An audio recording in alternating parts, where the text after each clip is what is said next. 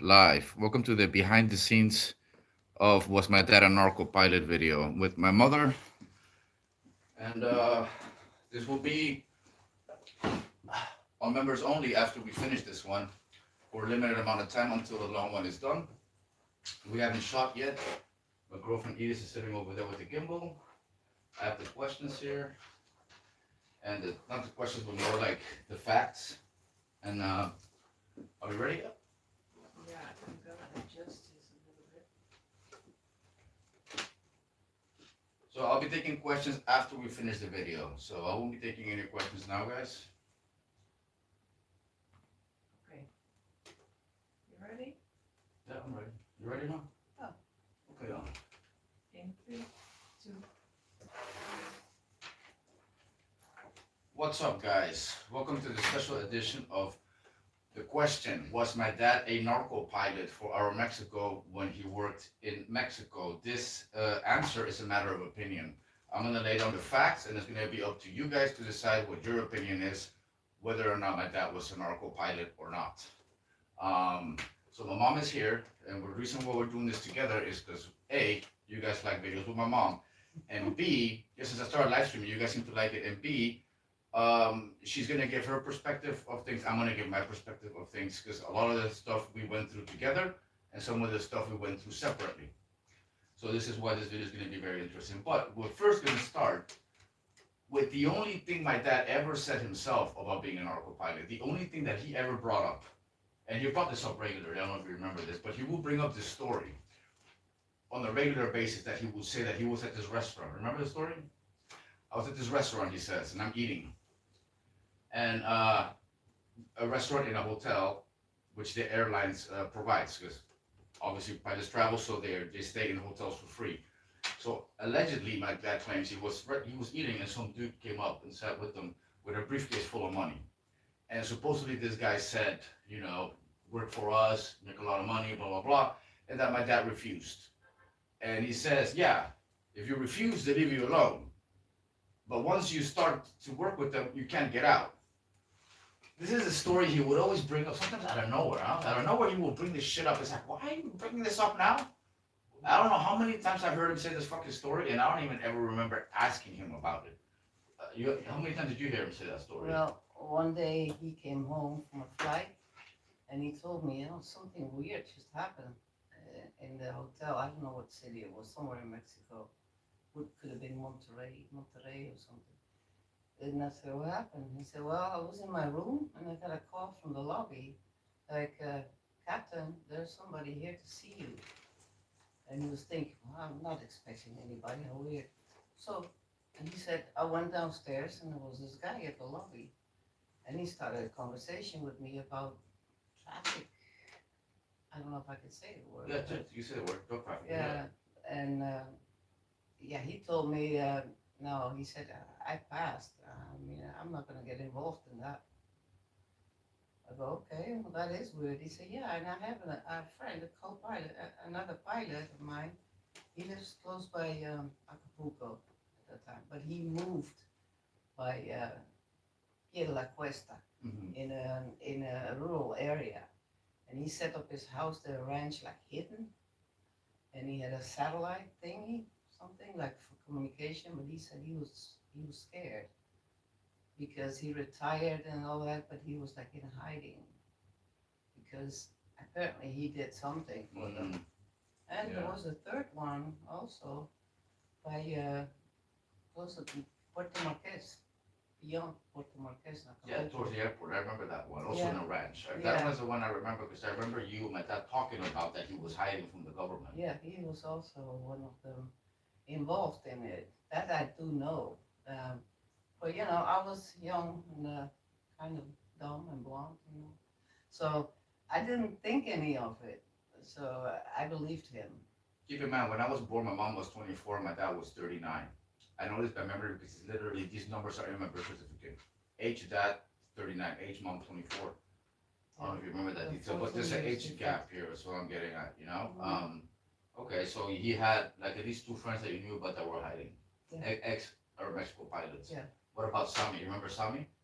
Yeah, Sammy, With the boat. vaguely, But he also was hiding. when he was hiding in a yacht. This is another colleague of his that was a good friend of his. We would visit him regularly. We literally had to swim to his boat because he was an alcoholic, and he'd be drunk. We'd have to wake him up. So we'd have to swim like not far. We get to the beach and then we'd have to swim, unless he's awake. But we'd have to swim for about like a 5 minute swim, and then we'd just hop on the boat, and then we'd wake him up. And I mean, my dad's friend used to toss me and my brother off the boat all the time when we were little.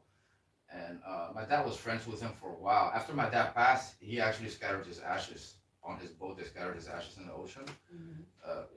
My dad's dead. Rest in peace. That's also why I'm making this video. My grandma on my dad's side, my mom's mom, also died. That's why I'm making this video. I wouldn't have made it if she was still alive, because you guys will probably understand why. Your dad's mom or mom? Yeah, my grandma died. Yeah. That's why I'm saying. That's why I'm making this video. Otherwise, I wouldn't be making it, because I think she'd have a heart attack if she hears this stuff. Because I don't think she even knew or remotely suspected any of this. But I'm not sure. So he had friends that were fugitives, basically running from the government, because they were doing stuff for the cartel. So I don't remember him having many friends in the airline that weren't fugitives. Do you? Yeah. But not many. I remember. Okay, if I have to like even out the amounts of times we visited friends of his that were not running versus friends of his that were hiding, we were visiting the people that were hiding more often. Yeah. I'm just saying, like. Yeah. Of course, he knew both sides people, but I mean, I remember it in my mind more kicking it with people that were hiding, and I'm not stupid. I'm 5, 6 years old, so I'm very well aware. Oh, the cops might show up to get this guy. Like I was aware of this shit, even though I was little. I was like, okay, this shit might happen. I don't know, It's There were 3 pilots with their wives living in Acapulco, from Mexico, that we used to visit with each other all the time. And in Mexico City it was different, but the most of them that we hung out with were those 3 that were not in hiding, and the ones that were in hiding were also 3. So even amount.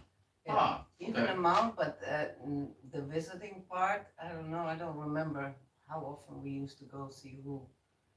And keep in mind, you guys are only listening now to what her perspective, my perspective, when my dad was around us. This means when he was in town. He's a pilot. So who knows how many friends he had throughout the country that were either also hiding or not hiding, that were pilot friends of his, because he was, most of the time he wasn't around, because pilots most of the time they're not around, they're working, and when they're working they're not in town. So many nights you will spend as a family without your dad being home because he's just not around most of the time. But so we don't know how many people he actually, throughout the whole country, or even outside of Mexico, we don't know how many of these pilots actually fled Mexico and maybe were living outside of Mexico, because I know my dad stayed months at a time, sometimes in Cuba, other countries, especially in vacation time. So who knows? Anything else you want to add to the whole Prince thing? Okay, since we're already talking about friends, now we're gonna go to the Godfather thing. My dad was in the airline, in the airline, a Mexico airline pilot, captain, but he was in the Air Force before the airline. And this is where I suspect that my dad is a narco-pilot as well, because all those friends of his were running, but he was never on the run. Like, he never got arrested or was on the run or got fired or anything like this. But my dad was friends with a bunch of generals from the Air Force, and there's this thing in Mexico called el sindicato, or the syndicate. And the syndicate basically is a gang or a cartel. You could call it a cartel almost, or at least a mafia or a clique or a gang or a crew. I don't know what you want to call it, of all active generals and ex-generals. Ex-generals also make part of this group. They protect each other. See, because a lot of times the generals are involved in drug trafficking, so they protect each other. So my godfather was a general. Salinas, what? It was General Salinas. General Salinas of the Mexico Air Force? No, Air Force. Yeah, the Air Force in of the Yeah, Mexico City Air yes. Force. Yeah, so my godfather was the general of the Air Force in Mexico City. Yeah. And my brother's godfather was? Alamillo. Alamillo. He was an admiral in the army too. Admiral or general? No, he wasn't quite general yet, but But he he was gonna quit be. because he started doing private sales on airplanes. Okay, interesting. And that's how he became a billionaire. Billionaire? Yeah. Oh, I thought it was a millionaire. I know it was a billionaire. Okay. Alamillo, yeah. Lamio. So Mario's godfather was richer than my godfather. Yeah. Interesting. Whose house were we kicking out all the time? At Alamillo's house. Oh, okay. That was with the big screen TV that was like the size of a Huge, and yeah, everything huge. black marble. And by huge, I mean like Yeah. it would start at the floor and end at this roof over there, like that big, like a big TV in the 80s, 90s. The priest came on the baptist. Yeah, the priest, I remember that. At the house. Yeah, I remember that. So both of our godfathers were generals, probably more than likely members of the syndicate because they all are. If you guys look up, there's a story of General Cienfuegos. He's a general that was retired, got arrested in LAX, like recently when Trump was president. Not this election, the last one. Not this. The first time he served as president. General Cienfuegos went to LAX, got arrested there by the DEA for helping El Chapo and protecting El Chapo in the Sinaloa cartel. The syndicate put pressure on the Mexican president, and the Mexican president then called Trump and put pressure on Trump to have him released, made some kind of deal with Trump, and then he was released and pardoned and released back to Mexico. I'm just saying, El Chapo was in jail in Mexico, in the United States, serving lifelong sentence. Genaro Garcia Luna, the guy that was protecting El Chapo, the guy from the Netflix series, that guy's also in prison in the United States because they're not protected by the syndicate. Generals are. You hardly ever hear of a general being convicted of anything because they don't. They protect each other. This is why you don't hear about them. And keep in mind, the army are the ones directly protecting the cartel members. You will see this shit in Narcos Mexico. You will see this shit in El Chapo series. You will just look this up and you will find that whoever is in power at that moment in Mexico has military protection. Yeah. I mean, all this shit goes like this, right? So these are the main reasons why I suspect my dad being a narco-pilot. Also, I got into shit as a bouncer there and they never killed my ass. I suspect this also because at the end of the day, they knew who I was. They knew who my dad was. They knew that my godfather is freaking general from the syndicate. So nobody wanted to fuck with me. But I didn't know this while I was actively getting into shit in Mexico. I didn't know this. Also, we also used to go to the base a lot in Acapulco. The base. Air Force Base. Oh yeah, the base, the Air Force Base in Acapulco. We used to go there a lot. There was another general there, but that was not our godfather, but just another friend of his. So he had a bunch of buddies that were generals and a bunch of buddies that were fugitives. You guys tell me this shit is suspicious or not. I mean, come on. And we're not even getting to the good parts yet, like the money things. But that's where I first shot a gun, remember? Well, my dad helped me. It was the general's gun, right? Not my dad's gun. It was the gun of the general.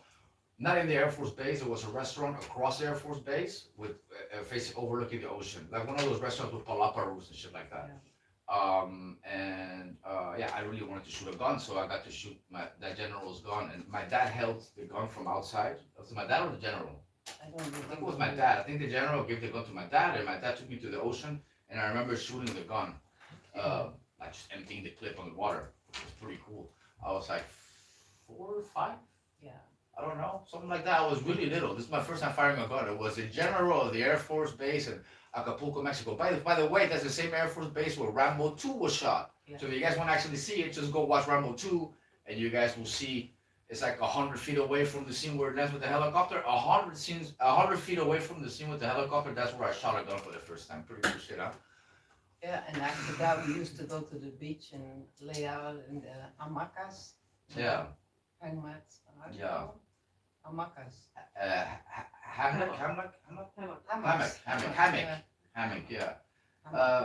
Hammock. So yeah, that's now we just talked about the associates, his friends, my godfather, people in the army. I made a video called Bouncer versus Cartel Member. If you guys watch those series, watch the last part. The very last one, the last episode talks about my dad. You will see him there playing in a movie. He actually did the shots of a movie. It's like the Mexican Top Gun, but this movie came out before Top Gun. It was like an Air Force movie. And all the shots from inside the airplane, my dad made those shots, and you actually see him at the end of the movie. He picks up a general in a Jeep, but it's not a real general. It's a fake general from the movie. It's an actor, but still, my dad's the real soldier. Because they use real soldiers and real army stuff for movies and shit like that in Mexico, even though it's not allowed. Legally, federally, it's not allowed, but they do it anyways. Because, Mexico. Yeah. Land of doing whatever you want, as long as you have the money and the power and the juice to do it. So yeah, that's it, I guess, from the associates, right? People used to hang out with. Oh, and my dad used to hate cops. I mean, I don't know if you ever Yeah. noticed that, but my dad Well, used to hate cops. I know because of Moises. Oh. Moises and him were in the army too. Moises was in the army, Okay. in the military, in the Air Force. Okay. Yeah. And before I get any further, my grandpa was a Dutch cop here in Holland, so my mom's dad. And he almost killed my dad, not once, but twice. The first time they met, he almost killed him, and then he killed him almost again before they got divorced. So I will get back to that later, but the point is that when they met, right, you went on vacation to Mexico, you guys met, you stayed there too long, your friend came back, and then my dad came back with her to try to ask my grandpa to marry her. You want to finish the Yeah, rest of that no. one? Yeah, I was invited with from a friend of mine, a girlfriend of mine, and we went to Mexico for vacation, and there we met him, and after a while, he just wanted us to go with him and tour around to see the pyramids and all that. But he kept staring at me, and I'm like, okay. My girlfriend liked him a lot, and I was like, you know, these Mexican guys, I don't know, they always stare so much at blonde girls, you know, so I like kind of ignoring him. So then he said, well, next week I have a flight to New York. Where are you guys gonna do? I go, well, we're planning on going to Acapulco for a week. He goes, oh, okay. So my girlfriend and I, we went to Acapulco, to a hotel we didn't mention where. And the next morning, he's sitting at the pool. And I'm like, huh? How did you know we were here? I thought you were in New York. He's like, no, I changed my flight. I just wanted to go to Acapulco. Go, how do you know I was here? In this place here, this hotel. Oh, I just figured. Okay. So then, yeah, we invited us for dinner, this and that and everything. And then at the beach clubs. And now all of a sudden, he asked me, and he said to me, I needed to go to the restroom. He was waiting outside with a ring. He says, this ring is for you. And I'm like, well, why do you give me a ring? He said, it's an engagement ring. I go, oh, okay. So he put the ring on my finger, and I'm like, I was 20, guys. I was just 20 years old. 19. My Opa remembered better than you would. I was 20. Opa said 19. My grandpa said 19. He always remembered the number, so I think you're mistaken. I think I you was- were almost 20, but not quite I'll 20. explain you why I was. Yeah, okay, fine. Okay? All right. I was 20, but it was okay. Maybe you're right. Maybe I was, but hold on a second. I need to track back on that age thing in a minute. Okay, so then on the day that we flew back from Acapulco to Mexico City, we had the flight scheduled and everything. So we're in the line with the tourists going in the plane. And who was in the plane, flying the plane and came out of the cockpit? Him. No. And he goes in the line of the tourists, they're waiting, and he says, come. I'm like, where? Come in the cockpit with me. I go, what about her? No, let her go in the back. There's only one seat, one jump seat. So I'm like, okay. So I walk with him upstairs and I go in front of all the people. I sit in the cockpit. He introduces me to the other pilot as his fiancée, because you can't just put anybody in the cockpit. Mm. So I'm his fiancée officially there. So then we fly back to Acapulco, to Mexico City, and we were supposed to stay at our friend's house, another lady from Holland. That's where we were staying in Mexico City. So, and that lady, and your dad were dating way back. So, and they were friends. My friend and the lady in Mexico City were friends. So they knew each other. You know what I mean? Wacht even. The friend's house that we stayed in Mexico City was my girlfriend's Yeah. friend too. So they met Okay. in Holland.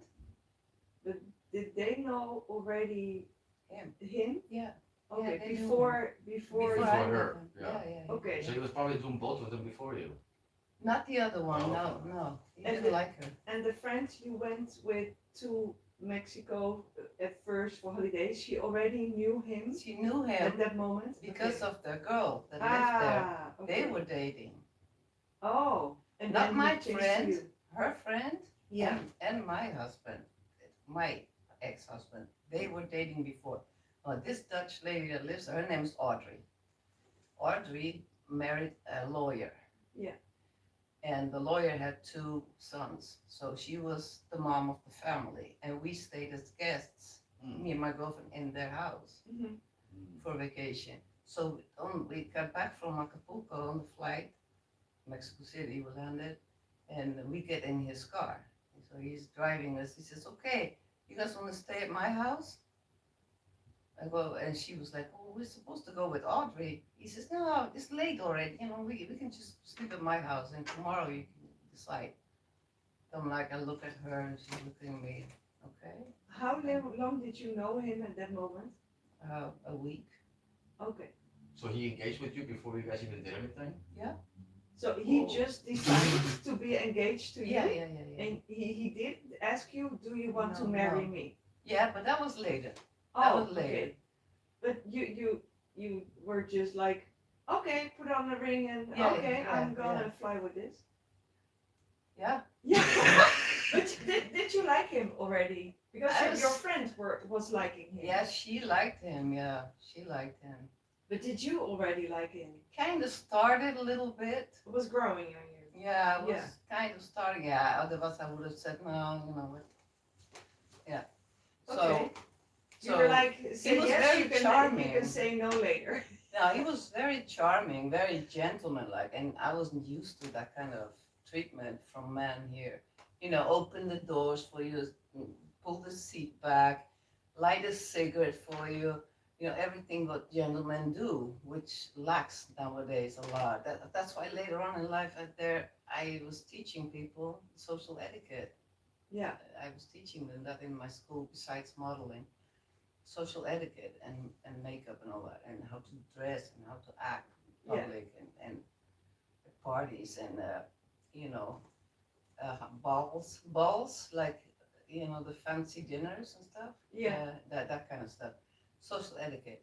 So, but he had all these things that were really attractive to me in men. You know, the way he treated me. So I was getting into like, you know, wow, this is quite different than what Yeah. I'm used to. Yeah. Yeah, I dated a few boyfriends, you know, but it was nothing like him. No. His experience and his way of treating me and the way he was interacting with people was really attractive to me. So, and we ended up in his apartment, but we went out that night. He had planned a party with another guy for her, and then us, right? He The was- girl next to guy for her. For, Yeah. for your friends where, Yeah. where you yeah, were his there cousin, with. his cousin. Your brother's cousin. Yeah, his cousin. Okay. So all four of us went out to Camino Real. I remember there was a hotel, bar, disco, everything in the restaurant. So that's when I got introduced to tequila. Ah, okay. But before tequila, the your friend, uh, what did she think about that he wasn't into her, but into you? Well, she was not really happy with that. No, but Well, what can I do? I mean, Yeah. yeah, she but was- yeah. some women tend to be like going to like, yeah, you knew I like him, so you cannot date or Yeah. something. But that went okay. She didn't like it, but it went okay. It went okay. Yeah, she could deal with it. She didn't like it because she liked him a lot. Yeah. So I don't know what she thought about it later on. I have no idea, but she didn't make a big deal out of it. Let's put it that Okay. way. She wasn't awkward about it. Yeah. I noticed, yeah, she was kind of disappointed. Yeah. But that's about it. Okay. So, And okay, back to you met tequila. yeah, I was introduced to tequila, and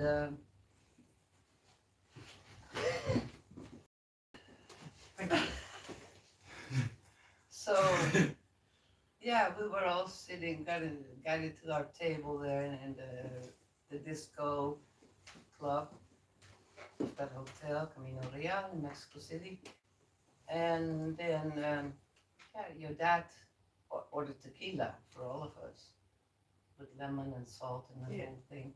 And And then, then he proposed. no, wait, Oh, wait. Okay. The good part is coming. Okay. So I tasted it and like, holy, what is this? It was so strong. And there was some water that was right down the water. And your dad was like, no, you're supposed to do it in one shot. One. Uh. And they were saying something in Spanish. I didn't speak a word. But him and his cousin in Spanish about the drinking, and then in English, like bottoms up and stuff like that, you know. So I had 2 of those shots. And then they poured in a third one. And I tasted it and it tasted like water. I couldn't taste the nastiness anymore. It tasted just like water. And I downed that one. Then I downed another one. I think I had like 6, 7. I have no idea, but I was drunk. yeah. I was really drunk. Then we got to the point that we were ready to leave. So we went to the car. I was sitting in the car and I got so nauseous. I got really nauseous. And I go, like, can you stop the car? I think I have to throw up, you know. So he stopped, I threw up. And then he said, I was so drunk. I said, do you want to marry me? After you threw up? Before, right before. Oh. And then, as an answer, you thrown up, or? No. And it was like weird. I go, yeah, of course. Oh my So God. he fed me drunk, proposed. I said, yeah, of course. We went home. Somehow I ended up in the bed. I don't remember how, but I woke up in the morning. I see my girlfriend walking by the bedroom Yeah. to the bathroom. And I'm laying down and he's right next to me, right? And he said, were you serious about last night, what I asked you? I go, yeah, of course. He didn't know what I mean. I go, yeah, you want to marry me? Yeah, I said, yeah, of course. He said, okay, good. Were you still drunk, or you just No, were I really wasn't into drunk it? anymore, no. I remembered he asked me and he proposed. I said, yeah. But the next day I still said, yeah. Ah, Yeah, okay. because I meant it, apparently, when I was drunk too. You know what they said? Drunk people say the truth. Yeah. Okay. So now I'm gonna get to what I wrote down here, which was the money thing, the suspicious money stuff. So first of all, the biggest one for me, anyways, when like one of the things that raised red flags in my mind was when he gave Mario $75,000. You remember that? He put it in his bank account. Mhm. And yeah, for a pilot, Mexican pilot, that's a lot of money. That's like in the millions in pesos. At the same time that he gave him the $75,000, he bought me a bar. The bar was 350,000 pesos. You guys can do the math how much that was. And bought me an apartment that was 480,000 pesos. So that both of those together is almost a million pesos. He had an apartment by the beach, estimated at about 3 million pesos with a private beach. I lived there shortly. Another apartment, 3-bedroom apartment with a bathtub in it, with a jacuzzi, also worth about 2 million pesos. A house in the hills with a view to the ocean, also worth about 3 million. Bought my grandmother a house, had an apartment in Mexico City, also that he owned, estimated also at about 1 million. He also bought a property once in the lobby of a hotel, no, an apartment building. That was for a dojo for me. That was like the perfect in the lobby, perfect size for a dojo. I was gonna own it. It was gonna be my dojo, but then somehow the dojo wasn't allowed for some reason later, and I think his wife had something to do with that. Because when we bought it, it was allowed. After we bought it, all of a sudden they told me I'm not allowed to put a dojo there. So I actually never got that one, even though it was supposed to be for me. I just never really got it on my name that I can remember anyway. So, and this is only the properties that I know of. Keep in mind it was a pilot, so he probably had things elsewhere too that I don't know of. But this is just what I know of, and all of this money doesn't add up with the amount of money a pilot makes in Mexico. Like you guys can look up how much a Aeromexico airline captain makes, but this is not in those, like this is impossible. This just doesn't add up, okay? already talked about the fugitives, the generals. We talked about all this already, so we already got a chunk done. Okay, let's go on to uh the first time that I suspected that my dad was involved in stuff. I'm gonna talk about that, but I'm gonna skip a chunk. We'll go back to the beginning again. But when I was 16, we were in the United States. This was back in 1999. I was 16 years old. I don't know if you remember. We were still in the process of getting our green card. So we were never illegal in the United States, guys. We came into the United States as Dutch citizens, not Mexican citizens. She got remarried in the United States. This is how we got our green cards. But when you're in the process of getting your green card, which is you guys know what a green card is, means you're allowed to live, work, study in the United States for the rest of your life, but you're not a citizen. You're a permanent resident. It's really called a permanent resident card. So when you're waiting for this fucking permanent resident card, you're not allowed to leave the country, which for me was very annoying because having a dad pilot, I was always traveling. So being stuck in Los Angeles for 3 years straight with one vacation to Hawaii, I know I sound spoiled, but that's just how I thought back in those days, guys. One vacation to Hawaii for me was torture, being in LA that long, even though I loved LA. But my dad kept giving us tickets anyways, even though it was underage, he kept giving me plane tickets. It's like here's a ticket for Miami, here's a ticket for Mexico in case you want to go to Mexico, here's a ticket for Paris in case you want to go to and I'm like underage, I have all these tickets to fly for free. And it's like can't use them, you know. But when I was 16, I really had it up to here. I had been arrested in LA, you remember, for the nunchuck thing. Yeah. I had gotten expelled from multiple schools for fighting, for smoking, for different reasons. I was a mess. I was just a mess, and I really wanted to get the hell out of town. So my dad was in town. Yeah. It stopped. That's okay. You can also erase apps and put them back. So you can erase the YouTube studio apps. You can erase YouTube and put it back, literally. Okay. Don't worry about it. When it's useful times, It's okay. So you guys see, this is why videos take so long to make sometimes. Right now I'm live streaming, so you guys can still hear me, but here in the gimbal, it stopped recording. So I have to pause the frame of thought. What was I talking about a minute ago? Where did I leave off? I left off with me being annoyed with being there so long when I was 16. When you were 16. Write this down. So the fastest way to do is what I'm telling you, is to delete apps and put them back on. yeah. That's the fastest way to make it answer. I've done it before. The ones that you can bring back the quickest. YouTube is the ones you can bring back the quickest. But the YouTube studio I will start with. You don't need it now anyways. Go ahead, you can smoke.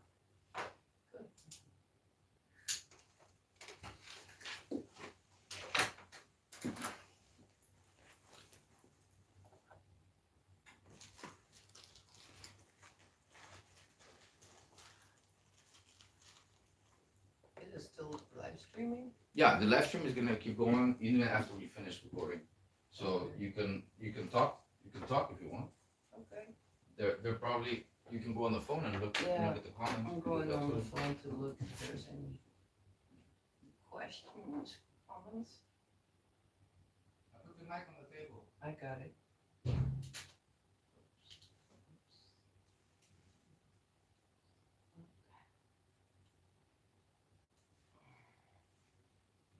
Let's see. Getting into this. Let's see. Hi, shoes. Smoking fat one for you, Monique. Seems like your dad had a late passion. Afternoon, amazing. Hello, AJ. What a coincidence, I'm gonna officially start my private pilot license in 2 months. No. Mainly to help out certain people move certain things. Good idea. Hello, Mama AJ Abdul. Hi. Awesome topics. Okay, cool. Hey, yeah, it's a beautiful night, Chiz. Is it? Well, over here it's kind of boring. Outside. It is grayish and cold, as always.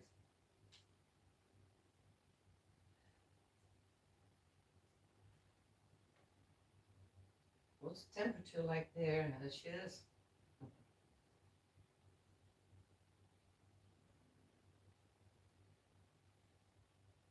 see all the mess here too.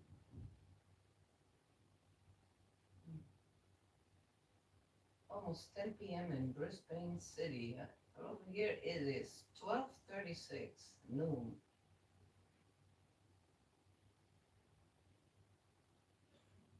And just feels like any other day, really. I don't even know it's Sunday, but woke up late, still sleepy. Yeah.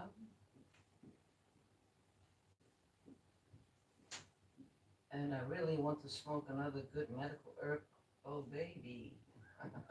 You're funny. How tall are you? Me? I am.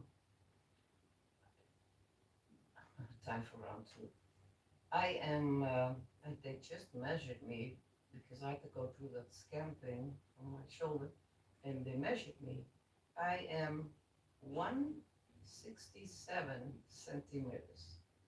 So almost like 2 millimeters missing.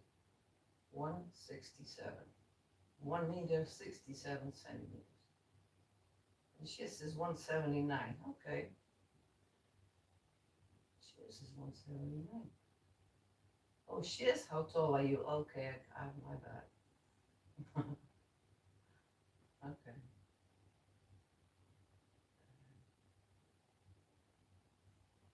180. Abdul. Nice. Nice. You're pretty tall, Abdul. And Shiz, the same thing. Anyway, yeah. So we're talking about actually that was the best time of my life in Acapulco. It is, and that time and age, it was paradise. Paradise. It was a real nice life back when it wasn't that dangerous. When my youngest son was almost one, he was 6 months old. He got really sick in Mexico City with the lungs.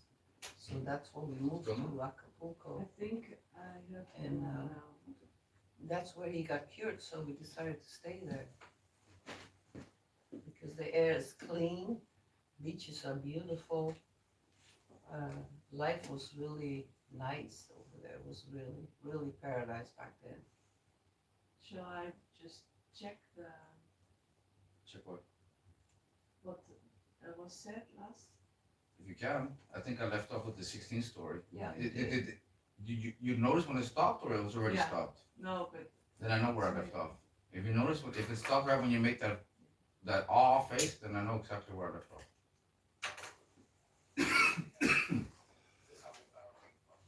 okay, green point. Okay, last 10 seconds.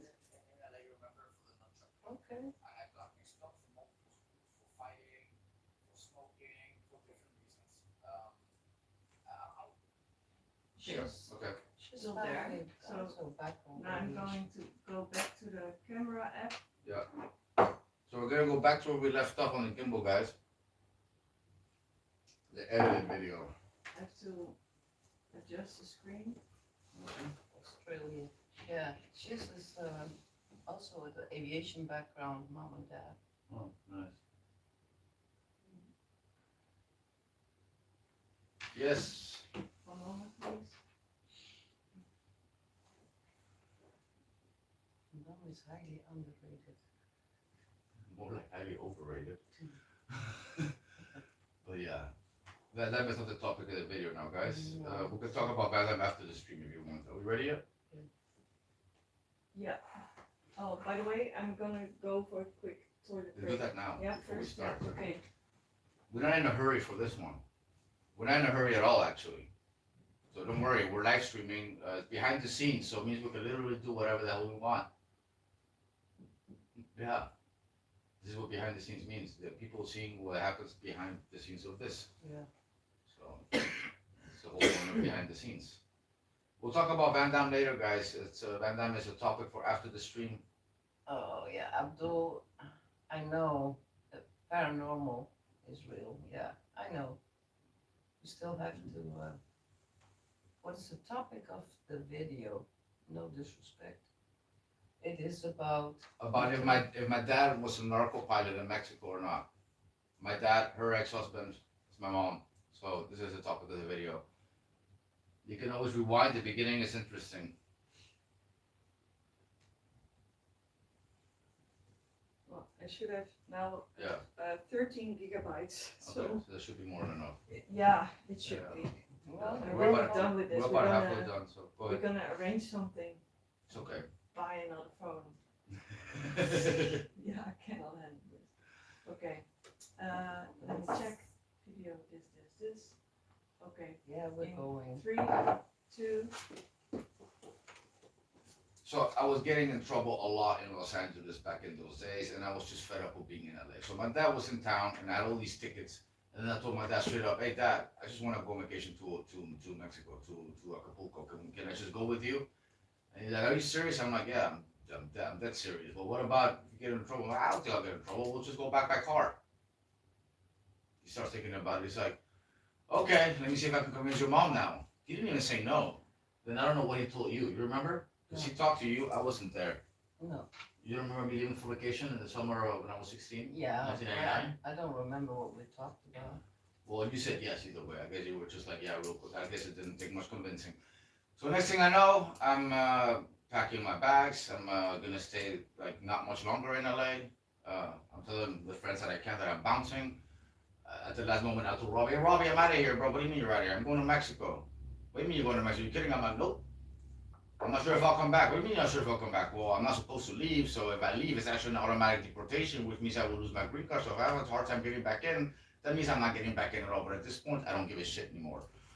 So I was very well aware that I was taking the risk of not being let back into the country if I left then. So not because I was illegal, it's because you're supposed to ask for permission. And I thought about asking for permission, and then I realized you have to stand in line outside the immigration office all fucking day. You gotta get there at like 2 in the morning to stand in line in order to just ask permission if you can leave, and then they can still say no, and you might still not see anyone and waste your entire day there. So I was like, you know what? Immigration, US Customs and immigration here. I was thinking that back then, I think the same thing now. But these people are horrible to deal with. Yeah, that said, so I was fed up. And because I was fed up, I decided to leave. So I leave with my dad, and we left from LAX actually. We took a plane from LAX. Back in those days, it was before 9/11, so pilots used to get in real quick. I did get briefly checked by security though. But you know, got on the plane, got to Mexico City. From Mexico City, we took a plane to Acapulco, and here's where it gets good. Here's when I first started like thinking, not at that moment, but later, a few years later, it started to like come back to my mind, like what the hell happened that day? So we show up in Acapulco, right? Yeah. I think you know the story. We show up in Acapulco, and the normal routine was when we got to Acapulco would be that we would take an airline shuttle that would drop us off at home. That was the usual go about. This time we didn't have to take an airline shuttle. This time, my dad had the car ready there in the parking lot. So okay, car ready, that's great. So we started going towards the house. Next thing I know, we pass the house. I see the house, and we just pass the house. I'm like, "Dad, the house, are we going home?" And he's like, "No, we're gonna go eat. Aren't you hungry?" "I'm hungry. Let's go to La Palapa." I feel like we wanna go to La Palapa and eat. Look at some ass, see some titties, see some girls, and have something to eat by the pool. You know, you got the pool and you got the beach. I'm like, "I know what La Palapa is." Like, "Oh, well, let's go to La Palapa then." So we go to La Palapa. We pass the house. Which again, this is unusual. This was not a typical modus operandi of what my dad would do. So we get to the beach, to the end of the street, and the hotel is here, the beach is here. We're parking like that. And I noticed the car was behind us for like quite a while. I just didn't think much of it. I was 16. And I only noticed it because I kept looking at my hair in the mirror. I was like really conceited back in those days. I mean, I was 16, you know, I had a lot of girlfriends, and I was always looking in the mirror. So I was looking in the mirror a lot. So this is why I noticed a car behind us for like a long time actually, but I didn't think much of it. Next thing I know, that was the police. It was the state police. So they get out of the car and they get in front of my dad's car, and they like, the cop went like this to my dad's hood. It's like, pop the hood, pop the trunk, police. And then my dad honked at him. He's like, "Boo!" And he's like, "Come here." Puts the window down, It's like, what do you mean police? You didn't flash no badge. You didn't show me no warrant. Nothing. Let me see your badge. Let me see your ID. So cop shows the badge. Cop shows the ID. And he sees they're actually real cops. And he's like, stay in the car. Don't get out. He gets out of the car, shuts the door. And, you know, back in those days, we had no phones, guys. We had no internet for you young people. So all I could do is turn back at myself in the mirror again. And so I was just busy with myself because I had nothing to do. And then, you know, I'm sitting there and, you know, I opened the glove compartment just because there was nothing else to do. And I saw that all the paperwork of the car was in the glove compartment. Just, you know, to put it out there. I still didn't think much of it though. And the reason I didn't think much of the cops pulling us over is because in LA you get pulled over all the fucking time. So I lived in LA 3 years, consistently getting pulled over. I seen her ex-husband go to jail. I got pulled over with my friends. I seen other people get pulled over. So getting pulled over just became a normal thing for me. So at that moment, I didn't think anything suspicious. So my dad's out talking to the police. He gets back into the car and he tells me, you know what? I don't have the paperwork of the car with me. I don't got a license with me. So we got to go back to the house so I can show them the paperwork of the car so that they make sure it's not stolen. They're doing a thing to make sure the cars aren't stolen. It's like, okay, that's about right. So they're going to follow us to the house. I'm going to show them paperwork and then we're going to come back to La Palapa again. Sure. So there we go again. We're going, cops are following us. We get to the house, and then again, stay in the car, don't get out. So he gets out, you know, and just for that fuck of it, I looked at the glove compartment again, and I'm like thinking, the paperwork is in the car. Must be some different paperwork, I think, because I was 16 stupid, and I didn't even have a driver's license yet. So I put the glove compartment back. I didn't think anything suspicious yet, guys. The other cop was outside the whole time, just standing by the door, just looking at the street, and the other cop went inside the house with my dad. About 3-4 minutes later, dude, they came back out. They bounced quicker than you could say hello. They looked quite happy. They left. My dad looked less happy, but relieved. He gets in the car, and he's just cursing, saying the cops are assholes, and blah, blah, blah, blah, and wasting his time, and da-da-da-da-da. We go back to the hotel, parks exactly where he had parked originally. We go upstairs and we eat there. And after that, we just went back to the house eventually. But the point is this: what was in the fucking car? The cops knew there was something in the car, and they knew I was with them. So I think someone in there. This is my take from it, guys. I'm not saying this is what happened, but my take from it is he got snitched out by the airport staff. He's here with his son. The car's been here, so the airport staff must have known something. Snitched him out to the cops. The cops started following us somewhere. I think they were just waiting somewhere to see us, and then they started following us because the car was behind us for quite a while. So they knew that he was going to be with me, with something in the car that he was not allowed to have, either money or drugs or something. Because what else could it be? Why else would he go back to the cops to give them a bribe? Because I think he gave the cops a bribe. And my dad told me many times, you know, as a cop in Mexico, you can get rich quite quickly. If you catch the right bad guy, you only need one payment and you're rich. I don't know, maybe those cops became rich that day. Who the fuck knows how much money they got from him for not taking him to jail, or not embarrassing him in front of me. Because, I mean, if they opened the trunk and took him with them, I would have seen the whole chazelle of him getting locked up and all this other stuff. So I think they caught him right when he was vulnerable and right when he would give them what they wanted. That's just my take from it. I don't know what your take from it is, but that's just suspicious. It is. It's What? weird. The volume down of the phone. Might be picked up. Yeah. Yeah, it's Okay. weird. Yeah, so that was like 2-3 years later, I started to like think about this stuff because I started going to Mexico a lot after I was 19. I was going to Mexico consistently. Whoever gave us a tip, thank you very much. I can't see it from here. Nice. Thanks. Nice, thank you guys. So that was the first thing that started red flagging me as far as like, is he a NARCO-Pilot or not, okay? Next I have on the list here is the Playboy mansion thing. You might want to talk about that because I didn't even know that, the whole Playboy thing with the credit card. Okay, well, that was a little sad story, but I'll skip the sad part. I found out by statements from American Express that in a very vulnerable situation that we were living in Mexico City, your dad was on a flight to LA, and apparently he went to the Playboy mansion and tipped much more than he consumed. So I questioned him about it. He goes like, yeah, I go there sometimes. You tip, you tip the ladies. I go, why is the tip so high compared to what you consumed? I mean, 2 drinks and like, I don't know how much tip for 2 drinks. I mean, how? Why? What did you do? And he says, nothing. It's just that's how what you do over there. Tip. I go, okay, whatever. I got pissed. Yeah. So what's an airline pilot from Mexico, Aeromexico, doing hanging out in the Playboy Mansion? Yeah. That's another Exactly. question that you should be asking yourself. That is just very, very, very suspicious. And another thing that's suspicious, I'll do that next. I remember now, is that you guys see this package of money. My dad used to have a package of money like this on him all the time. Like he would have cash like this, right?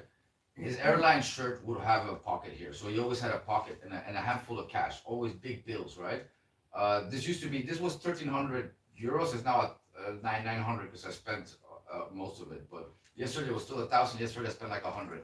But anyways, this is about 1,000 euros, more or less, give or take, 910, 20. This is about the same amount of money he would have on him. I have this with me on purpose for the video. I picked up on these habits too. When I have money, I tend to put it in my pocket here, but I also tend to have cash on me because these are habits that I picked up from him. But one thing I noticed later when I started thinking about this stuff is that none of the other pilots were doing that. All the other pilots would have a normal wallet, their freaking bank card. They would pay with their bank card, or they would have a limited amount of bills. They wouldn't have like bribe money on them just in case they need to bribe cops or like, why else would you have this much money on you unless you're trying to bribe somebody or and why are you not afraid that the money's taken from you? Why are you not afraid to be robbed from your money? Like he would show off the money every time he had to pay. He'd be like everybody, watch me. Yeah, and then He would really. And then what would he do? Yeah.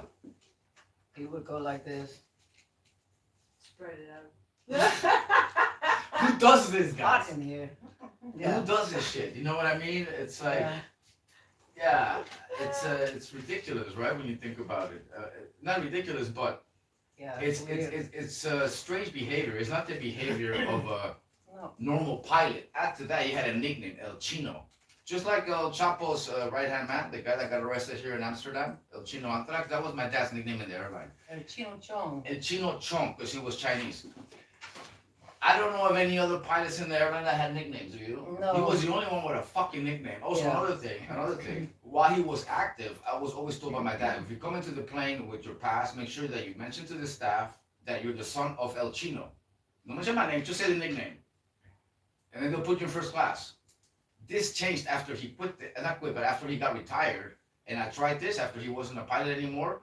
The staff would treat me like shit. They wouldn't give me first class and I would always get sent to the back. Why this sudden difference from when he was in the airline? I come in, I'm El Chino, so whatever you want, your highness, here you go, first class, whatever you want. He's out of the airline, all of a sudden I get treated like shit and I don't get first class anymore. Just by mentioning his name, I'm already getting a stink look from people in the airline, dude.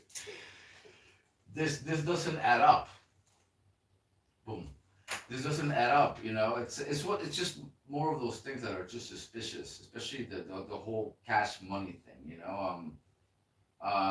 Remember when you told me also when you guys were like divorced, you guys were heading out somewhere, and that there was like a good-looking guy staring at you, but you guys were already divorced.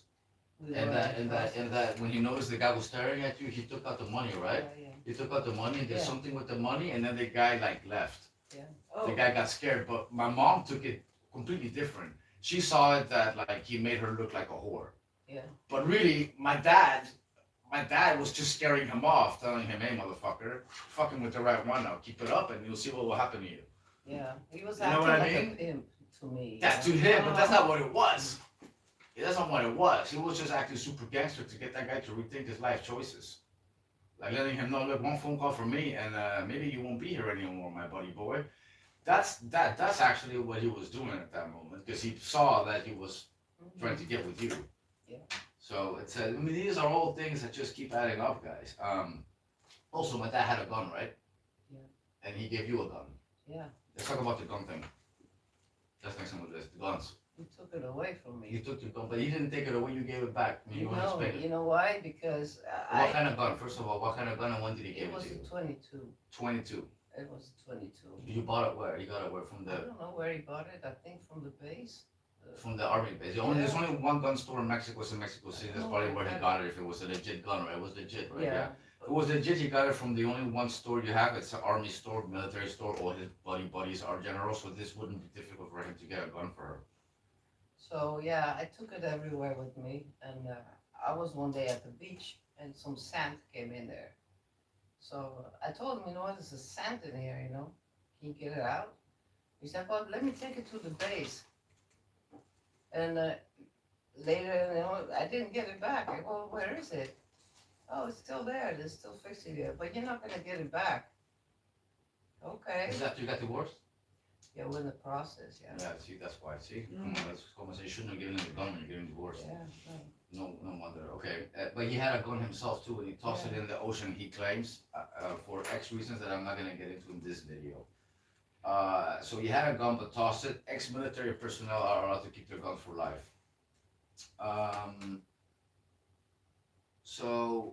Going back to the story about the whole me going to Mexico and the whole detention stuff with the police.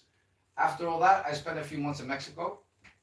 When I went back to Mexico, my dad didn't really think things through. Neither did I. He rented a car with Mexican license plates. I was wearing a Mexico squash shirt for my family, so I had Mexico and squash in my shirt. My dad looked at the way he does, super Mexican. Me, I'm more on the wider side, but he really looks Mexican. Mexican license plate, Mexican shirt, Mexican dude driving. We're walking through the border in San Ysidro with San Diego and California. And right away, there's not a second inspection. They were not even doubting. Second inspection. So right away, you're already kind of detained. And then we were detained. I mean, everybody else was being put away in handcuffs, dude. Everyone else was being put away in handcuffs. And my dad right away showed his airline badge. And I remember that the Border Patrol was talking among themselves, oh, he's a Air Mexico pilot, and that's his son and all that. And we were just hanging out by the office, like with the people that were just there asking questions. We were not detained with everybody else that got there in the car. So that's the first thing. We were not put in handcuffs. I'll get to this later because I was placed in handcuffs later by the Border Patrol, but this is a different story from when I was like later an adult. But at that moment, I didn't know any better either. I just thought this is normal. We must have not really done anything that bad. So my dad is talking to them. I don't know what they're talking about. I used to smoke then already when I was 16. So my dad's like, go outside for a smoke or something. Make yourself useful. Go outside. I need to fix this. I told him, let's fix your problems. So I go outside and he's talking to the Border Patrol for like a while. And one of the things I overheard is Air Mexico pilot, Air Mexico pilot, da da da da. I heard that a couple of times. We were there for maybe about 45 minutes to an hour before we were just let go on our way. I don't even think they put anything on paper because that would have been an automatic deportation for me, and I still got my green card after this. I didn't have it yet, so this was not put on record. The Border Patrol did not put this on record, and they should have. They should have arrested both of us, and they didn't. So we go back, and my dad is like, "No, I gotta think of a different plan. We're gonna stay the night, and we'll get you across the border tomorrow or something like this." So my dad arranged it for the next day. We drive about a mile or 2 miles away. You know the story already? We drive about a mile or 2 miles away, and we go to a really small town. And in this small town, it's like a really small town with a lot of poor people in Mexico, so they don't even have cars. These people, even though they're not allowed to cross the border, the Border Patrol lets them to just a Payless shoe store here. And if anybody tries to make a run for it, the Border Patrol sees them. So in the daytime, they're really chill with letting the people of this town go back and forth to the Payless shoe store. So we went there. My dad was with an American car now, rented in America with American license plates. He met me on the other side, of the Payless shoe store. The guy that he paid to get us through, when it was already there with him too, he got a box from the Payless shoe store without shoes in it, just an empty box. He bought it off of someone. Someone like, hey, I'll pay you for the box. So he just paid the person for the box, got the box without the shoes. And then the guy gave me the box and he told me, right when I tell you, you're gonna walk because the camera does a 360 around like this. So when the camera is not looking at you, you're gonna walk. Don't run. Don't act suspicious. You're wide enough that they won't say shit. There's no more here that everybody walks back and forth to this Payless shoe store place. So I'm walking with my little Payless shoe store, looking the right, super white. Not anymore with a Mexico shirt, just looking normal. I go into the Payless shoe store, come back out, get in the car with my dad, and off we go into America. And that's how I got back in. But this little stunt cost my dad like $5,000 or some shit. So it was not like, it was expensive. But when the guys that he paid to get us through saw me, they were like, "Oh, he looks white. We got a better idea." So, because originally they were gonna get me through like they get everybody else through, but because I was so white, they figured we got a better plan of making this super easy. So this is how I got through in less than.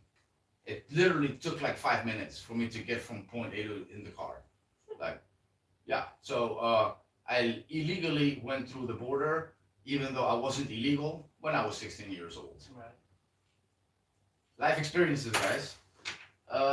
Yeah, so I mean, and then how quickly he came about setting this all up with these people also amazed me. It was like boom, boom, boom. The next day we were in America in a different car. Mhm. Yeah, the type of stuff you can do, I guess, when you're in a position that my dad was in. Next, you can always look at the comments when we finish, because I'm gonna keep live streaming after we Yeah. finish here. Mhm. I know it's tempting. So yeah, that was the border detention, San Isidro. My cousin, you know about my cousin in Mexico? Yeah, Miguel. Yeah. So Miguel, I did a video on this. Miguel is my cousin, so he's he's my dad's sister's son.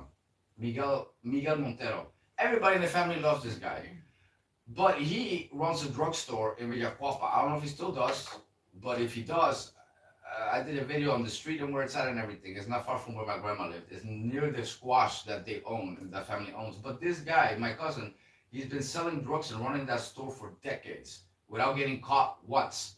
He's right now the trainer of the women's sports team in Mexico, the women's squash team. He's the coach of the Mexico women's squash team now, still until today. So they have a drug trafficker running the women's squash team. My cousin, I would know, you know? Corrupt. Fuck, you must be my cousin. But yeah, did you know this?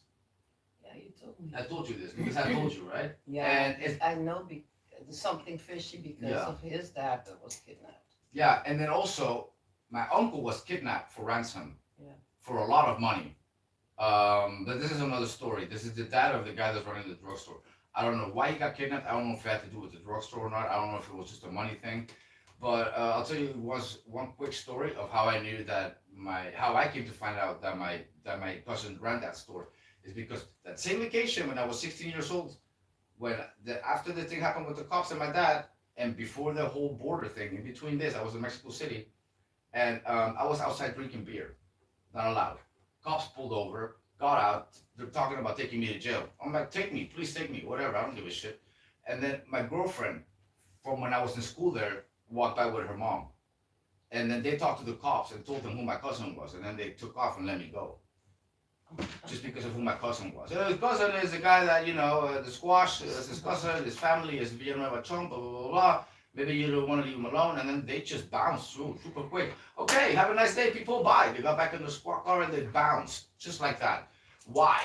Why? Yeah, money talks. Huh? Money talks and bullshit walks. But the thing is, I think my cousin never got caught because of who my dad is. His uncle was hooked up with what I said earlier, probably with all these generals. I don't know if any of them are also his godfathers, but family, And that cousin was always trying to be buddy friends with me after I turned 18. I wonder why. Yeah. I wonder why. One time he was trying to get me to do coke with him in the bathroom in a family gathering. He's like, hey, you want to do some good coke? You want to do some coke? Yeah, Miguel. I was 19. This is when my dad was sitting in Italy with the brain thing. When he got retired from the airline, we had a family baptism that we were invited to. Follow me and my brother were there because of my dad having a thing in the brain, and we had to go from LA to visit him. And on the way back, we stopped by Mexico because the tickets just went this way. And my cousin was trying to get me to go in the bathroom with him to do coke. I was like, bro, I don't do that shit. I'm good, bro. Thank you. But since I turned 18, he was extra nice, trying to get me on drugs, and yeah, I already knew that he was involved in this stuff. My dad once even told me. My dad told me himself, yeah, your cousin's a dealer. Like, my dad told me he's a dealer. His own words. So it's not like it was not common knowledge. The family knew he was a dealer, yet they hold him up here. I mean, Yeah. you can't make this up, guys, This is what's in the beginning of the video. I'm just only talking about this because my grandma passed away. If she heard all this stuff, she'd have a heart attack. She didn't even like cursing. I'm just saying. Oh no. You remember? She didn't Oh, like yeah. cursing. She was my grandma was really a decent person. Not one bad Yeah. word. I know. So I don't know where my dad got this from. Let's see. When I owned a bar, my dad bought me a bar, after my coach was murdered because he didn't want me to join the police force. So he basically gave me the bar as a bribe so that I wouldn't join. This is also suspicious, guys. Me and my dad weren't talking.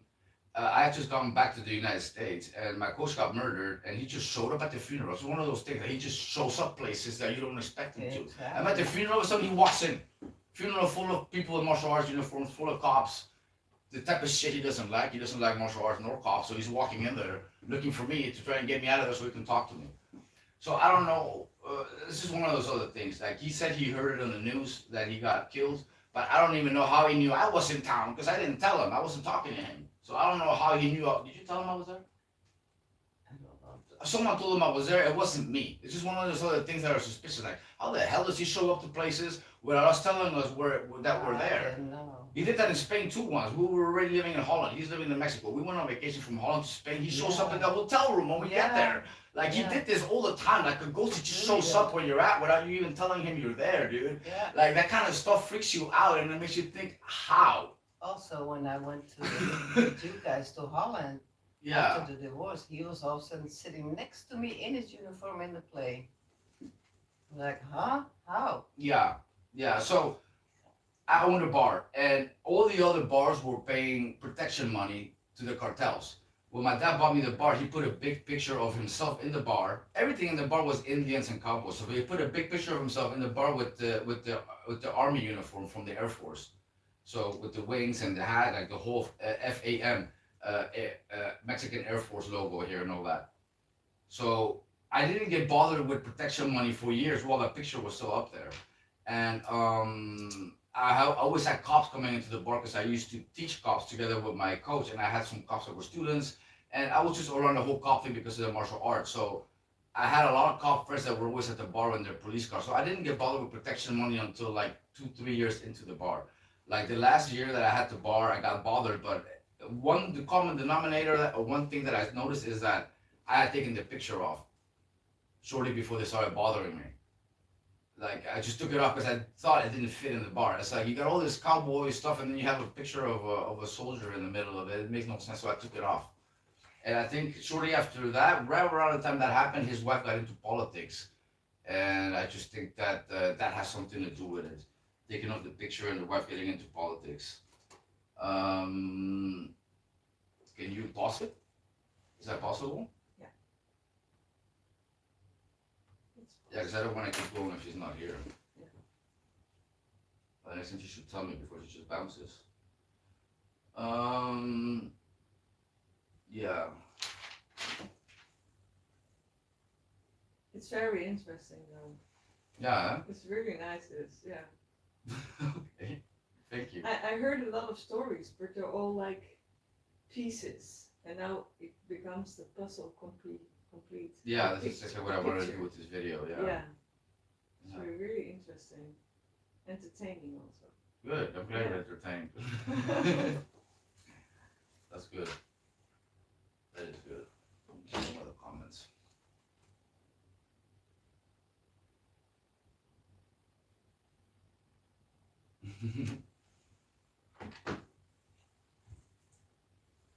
Yeah. I should probably try to pee too. Do you need to pee? No. No? Please try to go. Just want to look at the comments. Okay. In case you want to say anything, you don't have to. Yeah, this is not on your phone. No, it's my mom's phone.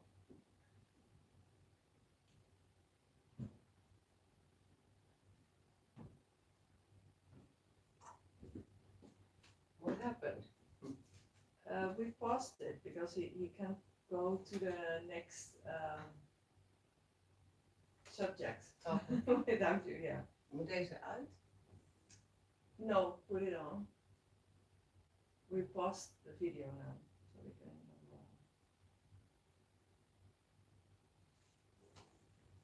Where's my phone? I have it. Oh. Okay, there's a lot in the comments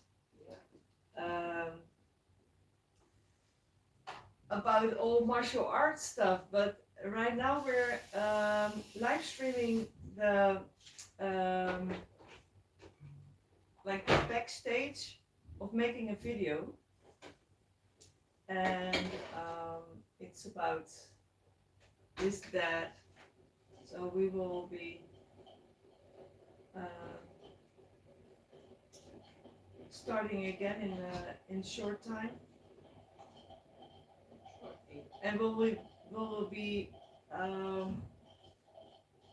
answering comments or reacting on comments later on when we can stop the video which we are making.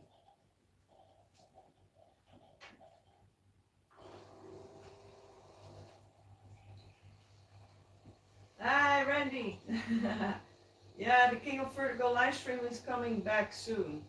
He's on a toilet break at this moment. Randy is one of the bootcamp. Oh, okay, nice. Interesting.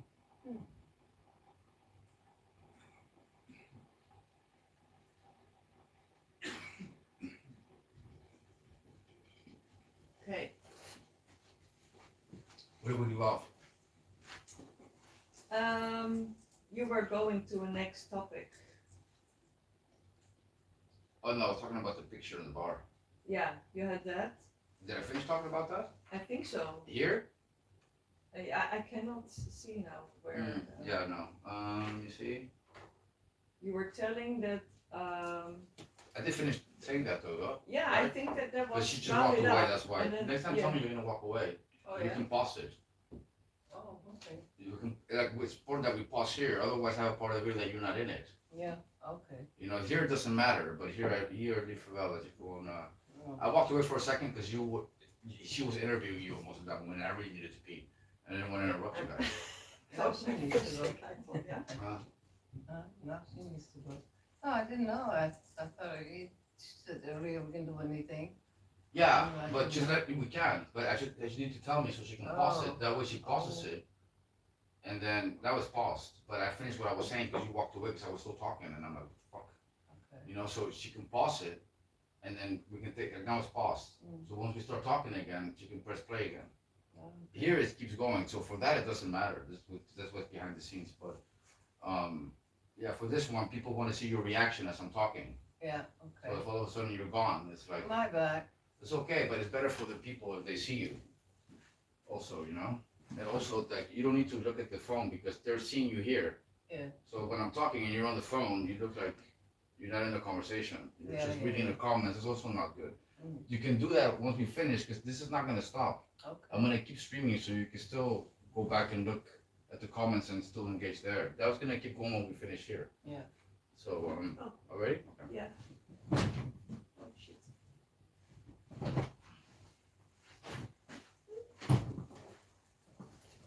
Okay. Mic's on.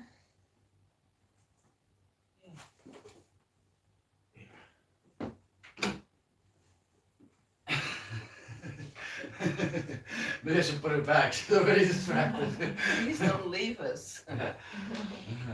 Okay. Ready? Ready? In Yeah. 3, 2. So, so basically, yeah, the picture in the bar thing, I finished talking about that, right?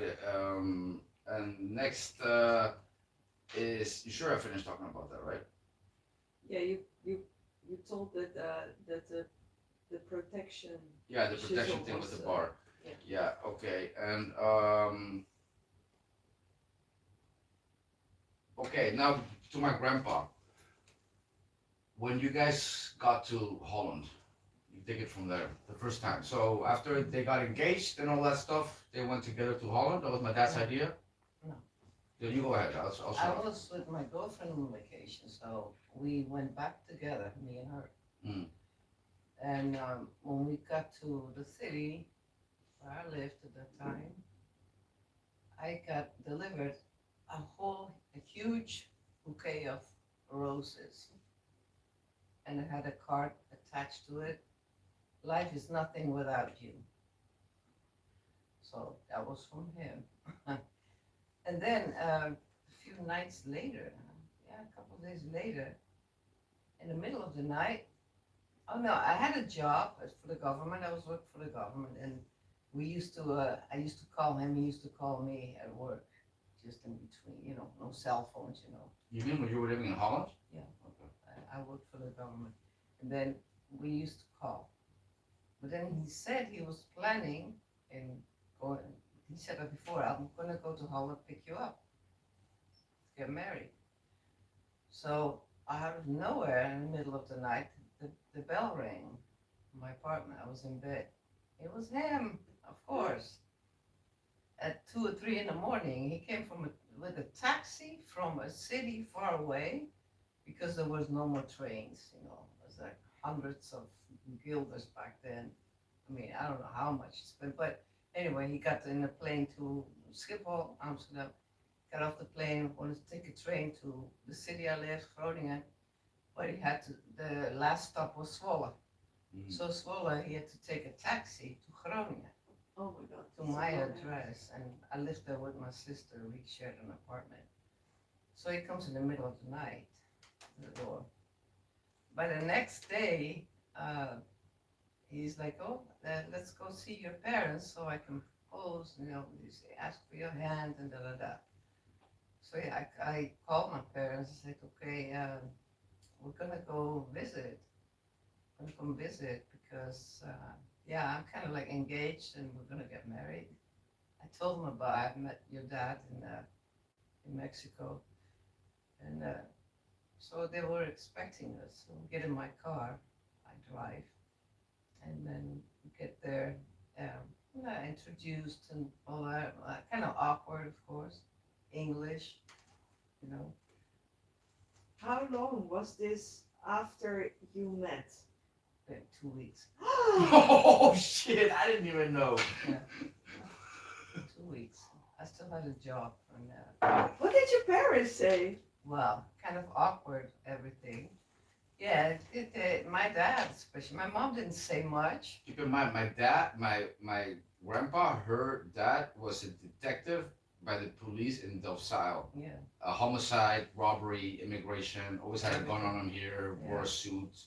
Cigarette in his mouth. He was not the type to smoke like this. So he was always like with a cigarette in his mouth, hat, suit, gun, just like in the movies. yeah, That was my detective. grandpa, So yeah, he was head of detective there too. head of the Yeah, he was detectives. the head. So yeah, whole district I was under him. And then okay, we got to the house, and I introduced him, of course, and we sat down, had a coffee, whatever, a little chit chat, and then after that we had something to eat, and then we had something to drink. My dad was drinking strong whiskey, and he downed a couple of whiskeys, and then he said in Dutch, "If he asks me one more time for your hand, I'm gonna go upstairs, get my gun and shoot him right here." Say in Dutch. Dus als die vet nog 1 keer datzelfde vraagt, dan ga ik naar boven en pak mijn pistool en schiet hem hier dood neer. So I was quiet for a second, and then I told your dad in English, "You need to go soon." He goes, "Why?" I go, "Just trust me, we need to go soon." "Are you ready to go?" He says, "Yeah, but now?" "Yes, right now." How long were you in the house? For A how couple long? of hours. Okay. Few hours, enough to get to know each other a little bit, but his dad kept like asking. My opa for my suggested, hand. I remember this, I don't know, my opa suggested a couple of times that they should date first and not get married yet. Yeah. And my dad's like, what the hell, you want me to just bang her and not marry her? Because this is the mentality of Mexicans. Ah. So he didn't understand the fuck was going on. Like, what's wrong with these people? He's thinking probably. Yeah, but he wanted you to get to know each Yeah. other Yeah. before you got Yeah, in The marriage. normal Yeah. thing, right? So In yeah, Holland anyway, because in Mexico it worked different. Yeah. So yeah, so I said to my parents, "Okay, we're gonna go now. Kind of tired." So we went in my car and left. Wouldn't you tell my dad that he was going to shoot him? I did tell him that In the car or in the Yeah. house? in the car. Oh, in the car. Oh, So he we didn't did. know in the house. No, Okay. I just told him we need to go. Gotta go. now, right now. So yeah, in the car, I told him, my dad was getting too drunk, I guess, but he got annoyed by you asking like 4 or 5 times for my hand. And he said he was gonna go upstairs, take his gun and shoot you, so that's why we had to leave in a rush. He goes, oh, really? Oh, yeah. Yeah, okay. So we went to my place again, and then he said, in the morning, my dad was at the door at 9 in the morning. He goes, your dad goes, don't get up, I'll go to the door. Don't get out of the bedroom. He needs to apologize first. Go, Wait, who My said? dad, Yeah. Okay. you want some coffee or something? No. Okay. Okay. my husband to be Yeah. told me, stay in the room. Okay. Don't get out. I'll have to talk to your dad. He needs to apologize first. Because you She saw showed up. you saw that it was him. Yeah. Oh, okay. You look out of the window. Oh, yeah, Okay. yeah, Okay. yeah, we knew it was him.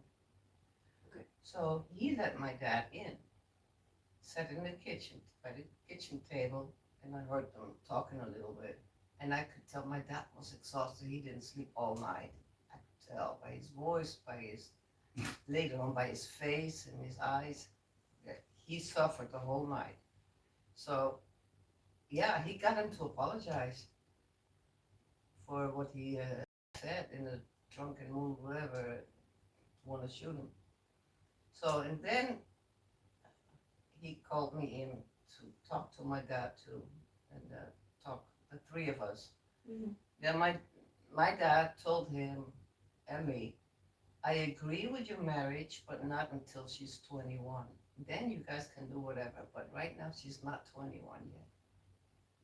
So we said, okay, yeah, and you guys can come back to Holland in August maybe, because this was June. In August maybe, and then we can arrange a wedding.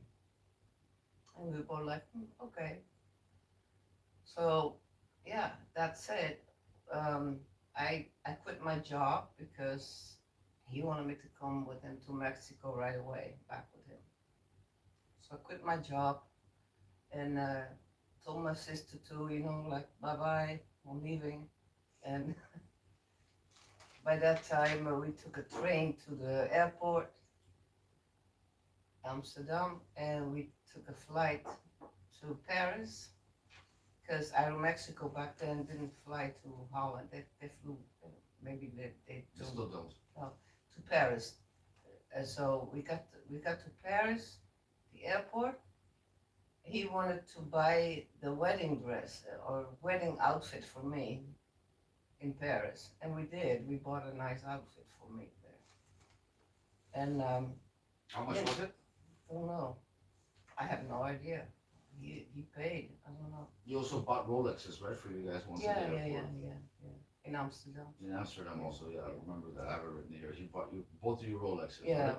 And back in those days, guys, he had Rolex on. He had a expensive bracelet. I remember Yeah. expensive rings. Yeah, he was blinged up in those days. My Yeah. dad. He drove a old school Mustang, right? He had a Mustang, Yeah, a Mac 70 one. a Mac One Mustang. Mhm. So you could see the money on him. But after they got divorced, he like changed. He just drove older cars, no more bling, no more Rolexes. Almost like he didn't want anybody to know that he had money. He stopped being so flashy, and I wonder why that is. Yeah. There's probably a reason for that. I'll never know, I guess. But you guys can do the math. Anything about the Rolexes? Oh yeah, he bought Rolexes, but that was maybe a year after, so I don't know. I got always overwhelmed with gifts, jewelry, clothes, everything. Nice stuff. Excuse me. So then in Paris, he tried to get married in Paris before we went to Didn't work. Mexico. No, couldn't get that done. So then from Paris, we had to You go must to, have really loved that. yeah, to Paris before I changed my mind, right? To- No, that he couldn't get married Yeah. that moment in Paris like In he wanted to. Paris, 'Cause I know and- my dad, like he has to have his way. If he Yeah. doesn't, he gets pissed. Mhm. He'll throw money at it, and if he still can't get it done, he just gets angry and he sits with it for a few days. Let's just leave it at that. So then we went from Paris to Madrid with Aeromexico. And the the thing is, from Madrid, you go straight to, we went to Miami, I think, or Cancun. I don't remember. I think it was Miami and then to Mexico City, something like that. But anyway, the plane had problems with the cockpit window. It was cracked. So we had to make an emergency landing in Madeira, the island of Portugal. Madeira. Or Madeiras. Mhm. It's Madeira. Yeah. Yeah. So we stayed there at the island, I think 2 nights until they got another plane or they fixed this one. It was a DC-10, one of my favorite planes, DC-10. And then we flew to Mexico. Then we got there. Just because we're talking on the topic of my grandpa, and can I keep the topic here? I'm gonna talk about my grandpa again. I'm fast forward, okay? So you guys heard now when they met with my grandpa. That's the first time he almost shot him. Oh, yeah. When they got divorced, my dad did a lot of things that we'll get into in a minute that were making my mom feel very unsafe and making her want to leave Mexico. So my grandpa came on vacation to Mexico, basically with the plan to shoot my dad dead. Yeah. With a gun from a cop that my mom knew. So a cop in Mexico got a gun for my grandpa, a retired cop at the moment, so he could shoot my dad dead. So they met up, right? My grandpa was about to shoot him, and we don't know what happened because my grandpa ended up not shooting him. He ended up not doing it. I know what happened. What happened? Your dad knew that my dad was coming. Your dad went and got a whole bunch of drinks, alcohol, a whole bunch of it, and snacks, and went back home. He expected your dad, my dad, to come visit him. So he opened the door, and then I was home, and then at my place, right? And then when my dad came back home, he was drunk as hell. I go, so what happened? You didn't do anything? He said, oh man, I had such a great time with him. Damn, we laughed so hard, it was hilarious. I go, okay, so I know enough then. Yeah, but what do you think happened? You make out of that he just got him drunk. He got him drunk. But he almost shot him when he was drunk the first time. So that makes Yeah, no sense, right? That's true. So something else happened Yeah, that we something don't know. happened. I don't know. Another thing is the following, right? When we finally left, she told my dad, when we finally left Mexico, she told my dad we were going on vacation to here, to Holland, to this town. But we didn't come on vacation, we ended up staying here. And you didn't want to see my dad. No. She didn't want him seeing us. Months went by, I don't know how many months. And one day, my opa calls you, right? Tells you my dad is here, remember? That we had to go to, that he had to see us, and like he kind of made you let us. We were here already? Yeah, but he made you let us see him because he didn't want us seeing him. I don't know if you remember. Yeah. And so I don't know what happened there either, because my grandpa was going along with us not seeing him, and all of a sudden now he shows up, and now we have to see him. Yeah, that was Right? because of a letter I sent your dad. Okay. And then shortly after that, my dad and my opa went to the American World Cup together. My dad treated allegedly, but I don't know what happened there either. My dad was not that generous, especially with other men. He was generous, but not with other men like that. It's like, I don't see my dad buying that from his own money, like paying for the tickets, taking my grandpa there. They went for like a week, 2 weeks to the United States together to see the World Cup. Yeah. They had tickets for every game, Yep. like VIP shit. And I don't even know how or what or who gave that. The question I have is who gave that to them? Because I think someone gave that to both of them, and you gotta ask yourself why. Airline pilot from Mexico and an ex-cop with a lot of connections in the Dutch government. I mean, it doesn't take much to put A and B together. I'm not sure, of course, but it stinks. It stinks like drug money to me. I don't know, I may be wrong, but it's like, it just stinks like drug money to me. And I know my grandpa wasn't into corrupt stuff, because everybody wasn't back in those days. Like when he was a cop, he would like give the Chinese people that had Chinese restaurants, and the Chinese mafia was very much involved in Holland back in those days. He would give them all papers, right? He would legalize all of them. It was immigration, so all of the Chinese relatives from restaurants, he would just, legal. And I know he used to get gifts from the Chinese, and he used to eat there for free and shit like that. The entire police force used to eat for free at those restaurants. Yeah. So I'm just saying, it's like, there's pictures of this. We have albums of the entire police force eating at this restaurant with their wives and their kids and you guys and everybody. It's a free for all, right? Why? I'm just saying, police discount must be, right? Okay, when I became a bouncer in Acapulco, I found out that my dad was partying at Babyo hard. Babyo is the most exclusive club in all of Mexico. I was a VIP security guard there. I got that job in part because I played a role where I played a bouncer, and I met the head of security as I was playing a bouncer, a fight scene. You guys can see this on YouTube. I have videos on this. But my dad showed up. My dad knew the head of security, and that's how I got that job. And when I started working there as a VIP security inside the club, I found out from the other bouncers when they found out who my dad was. I was like, the captain, the Chino, that's your dad? Man, that guy used to party hard here. Not no bullshit. He used to party hard. Like, yeah. Tu papá era el Chino, el capi. Yeah. Se ponía unas pedas aquí, pero pedas, no mamadas, pedas. I was like, what? And I know what that means. That means he was sitting with the most important people of the club. What? And I come back to the same thing with the Playboy Mansion thing. What is an airline captain doing partying with the wealthiest people and influential people of all of Mexico in the most exclusive club of the entire country? Again, this shit makes no sense. Okay. Third, he got remarried to a scum of a wife. I'd call her the ugliest woman in Mexico. This is a future video. But she comes from a really poor family. She's around my age. So, I mean, give or take. My dad, I was born, my dad was 39, so my dad literally 39 years older than me. She was around my age, so he could have easily been her dad.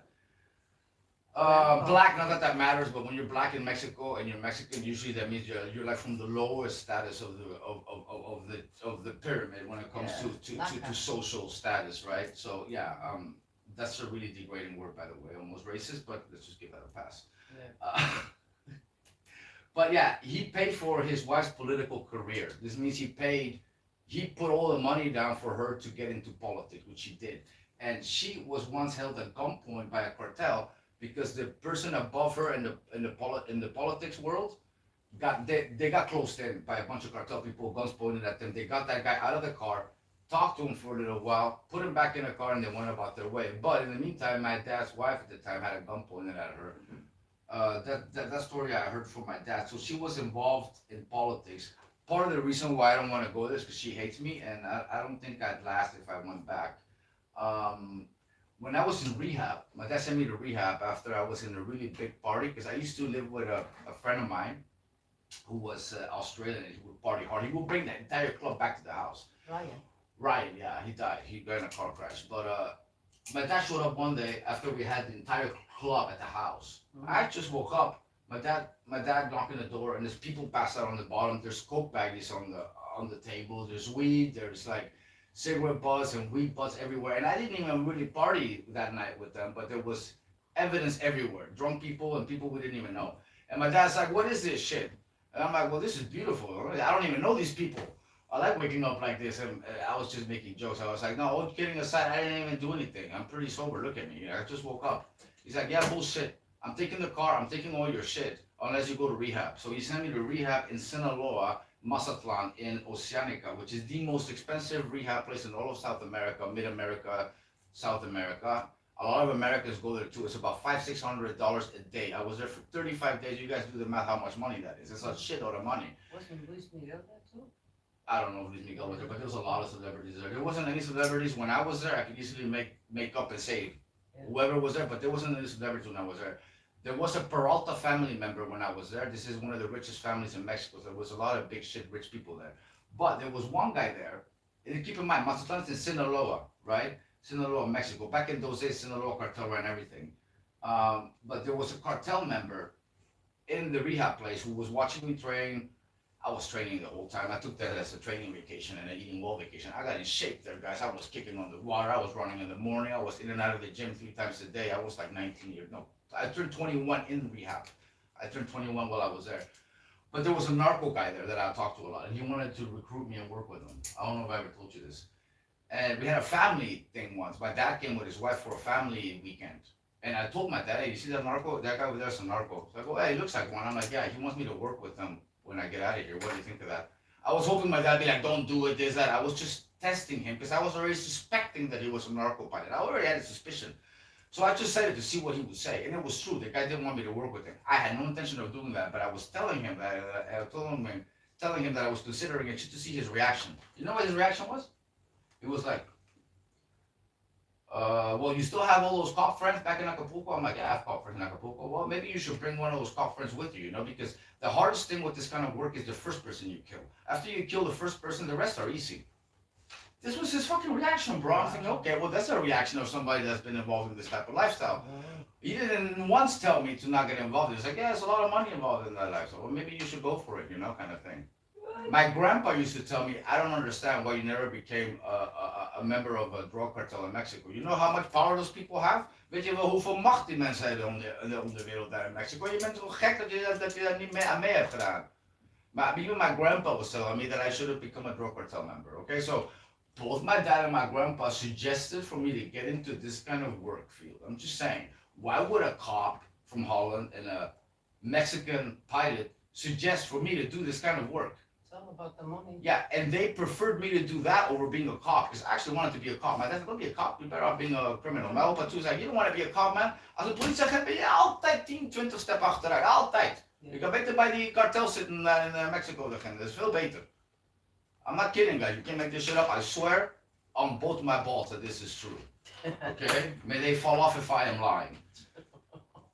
Okay, so Never heard that one before. no, I just made it up, I guess. So that was the rehab story. It was Sinaloa, Mexico, most expensive rehab. I mean, listen, I got stopped at the airport when Arturo Beltran Leiva was killed. Oh yeah. Right? In 2009, I was in Holland, so I made my first attempt to move to Holland. By coincidence, when I left from the Paris airport to Mexico City, Arturo Beltran Leiva had just got killed that day. So I didn't even know that he had got killed. Found out later. But when I got to the airport, to Mexico City, I was all the way in the back of the plane. I'm wearing a nice Fendi sweater, $2,000 sweater, really nice one. Nice coat. I'm not dressed nice. I have tactical boots, and I have a really expensive sweater. Let's just keep that in mind, okay? And I'm the last one to get off the plane because that's what I do as a pilot, as a son of a pilot. We just get out last. If you're not in first class, you just wait for everybody to get out first. So I wasn't in first class, I was in the back because my dad was retired, and like I told you guys earlier, I would just say, I'm El Chino's son. They'd be like, yeah, motherfucker, whatever, go sit in the back. That happened that day too. I showed there, like, I got there, I'm in Fendi sweater, put me in first class, they sent me all the way in the back. Como huevo de perro hasta atrás, like dog's balls all the way in the back. This is in Spanish, that's literally a saying. So I'm all the way in the back, so I figured I'll leave last too. So as I'm going through the tunnel, I see the federal police and immigration just waiting for me at the end. There's no one else there. I'm the last one. So they're like, yeah, passport. And I show my passport because I had a Dutch passport at that moment. I also had a Mexican one, but I had my Dutch one. I mean, I'm like, I'm also Mexican. I was about to take my Mexican ID. Like, yeah, it doesn't matter. Walk straight ahead, please. Walk straight ahead. We'll tell you where to walk. So they're walking behind me and they're like directing me, go right, go left, go right, go left, go straight. You know, take a piss, negative. So I really had to pee. So we get to this fucking room where they interviewed me for like 3 hours long. So basically they wanted to know my whole life story from beginning to end, from my memory from beginning to end, and all my traveling from beginning to end. I didn't tell them right away that I was a son of a pilot. That whole section where they detain me is owned by Aeromexico, by my dad's airline. There's literally a new area of Mexico City Airport that's owned by that airline. That's where we were. So I didn't tell them because I figured I'm not gonna tell these bastards who my dad is until it's relevant. So eventually I got to the part of, and they were treating me like shit. You go to the bathroom? No. Can I get something to drink? No. They were just treating me like dickheads. They really thought they thought I had something to do with Arturo Beltran Leiva because my name was Arturo. So they probably thought I was traveling under a false name. They probably thought I was maybe the son of Arturo Beltran Leiva. I actually met Arturo Beltran Leiva. You guys can look at that video. It's somewhere in my channel. I partied with him one time before he got killed. But that's besides the point.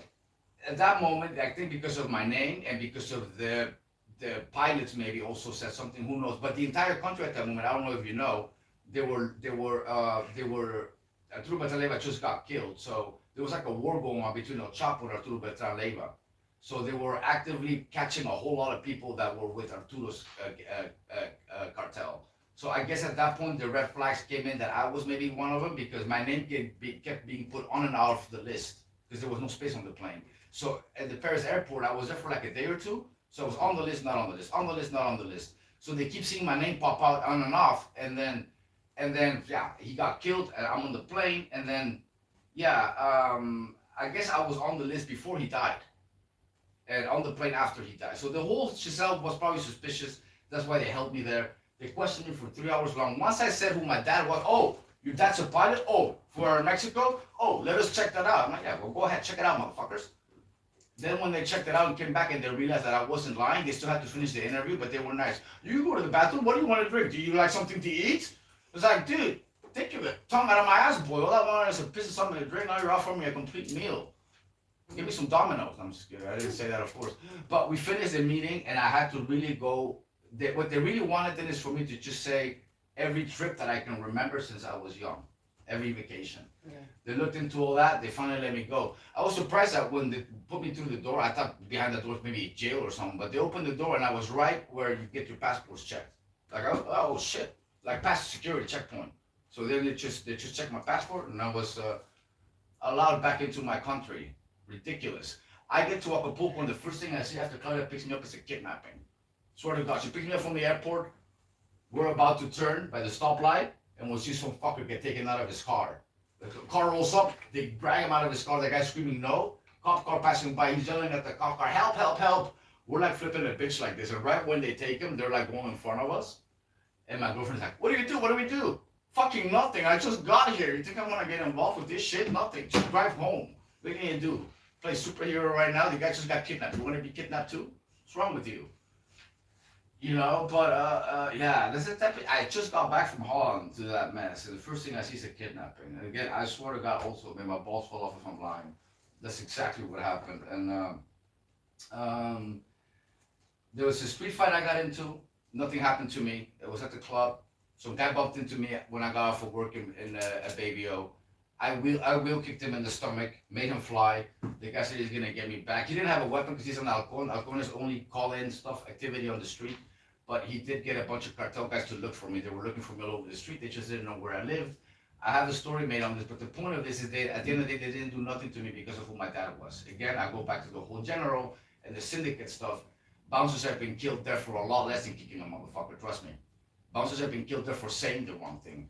So that's another reason why I'm still here, is because of who my dad was. The alimony and the judge we talked about, the nickname we talked about. The treatment of before and after with the staff of Aeromexico, I already mentioned that too. And Not yeah, on the live stream, no. No, we Not didn't on- talk about the alimony and the judge. That was yeah. before. Oh, okay. Not on Oh, the all right. stream. Not in the streams. Okay, so next topic is when. Oh yeah, we have to get to the whole divorce thing. So this is the end of the video. So my mom was married to my dad until I was 7. So they divorced in 1991. You want to maybe say a little bit about why you got divorced? Why I got divorced? Because there was a strike with the airlines. And when the strike happened, Mexicana and Aeromexico, both airlines, pilots, all crew, they were all sitting home. There was no work, there was a strike, and it was heavy. A lot of pilots back in that time, they went kind of crazy. They committed suicide, they didn't know what to do anymore because all the stocks or all the money they had invested in the syndicate were pretty much all their life savings. So they didn't know what to do, they got desperate. And yeah, your dad also, he became another person. He was like totally different from what he used to be to what he became. And so, do you want me to tell you about the process? Yeah. With the psychologist? Yeah, and go stuff? ahead. Okay, well, I tried everything to talk to him in a normal way, but he wouldn't even answer. He would just stare at the ceiling for like 24/7. I didn't know what was going on, so I went to talk to a psychologist. And then he talked to a psychologist, and then he referred us to a psychiatrist. Went to the psychiatrist, and he said, the psychiatrist told me, it's dangerous if you stay in this situation because he might end up killing you. So I saw the red flags a long time before that already, because this took like 2 years, the whole thing, the whole scenario. And then the strike was resolved, they got back to flying and everything, but he was still in a different frame of mind, not good. You don't think that's maybe when he started trafficking? Maybe, I don't know. Maybe it was before because the Maybe whole, that's when he made a deal with the devil. Yeah, I don't know, but he To changed not lose the totally. family, not lose money, not lose. Maybe that's when he decided. Yeah. Maybe that's when the switch happened. Yeah. Because isn't that when he also stopped wearing expensive shit, stopped wearing stuff? See, so these two go together. Why did he after that stop hiding the fact that he was wealthy? A simple sight, you wouldn't tell he was wealthy after this. When he probably had more money than ever before after you guys got divorced. Maybe. Yeah. So anyway, yeah, we got I got through our friends, the pilot and his wife. I got a lawyer. They used to play golf together, and that lawyer got me an emergency divorce. I had the judge on my side, so for me it was no problem. And within a month we were divorced, and then I got the alimony. You want me to Yeah. tell you guys about the alimony Yeah. part? Go ahead. Well, it was in an office in Acapulco, the Aeromexico office, the airline office, and office personnel there and the accountant. I had to go straight to the accountant's office to collect my alimony back then.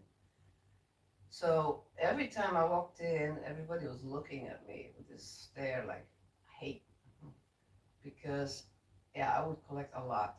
I had more than half of his income was for me. So yeah, the judge decided that for me because he was on my side. Maybe because of the lawyer too. They all know each other, you know. They all play golf together. The pilots, the lawyers, and the judges. So I was, I was in the, I was the favorite one in this divorce case. So it was quick, and then yeah, I got to get the alimony. But every month I had to walk in, and these people were looking at me like with hate, hate on the face, like looking down on me, like, oh, there she is again, collecting her money. And they have to bust their asses, like, I don't know, all month, the whole month for like a small part of what I just picked up, you know. So, When you guys got divorced, you want to ask him? No. When you guys got divorced, this is a house, and she got another house right around the corner from my dad's house. But then a lot of weird stuff happened, and the one that I remember a lot because this shit traumatized me for years. I used to have nightmares of people breaking into our house. they We broke were in. sleeping. You can explain. Yeah, so we just moved there to this other house. They were separated already, so my mom Yeah. lived in one place, and the house was still a walking distance for me and my brother. Mhm. Yeah, but first we went to Villa Vera, and then we came there, Yeah, I think. But it when was the we other way were around. there, It was the other way around. It was there first. oh, Then we moved to Villavera. so anyway, yeah, I was like 2 in the morning, and I was in the bed. I had a king size bed, and both my sons were in the bed with me, although they had their own bedroom, but we just stuck together, all three of us sleeping. And then I woke up, and they woke up too. We all had to pee, but I said some kind of weird feeling in my stomach. I said, hold on, just sleep. Try to sleep again. We're not going downstairs to the bathroom right now. So we did. We fell asleep again. And then at 7 in the morning, it was time to get up for the school. I walked downstairs in the living room, and everything is upside down. Everything. My purse was upside down. All the cards were out of my purse. Everything. And some stuff was missing. But we just moved there. It's like TV missing. Things are just missing. And all the way on the lower floor, this was 3 stories high. On the lower floor, there was an entrance with a garage. The window of the maid's room, the cleaning girl, you have that in Mexico. You have a maid's room. They can stay overnight there, you know, just a living person. So that window was busted. Somebody came in through that window. And then I got back up. I was all shaken up, and I talked to the manager of the complex, and they're like, "Whoa, they just broke in my house, you know, Senora Regina." And then she said, "How? You know what happened?" And I go, "Well, let me go take a look with you." So she went in and took a look and all that, and then I tried to tell your dad, you know, they broke in, you know. He said, "Well, I wasn't in town. You can't blame me." He wasn't even surprised. Alibi, motherfuckers. Yeah, I wasn't in town. It wasn't me. Like that, you know. Like, okay, so you're behind this. Okay, gotcha. here's one of the reasons why my grandpa wanted to shoot him. Um, I'm gonna briefly talk about the car thing. I won't get into too many details, but at one point, um, he tried to steal my mom's car, Yeah. and my mom noticed that he was trying to steal her car that he gave her to take us to school. Yeah, I don't know what kind of car it Ford was. Fairmont. A Ford family car, the same one in Scarface where he almost blows up the kids and shoots the guy.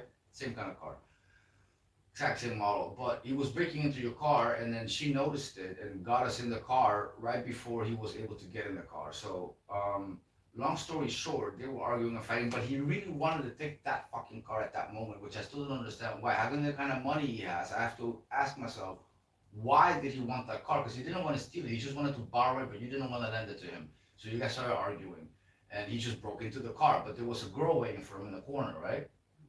Wasn't there somebody waiting for him, or you saw someone waiting for him? No, No. what happened is that we had two cars, right? Yeah, The Crown Victoria was my car, yeah. but he ended up keeping it for himself, Mm, and he let me have the Ford Fairmont. mm, But the night before, he was in Costa Azul mm, with some girl, and the car broke down. We left it there. He Mhm. said that's what he said. So he came at my door, at our door, early in the morning, and he said, "Can I use your car? Because I need to go get my car fixed. It's up there in Costa Azul." I go, "Well, why don't we all go together then? I'll take you there." Because I didn't trust him, and he's gonna take this car away from me too, you know. So we all went in the car. Yeah, but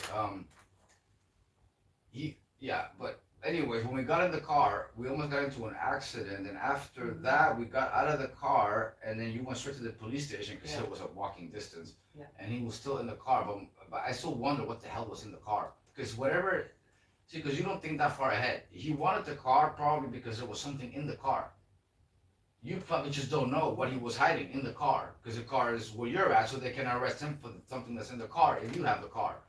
So there was something in the car that he wanted, because he has all the money in the world to rent a car, get a taxi. He doesn't need to go Yeah. get your car. No, he didn't. If he really wanted it at that moment, it's because he needed something from that car at that moment, like his freaking life depended on it or something. Yeah, It was that desperate to get the fucking car. yeah. So it didn't make no sense when you think about it. It wouldn't be what he's saying, because he used to lie all the time. So, but anyways, that got him arrested. You can take it from there. Yeah, because I pulled right into the where the police station is, the Judiciales, Yeah. and I ran inside with you guys, and I said, "There's a guy out there trying to steal my car. He's trying to connect the wires. He was trying to connect the wires because I took the keys." And Oh, that's why he was still in the car. Yeah, I remember. Because he so- was driving, and then we got out, and then he was in the car doing something. I remember looking back like, okay, you had the keys. Okay, That makes so- sense. I was wondering why the hell he didn't take off, but that makes sense. okay, well, and then so the cops went running there to the car, and they took him. They handcuffed him, and they put him in the back of or in front of their car, patrol car right there, and we could see him. And what was he doing instead of being scared or nervous? He fell asleep. He was sleeping. And I told the cop, you see, he is my ex to be, right? We're in the process of everything. But he just falls asleep. That's not normal. Or maybe he took something. I don't know. First he's trying to get into an accident, then he's trying to steal the car, and now he's just falling asleep while he got arrested. And the cop was looking at me, he was like, "Yeah, you're right, that is weird. Never seen somebody falling asleep right when you get arrested." Yeah. That was really weird. And then?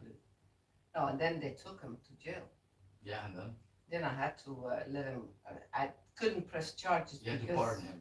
my lawyer told me if you press charges, you're gonna lose your alimony and everything too. Because you can't work. Yeah, No more money coming in.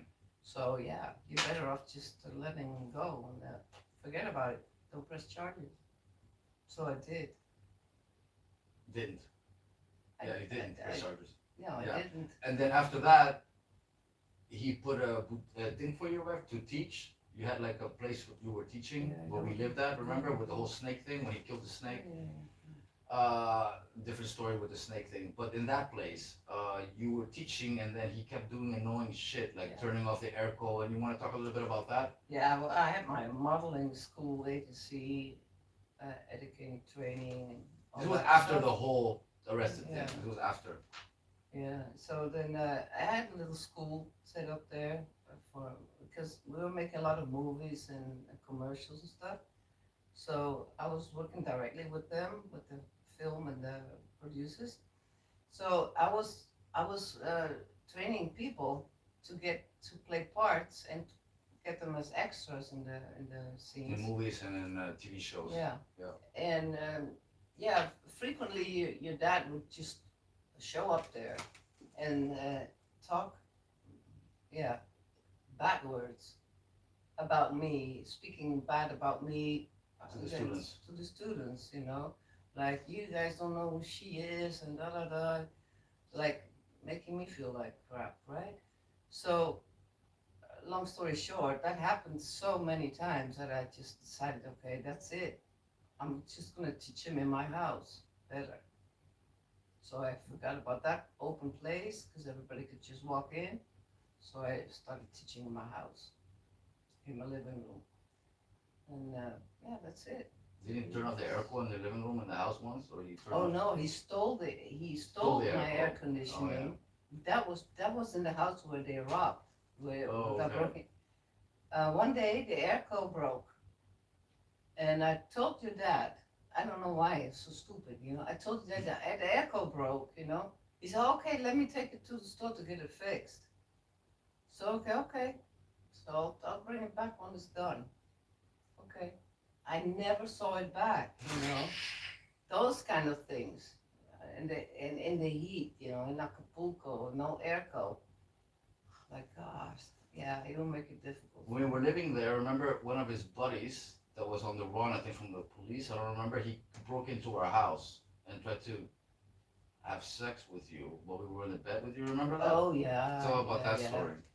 Yeah, that too. But Tell about that one. yeah, but just to go back a second, from the break-in, I Mhm. had Moises, the cop, Yeah. guiding us in at night so we could sleep. Him or another cop would sit all night there in our house, Oh yeah, I remember in that. the kitchen, Yeah, I remember so we that. could sleep Yeah. after the break-in. Yeah, Moises was helping me. Yeah. What was it that you wanted to talk? About their being in your bed and Oh, yeah, someone, yeah. I think Yeah. My dad's so-called friend tried Yeah, to get with my mom while he was drunk while we were in the house, because he lived also in the same apartment building. Yeah. He lived there, In so the- he got drunk and just came to our house. Villa Vera. It was like a residential complex with pools, common area with the security. But anyway, yeah, this one pilot, he was not an airline pilot. He was a small planes private pilot, and he was friends with your dad too. We were friends, him and his wife and us. But he lived there, and he had a daughter, like 10 years younger than me. So one night I had the maid, the babysitter, she lived with us, and then we had two bedrooms upstairs. The maid was sleeping with, I think, one of my sons, and I was sleeping with my other son. Don't remember who. Then in the middle of the night, I feel a tap on my shoulder slightly, and I look, and it's him. I'm like, "What the f are you doing here?" And he said, "Look, we both have problems. I just want to solve problems. You know, I like you." I go, "Why don't you go F yourself right now?" So I pushed him out. I got out of bed. And then the girl that was with us, the maid, she was like, "Oh my God." She says, "I don't know what happened, but he pushed me. He was at the door and I opened it slightly and he pushed me." I go, "So you just," and he stormed up the stairs to go to your bedroom. I couldn't stop him. I go, "Yeah, you son of..."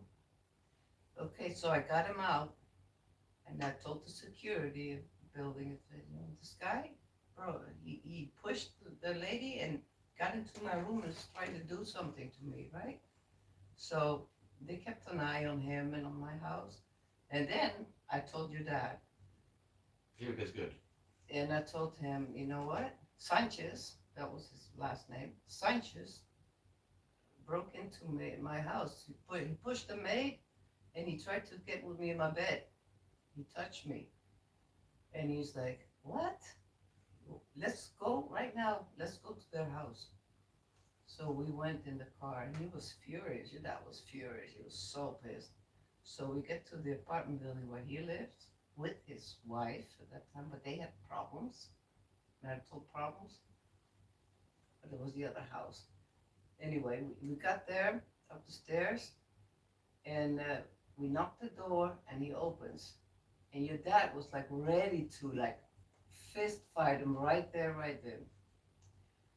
And Sanchez looked like this and he was like, what are you doing? No, I'm sorry, I'm sorry, I'm sorry, you know, like, and then Sanchez ran out. He ran down the stairs, your Did dad Mata punch him? after him. Huh? Did Mata punch Yeah, him? I punched him. You shouldn't. You should leave that part in there. Okay, You yeah. didn't say that. Yeah, he was like fist How fighting. many times did he punch him? I don't know. I lost a picture of that. But yeah, Sanchez didn't do anything back. He let him just get hit. You know? And then he ran. Yeah, and he ran out. He ran down the stairs. Your dad goes after him, and I go after them, and I see him on the street running after each other. And your dad punched him again. And I know that happened, you know. So after that, we went to the police, and I told the cops, you know, I want to, how do you call that? Press charges. Yeah, I want to press charge. This guy did this and that, you know. But then I got his daughter, his daughter called me. She goes, oh, please don't press charges with my dad. He went to Mexico City. He's hiding out. He's so scared. I go, well, He's you hiding should've- out. What is he scared of? Yeah, he's scared go of to the jail? police. Oh, Yeah. okay. They weren't gonna pick him up. Said, please don't press charges, please. And then a friend of his also approached me, a friend of his. He said, can we have a coffee somewhere to talk about him, about the situation? I go, what do you want to talk about? Yeah, you not to press charges because he's really on the run right now. I go, yeah, okay, let's talk. So I met him with him at Sunboards to have coffee. And I go like, you know what? I don't know why you're trying to make it sound like it's no big deal or whatever, you know. You know what he did? He was drunk, got into my house, put our lives in danger because my sons were there, they're minors, pushed the maid, right? Could have gotten hurt, yeah, injured. And then he touched me and he says, we need to talk, we got problems and I like you. You think that's nothing? Just to like say, okay, sweep it under the rug, it's okay. Well, no, that's not how it works. He said, but please, you know, I'm doing this for him. He's a really good friend and he's apologizing. He's so sorry. I go, yeah, he might be very sorry, but let him think about it first. I'm not going to change anything for now. Sorry. So then his daughter tried the same thing. I go, no. I go, no, but your dad is wrong. He says, I know it's wrong. I know, and I don't blame you. But you know, it is my dad, you know. I go, yeah, it's your dad. And it's my life, and it's my son's life, so nothing for now. So then I let it pass sometimes to let him feel it. I'm like, you know, yeah. And then I let him just have it. But he was hiding out quite a while until I said, okay, all right, let's go. So bottom line, the reason why we left Mexico? Well, because that was another thing your dad was brewing. You know, I had the boutique. My mom had a clothing boutique. Can you take a break? No? Okay. Yeah, I had a clothing boutique too, and I had a girl working there for me. The girl was a single mom. And that was also during the time that we were separated / divorcing. And we were living in Caleta back then. And the cop, Moises, my best friend, like a daddy to you guys. Hold on a minute. If you guys want to see the boutique, it's a scene in a movie called Verano Peligroso with Alejandra Guzman and Sebastián Ligarde. It's a movie. She's in the movie with the boutique. So if you guys watch that movie, you can find it on YouTube. You guys can actually see her in the boutique. So just fast forward until you see the boutique scene where they're putting on their clothes. Yeah. Go ahead. So that girl ended up stealing from me a lot of merchandise. And I caught her stealing it, and I asked her, you know what, yeah, you got 24 hours to bring it back here. She goes, well, I can't. I go, why? Because I exchanged it for food in the restaurant here. I go, you did? So how are we gonna solve it then? She says, I don't know. So I go, okay, well then there's only one way for me. I'll go to the cops. Theft, you know, and you're fired. So I did that. I went to the police. Yeah. They came to arrest her. They arrested her. But your dad, of course, knew about this. So he got in touch with that girl. And his classic ways of getting in touch with girls to convince them to do something with him was inviting them for dinner, buying them nice flowers, and then after that trying to get in her pants, right? So he did that with her too, apparently. But he convinced her to sue me. He said, you were unrightfully discharged. She wasn't supposed to fire you, and blah, blah, blah. And he made a whole story. At that time, she got a lawyer recommended by her dad to sue me, right? But then I had a side job too with a lawyer.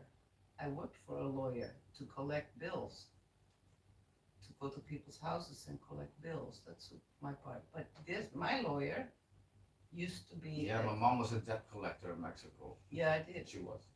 And also this lawyer, my friend, was a teacher. He used to teach her lawyer. So that lawyer she had was a student of his. So he told me, you know what, don't worry about it. Let them sue you. I'll take care of it. I go, no, you know what? There's too many things already going on. I'm just gonna leave. I don't want to deal with this. I had cops at my house with a lawyer waiting for me there to present me with the lawsuit papers. I don't like this. I don't trust it. I don't like it. I don't feel comfortable. I don't feel safe. I just want to leave. It's too much. Your dad was following me everywhere too, harassing me. You know, whenever I was with people, he would just talk, all kind of trash to them about me, all the time. He wouldn't leave me alone. So I just wanted to leave. So I had my friend Moises, the cop, take care of my house, where everything, in the house and stuff. He took care of that. And I had my sons put them on the plane to Mexico City with my friend Adriana, because Adriana and I were planning to go to Holland. She wanted to go on a vacation. I told her we're going on a vacation, so we can go together. Before all this, my mom dated a guy who became a cop through her friend that was a cop. The guy that was helping us, he became a cop. He was only a cop for like a month or two, and he got arrested for something he didn't do. I still to this day think my dad has something to do with that. Israel, yeah. Yeah, he got arrested right fresh out of the academy. Yeah. We were going to visit him regularly, but my dad probably also has something to do with that. Yeah, it was in Tasco, robbery. Yeah, jewelry. he got charged with robbery, this guy. And another thing, last but not least, what I want to add in here is my dad got a Cougar in 1991. I don't know if you remember, from the airline. But I looked this up. The airline doesn't give away cars. He said that all the captains from Mexico got a brand new Cougar. Yeah. Did they really get all of them a brand new Cougar? That Because I I don't looked this know. up on Google. I can't find shit about the airline giving away cars. I only know about the first car they gave away to the wives. Mm. That was a little car, and I didn't But want you it. saw that all the other pilots also got Yeah, that? they got another car too. So it was from the Little airline. cars. That Yeah. was not, that was. No. Cougars, I don't know, but I know about the little car, Mhm. and I didn't want it. And Patricia ended up getting it. No, but I really don't know, dude. I don't know if all the pilots got a car, really. I assumed. That's in my head. I assumed. Yeah, because that's what he said. I think it's Yes, bullshit. that He might sold the be car bullshit. after a week. That 2 might be weeks. So who bullshit. gave him that car is what I'm asking myself. Who gave him that freaking Cougar? Mm-hmm. I don't know, but I seen Narcos Mexico and I realized that the Narcos are driving Cougars in that. Have you guys noticed that? And this is the same time frame when Cougars were really popular. Last but not least, this is gonna be the last one I think. We did a lot of driving around. Even though my dad's a pilot, we could fly everywhere. I remember us driving for hours, Me and my brother in the car with you and my dad following us. Always, right? When we drove. It was always two cars from state to state. You want to tell a little bit about you falling asleep and all that? Giselle? Yeah, that was when we were forced to move to Mexico City for like a few years. That was before the divorce. Um, we haven't. That was in the 2 year period of going crazy with the strike. Right. And then your dad wanted to move to Mexico City from Acapulco to Mexico City in the middle of the night in two cars, right? I was driving the Crown Victoria and he was driving the Ford. And then on the way there, I got really sleepy, and on the stop, I told him, you know what, we should just go to a hotel and spend a few hours at least to get some sleep because I can't really drive anymore. He said, no, no, no, we're gonna continue, we're gonna continue. But I got so tired. I lost my I lost the vision. I guess I was sleeping. I was driving but sleeping until I saw headlights in front of me. Because that was going to be a head-on collision. The headlights flashing woke me up just in time to pull over. So I pulled over, stopped. I was like thinking, okay, I fell asleep behind the wheel, right? But your dad was gone already. Nowhere to see, nowhere to be seen. Then I stopped and I tried to turn the car again. So I turned it off and I turned it back on and it wouldn't start. Then a car behind us pulled over. There was not much traffic. It was middle of the night. Behind us, pulled up a car and a nice gentleman came out and he says, "Can I help you?" I go, "My car broke down." Don't know, it doesn't start. And then I see your dad backing up from I don't know where, he backing up and reversed the car from the freeway, backing up. So he's like, okay, what happened? I go, it broke down. First I fell asleep. I told you I was sleepy. I could have crashed, head-on collision here with two babies in the car. And then it broke down, it won't start. It was the battery, the thingy, accu. So the jump started it, and I go, okay, so can we stop somewhere and go sleep? No, we're gonna continue to drive to Mexico City. I'm like, damn. Okay, then we got to Mexico City, and that was it. But I think that's suspicious. Why does he have to go there at that moment, at that time? Like, I'll go back to the same thing. What the fuck is in the cars? Yeah. What's in the cars? Because I remember too then, it was like every time that we were traveling with two cars, it was always you driving with us, two in the front with you, or in the back, whatever, and my dad behind us alone. It was like modus operandi.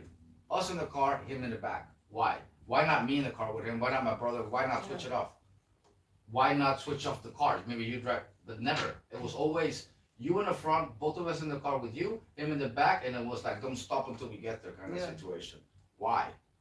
It's suspicious, isn't it? It's like weird. In this situation, also putting the life of your kids and your wife at stake. The only thing I can think of is he has to deliver drugs, money, or something, and he's got a time limit. And if he doesn't do it, his consequences are worse than her getting into an accident. Yeah. That's the only thing I can think of. I can't think of nothing else that makes fucking sense. So, anything you want to add? 'Cause I think I'm done. No. No, so this will conclude the video of was my dad a NARCO-Pilot or not. This is not something I can give a yes or no for sure answer. This is something that you, the audience, you guys heard all the facts that we gave to you guys. You guys can make up your mind what it is that you guys think about all of this. I can add something to it. Go ahead. Like, ever since we talked about this topic, the things that I rethink from the past do make sense in that way because I never A lot of things that don't make sense when you think it's a NARCO-Pilot, right? Exactly. Yeah. See? Yeah, because I never thought about it that way that much, because I didn't really handle whatever. I never minded his business with flying and financial stuff. I only had my own business. I didn't write on the knife thing. Talk about the knife thing. The big knives. Oh yeah, the big knives, yeah. That was a scary part. That was exactly in the same period, the 2 year period of fighting. There was a strike.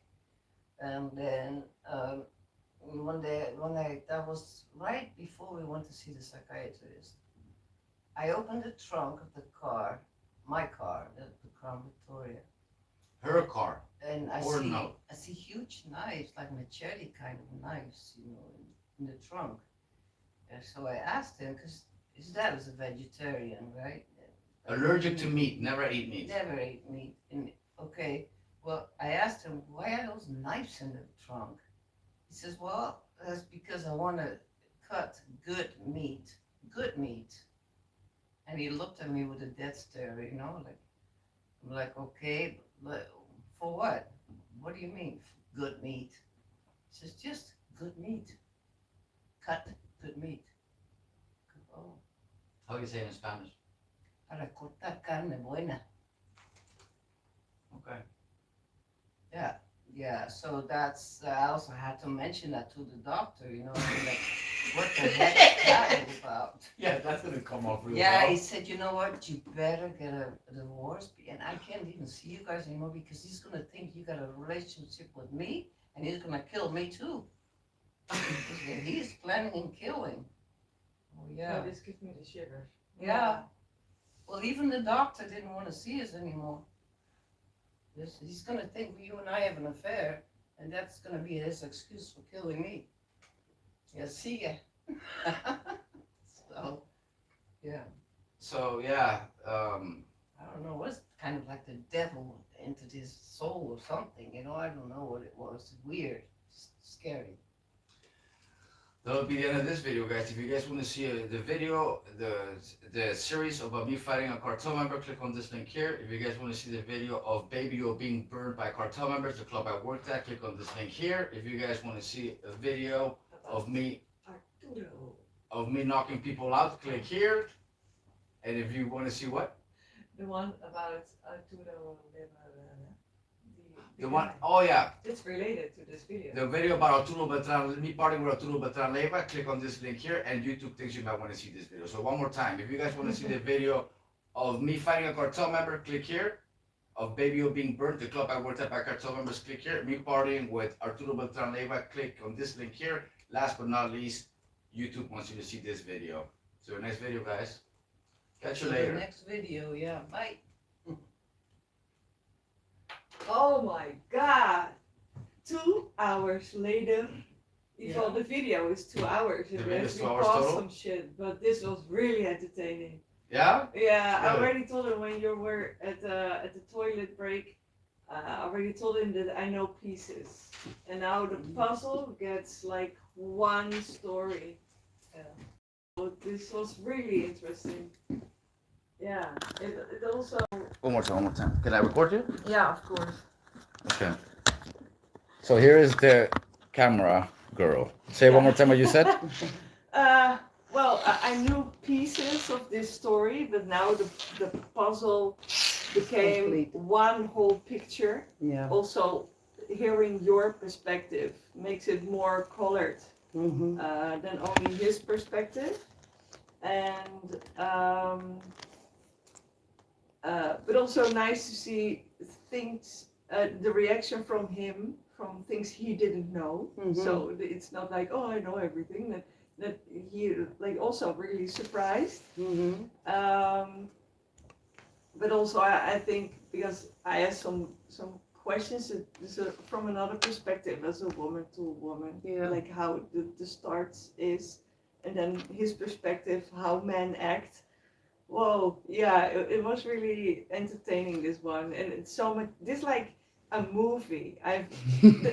The most craziest thing I've seen or heard is since I met you, and then my adrenaline will rise when I'm with someone. Never happened. Only with you. So this all the stories what you guys have been through. There's more, but I can't talk about that in live streams. Yeah, but this is already This like woman like to woman this- thing, yeah. Yeah, but this There's is more. a lot. Yeah. Yeah. In like in the Netherlands, most of the stories is not really common. Some things are really from Mexico and like with the truck stuff and Yeah. that kind of stuff, it's so different from here. So that's only something I would see in a movie or Yeah. something. So Mhm. it's really yeah, all new, but all the pieces got together now to one big picture, and also some stuff you were telling. I was already looking at him, and you were looking at me because I see stuff how your ex-husband acted like the gentleman Yeah, stuff yeah. he Absolutely, does, and yeah. also that I'm so related to that part of the story because I also didn't ever experience that before Yeah. with guys Mhm. being like real men, Yeah. gentlemen, and It makes a big difference. yeah, You really, You can really gain a lady's heart, her trust by acting in the correct way. yeah, Even though you're not the gorgeous kind of guy or whatever skills you might not have, if you have manners matter to me. yeah, Yeah. And I see it everywhere. People just lack manners. Mhm. Women and men, they lack manners. Yeah. It's really important to me. Yeah. And the way people get educated in Mexico, especially the kids, very correctly, always introduce yourself, say Hunt you. hi, say bye, to talk to people with respect, or usted, not tú or yay or yao. No, people you don't know, you speak them with respect that way, and people that give you permission to use yay, yao, you have to get that first before you can use it. yeah, There's a respect people have for one another. But the kids are raised in a different way than here in Holland. Very different. Mhm. United States, a little better still than here in Holland, I think. Mm-hmm. Because the manners, the respect that they have to show to parents, to other people they don't know, is different. Introducing yourself, especially men, when they start dating, want to date someone, it gives a big impression to a girl. Mhm. Really though. I experienced that. I never saw something like that before. A man treating me like that, never, ever. And he gained my trust and my heart because of that. So I fell in love with his ways, and then after I fell in love with him yeah, as a person. yeah. Yeah. The way he made you feel Yes, was exactly. really important. Yeah, Yeah. yeah. And then he all changed. He became a different man I didn't recognize. So what you were saying is that part, you saw yourself back in that part where she fell in love with my dad when it comes to you being with me, I guess. Yeah, but Yeah. I didn't fall in love with your manners and then you grew on me. I liked you really quickly, so that was not the problem. But But I think the difference is that the physical attraction was there with you, and maybe with my mom, the physical attraction wasn't there at first time. at Yeah. first. So I I think already that's I already thought you were attractive, and we had so many things in common. yeah, things in common. So you were really interesting from the beginning. And then the part started that I felt really safe, and you're like gentleman like with always with the door. Already more than a year you open and close the door from the car, and yeah, it's really different. You didn't do it only like in the beginning because Still does some men only do it like in the beginning, and when they have you, they skip the manners. They skip like, okay, actually now I don't have to show off anymore or something. Mhm. They think, yeah, you can do it yourself. Yeah. But you're still doing it. Yeah. And if you ever go to Mexico, you'll see that. People do that. Everybody does it there. It's Common. it Yeah. stands out when you don't do it in a bad way. Yeah. Ah. It- You know what I it's mean? jerky. Yeah. And I can never get used to that here in Holland when I see when some guy is like in front of me, right, just trying to sneak in front of me. That is like unheard of over there. You don't do that. Yeah, you don't get in front of a lady like that. No. Like other people will call you out. So it's literally dangerous. Like if I see that in Mexico, I'll be like, "Oye, pendejo, what's wrong with you? Did you see this lady in front of you?" Yeah. Like you can't do that shit there and get No, away here, with it. here, all People the will time. call you out. People will slap you for that kind of stuff. You can't do Yeah. that. Here that happens just nonstop. That's why my can't- patience level here with people where it's like, oh, I have to come to 10 all the time. Yeah, they're rude. Yeah, it happens all the time here. People get in front of you, women, men. They just don't have that mentality. It yeah, it's a big miss. So I guess Yeah. also maybe because you saw that back with you, I guess, with the whole gentleman thing. Maybe that's why the last part freaked you out even more when she brought up the knives and the trunk. And did that have something to do with it or not really? That would have freaked you out either way because you said you got the chills. What gave you the chills from the story? Because well, you told me about the knife, so I already knew that. But she looked at me and she said that he said it with a dead stare, Yeah. Mm, and that combined with the situation gave me the shivers. Yeah. Because I Mm. already knew yours that you said before about the knife, so I already knew that part. mm. But then she mentioned how she Yeah. No experienced soul. it and how he Mhm. said it and with Yeah. the look in his eyes. Yeah, So his soul was gives gone. me the Yeah, shivers. yeah. Mm.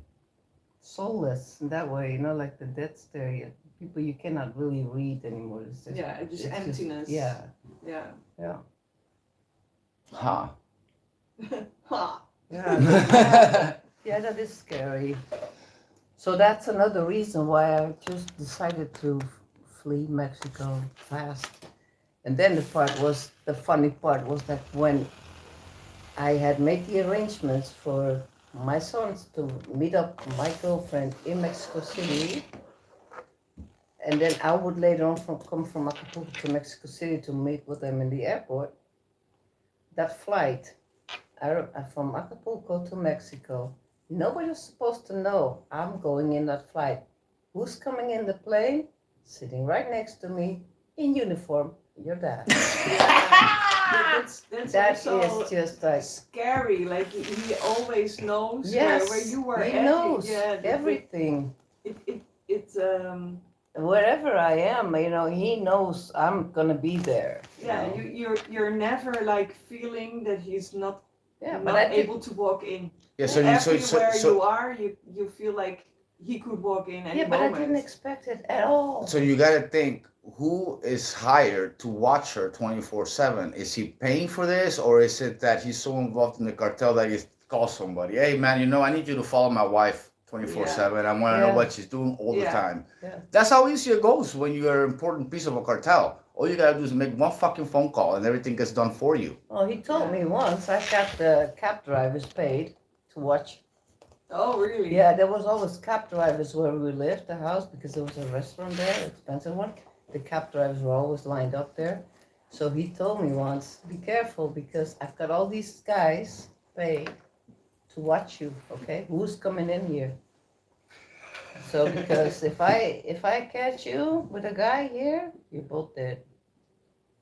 And then with his frame of mind, that was getting too scary for me too, like very uncomfortable. Yeah. Because I was thinking, okay, if he starts seeing guys here, because he's always claiming there's always guys around here, if he starts seeing it with his head, Yeah. He sees the wrong stuff. he sees somebody and there's nobody there, he starts shooting and shoots me. Yeah. Yeah, so it was not ideal anymore to be there. No. So I got out of there. Really uncomfortable to live Yeah, over there. very. I remember another occasion I had a date with a doctor, very nice guy. Matter of fact, my dad was there too at that time. So this guy pulls up, he's a doctor, and my dad was home, I wasn't even there. And he says, he asked for me, he goes, no, she'll be right back. So, I come back and he says, there was a nice gentleman here, a doctor, asking for you. I go, oh yeah, that's my date. I'm going on a date with him. We went on the date. We're in the car driving to a restaurant, right? We get out of the car, go in the restaurant. Who shows up in the restaurant? Your ex. Yep. Talking Shit. about Yeah. me to the doctor. Mm. We go back from the restaurant. We have finished and everything. I go, never mind him. I have to warn my friends or whoever's with me that he can show up anytime and talk whatever he wants to say. Because I'm used to it already. He follows me everywhere. We were done with the dinner stuff. We go to his car. Who's there? Him Yeah. again. There he is again, waiting. Unbelievable. It So he was- never could be at ease. No, Always on the tip of he your was toes. always watching me. Yeah. Or Oh, somebody how was informing uncomfortable. him where I was. It was just ridiculous. Yeah. Really uncomfortable. Yeah, It gives it. Yeah. It's living in stress. yeah, Yeah. yeah. And I didn't think I was really in great danger, except for the time that he threatened with the killing, like with the knives and with the guns and Yeah. seeing people. I'm like, I don't know who he's seeing, but there's no one here. So, yeah, that really started to freak me out then. Mhm. Yeah. What? So that's it. Okay. So we take a look at all the comments then. Yeah, sounds good to me.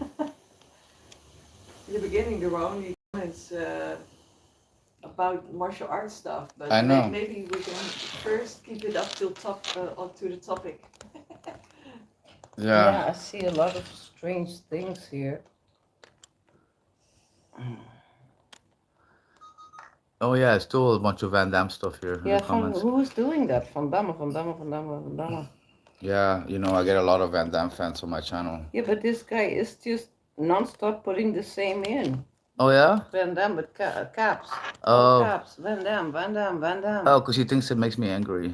Why? Van Damme wins. It's a Van Damme fan, ma. Okay. I have a lot of Van Damme fans on my channel because of the type of stuff that I do, like But the Van this Damme is- kicks, the Van Damme tutorials, and that's a good thing. I actually have some fans, like for example, I don't know if you know Abdul, right, for example. Yeah. He told me that he was a hardcore Van Damme fan until he met me, and now he's a fan of me. Oh. That's pretty cool. Dog, I mean, that's really, really cool. But yeah, the comments is just, it's not much to talk about. It's just a bunch of Van Damme stuff. Or she put away the gimbal already. Oh, It's okay, just look cool. The behind the scenes and you with the gimbal in front of you. yeah. Oh, I just. It looks put hotter. down. It's Damn, fine. I It's thought okay. I smoke a lot, but you outsmoke me, Montique. Is that your second cigarette? Yeah,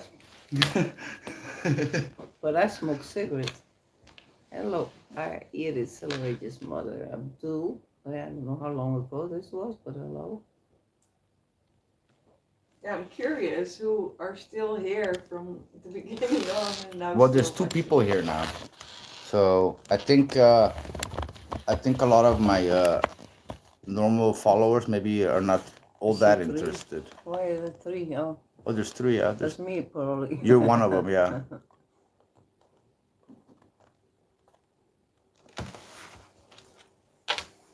If you guys got any questions, just ask.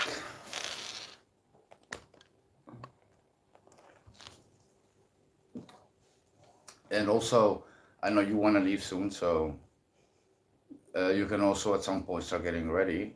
And I'm just gonna keep live streaming. Yeah, I'm can still we- here with my out of bed look. I totally forgot that before I went on camera. Nah. Good job, Iris. It doesn't The- matter. You look good either way, Scott. There's no questions. Oh, and she still wants to do your makeup too.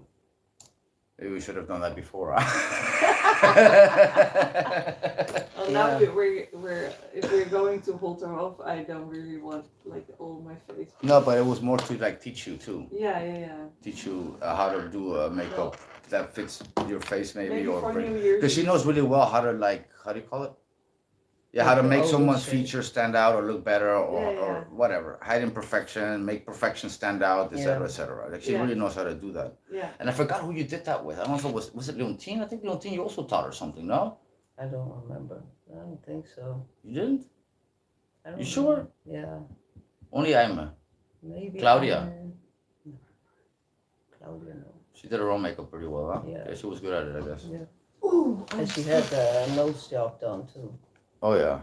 I remember, the most I remember was the girls in Acapulco that I was teaching. I was teaching them that too, and I did makeup for the Miss Acapulco contest. Mm. And the Miss I put makeup on got second place. Hmm. She was in the finalist, but Oh, yeah? she got second, yeah. She was my student and I did her makeup. Cool. Yeah, that was like back in the days. Makeup is different styles and everything now, but I just do the basic makeup to make your face. Still the mic on? Yeah. Still on? Can be. No, it's not flashing. No, then it's off. But you put it in that one? No, not yet. I'm about to do it Oh, now. okay. Can I see it? No, can I just see if the flash is on? No, we have to put it on again. We used it for the other phone. We only have one. Mm. This way keep it better. But you were saying the girl that was Miss Acapulco won with your makeup? No, she got second. Second. She was second place, yeah. And that wasn't just a makeup, it was just a contest, Miss Acapulco contest. Mm. Apparently, there was one that was better than she was, Mm. according to the judges. Now, what just the makeup thing? What is basic is to create an oval shaped face. Do some lining with pencils for the nose shape and Eyebrow. eyebrows, the jawline, and I would call these Cheekbones. The cheekbones. Yeah, and then the hair, of course, matching it with the hair. Mm-hmm. So what I would do or recommend you this is a little change in hair style up the top, a little more fluffy. Yeah, a little more fluffy. Yeah, I can do that. And then the eye lift on the sides. Yeah, here. Yeah, and then work on the shape of the face a little bit, not much, and the lipstick, and the nose, the lining of the nose. But no, your skin is flawless. You don't need much concealer or anything, but just a little blushy here. Yeah, when I'm a little bit pale, I do a little bit Yeah. of blush because Mhm. otherwise everyone is asking me all day, are you feeling Yeah. sick? I don't like excess makeup like the girls these days do with these lashes, these fake lashes and Mhm. stuff, and the too marked eyebrows. I like the eyebrows marked well. I like the shapes of it that they use nowadays, but so much too much, too dark or too much, too thick, you know. I like it a little more discreet. But the especially those extra long lashes, I don't look that they don't look good. I don't know, girls, but that doesn't look not natural, not good. I don't like it, but it's a trend right now. Yeah. There's always trends in fashion, but me personally, I don't like it. I think it's crazy how the fashion from the 90s came back out again. Everybody's wearing baggy pants and the same Yeah. stuff I used to wear when I was a teenager. Yeah, I didn't think that would come back, especially when everybody started wearing those skinny jeans and shit. yeah. Mm-hmm. But, Yeah. You hungry? Yeah. Oh, she made that for me when we left. I have more food. We can make something if you want. Yeah, you're at my mom's house, you could always ask her to make something. What do you want? Eggs or something? My eggs are still there from yesterday. Yeah, I saved it in the fridge. You can just warm it up. We're still live streaming or what? At 2 hours and 38 minutes, we have 3 people watching, I'm gonna go. and we got no one saying nothing. No. Oh, here's Abdul. Can you see the comments in English? Because I see them in Dutch. I see them in English. Annoying, Yeah, all dude. in English. Look at my comments.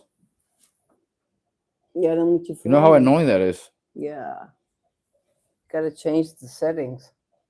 He says, NPJM, stop spamming. This is called spamming when you do Van Damme, Van Damme, Van Damme, Van Yeah, Damme. that's ridiculous. Abdul Rahman says, I love AJ and respect him, but this is boring. Come on, man. Be honest. Oh, this is the same guy that's saying Van Damme, Van Damme, Van Damme, Van Damme. Yeah. Well, thanks for saying that you love me, and I get it. This is not martial arts content, but a lot of people want to hear about this. Van Damme versus Martin Cossos, who wins? Damn. I don't know. I don't know enough about Martin Cossos. That's a good question. I have to come back on that. That's actually a really good question. But Martin Cossos is like a boring capoeira guy. I have to look up more about Martin Cossos. I kind of don't know. You just put it down. Yeah, I'm No, I done. don't want it. I'm eating. She doesn't want it. She's eating. I'm done. You're done. She doesn't want it. Where are you gonna sit? I'm gonna make another coffee. And then? But then I'm not. You wanna have the echo? Yeah. Why not? You're gonna have another coffee, but then what? See, I'm Smoke? gonna get too many comments and shiz. Here, I'll make you a coffee. I don't know if shiz is still here, but no, there's only one person. That's only mine. True. So we might. No, I'm not gonna end it. I don't see no reason to end it. You don't have to be on. She doesn't have to be on. I can keep going. But the longer I stream, the more people, the more potential, the longer you go. Oh, I'm still aiming at doing one for 5 hours straight. I'm not saying it will be this one, but I could try. But I don't think I could because we're leaving, and when I leave, the internet changes, and then the stream is so going to end. yeah. So whenever I leave, I have to end it. Whenever I leave the door of the house, I think that's when I'm going to end it. Really? Yeah, I don't see why not. You can, but There's three of us here, so whenever I can be talking, or I can also point it at the street, and they can see nothing, but they can still go and come on the live stream and You still rewind have, or whatever. you need to charge your phone. I don't need to yet, but it would be nice, yeah.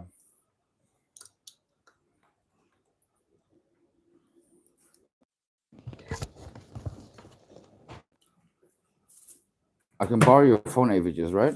Yeah. Read the Go comments. ahead. Do you have another one? Yeah, but it's in there. Doesn't matter. Oh, shit. Thank you, Ma. You're welcome. There's 4 people in here now. I'm taking it off. Oh, Yeah, that's really good. that is hot. So, if you guys have any questions that relate to this video, just ask. Was it really 2 hours, both of them, or just that last video? The whole thing, 2 hours. 2 hours and 42 minutes I have here, so maybe longer than you think, because because you made 2 videos. Yeah, Once you one put was both of them, just over half an hour, first one, and the other one 2 hours. and the other one was more than half an hour. One was more than half an hour, and the other one was more than half an hour, so they're both an hour. Together, they're two. You said twice half an hour. Half an hour and 1.5 hour. Oh, 1,5 uur. you say 1 hour and a half. Yeah, one was half an hour, the other was 1 hour and a half. Yeah, they're like that. Lekker the Dutch way. Yeah, because you said, what did you say? How did you say it in English? The anderhalf uur in English? Say it one more time, the first 1 time. hour and a half. No, the other one. You said it different first. That's why I didn't understand. The first one was a little bit more than half an hour, and the second one was a little bit more than 1 hour and a half. But now you're saying it the way I told you to say it. But before that, you said it more in the Dutch way. You did a version of anderhalf uur in English. I forgot how you did it. I don't know. Let's be creative. Now that you know the right way, you can't unhear it or something.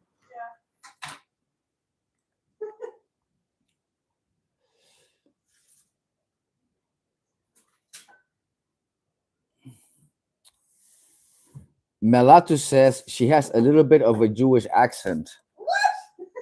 Ma? Ooh, your mom or I? Who? AJ's mother? Question mark. Abdul asks. Melatu says, why is he so aggressive towards her?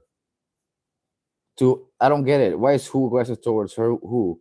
What do you mean? I think she is being held there forcefully. Who? So AJ's mother is a teacher. I think he beats her behind the scenes. Oh, I think they mean you. That I beat you behind the scenes. That you look like you don't want to be here or something. Oh, really? Yeah, funny. It's a cameraman girl. Iris, you want the eggs too? I can beat them up. Yeah, I'm thinking about or the Someone is really trying to get on my nerves here. They're saying that she or you have a Jewish accent, and that I probably beat her behind the scenes. And but you know, dude, when you say stuff like that, I'm gonna have to delete you. Exactly. Let me see. Bye bye. You're gonna have to use a different one now to talk bad comments with. Um, yeah, if you start to troll, guys, I'm gonna have to delete you. The only reason I didn't delete the Van Damme guy is because I know he's an actual fan of the channel, sort of. I think he's a little confused. He doesn't know if he's a fan or not. Either way, he's a Van Damme fan. So if you're a Van Damme fan, it's kind of hard to not like what I do because I'm like Van Damme but better. So I totally get it. Yeah. because of my stomach, I want to keep it or carbs or protein and not combine them. So Yeah, well, you had You know a protein something? shake earlier. You're beautiful. thank you. Well, What are you thanking me for? Should be thanking you. thank you for saying it. You're welcome. Cute. Isn't it? Yeah. I must have got it from my dad or something. From me, Uh, I was teaching you guys too. yeah.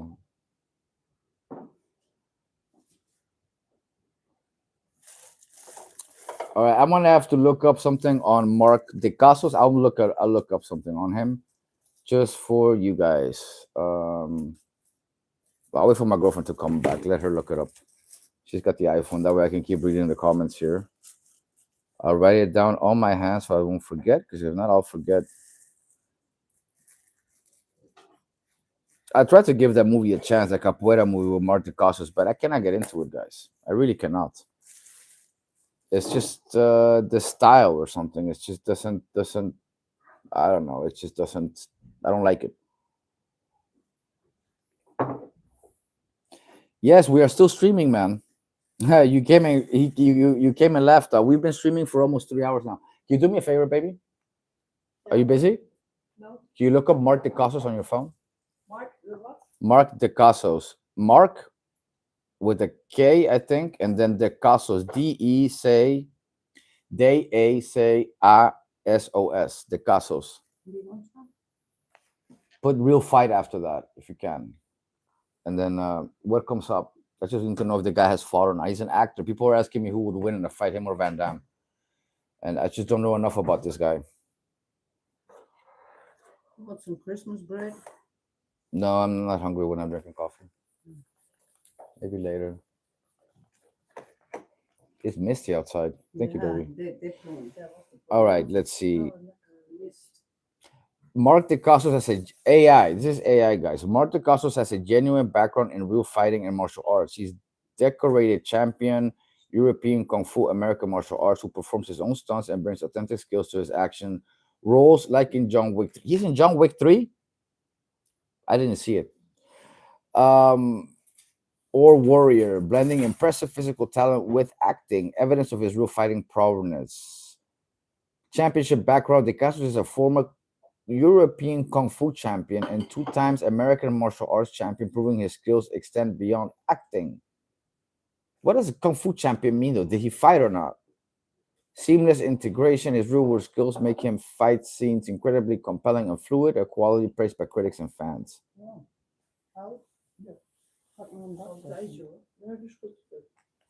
Okay, real fight video. Okay, can you? Yeah.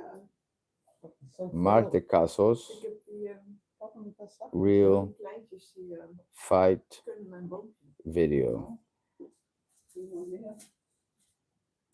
Okay, so I cannot find any real fights of this guy. I'm gonna have to call bullshit.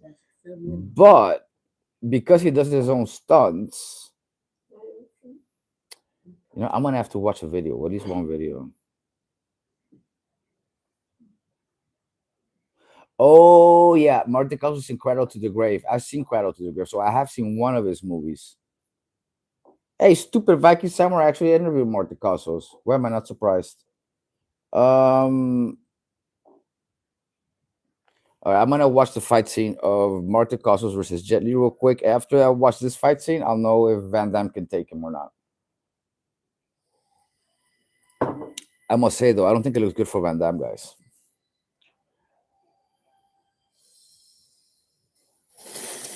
You were lucky last time. You won't be lucky again.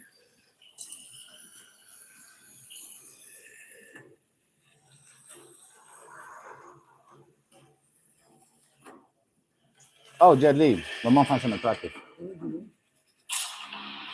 Yeah. That's a picture.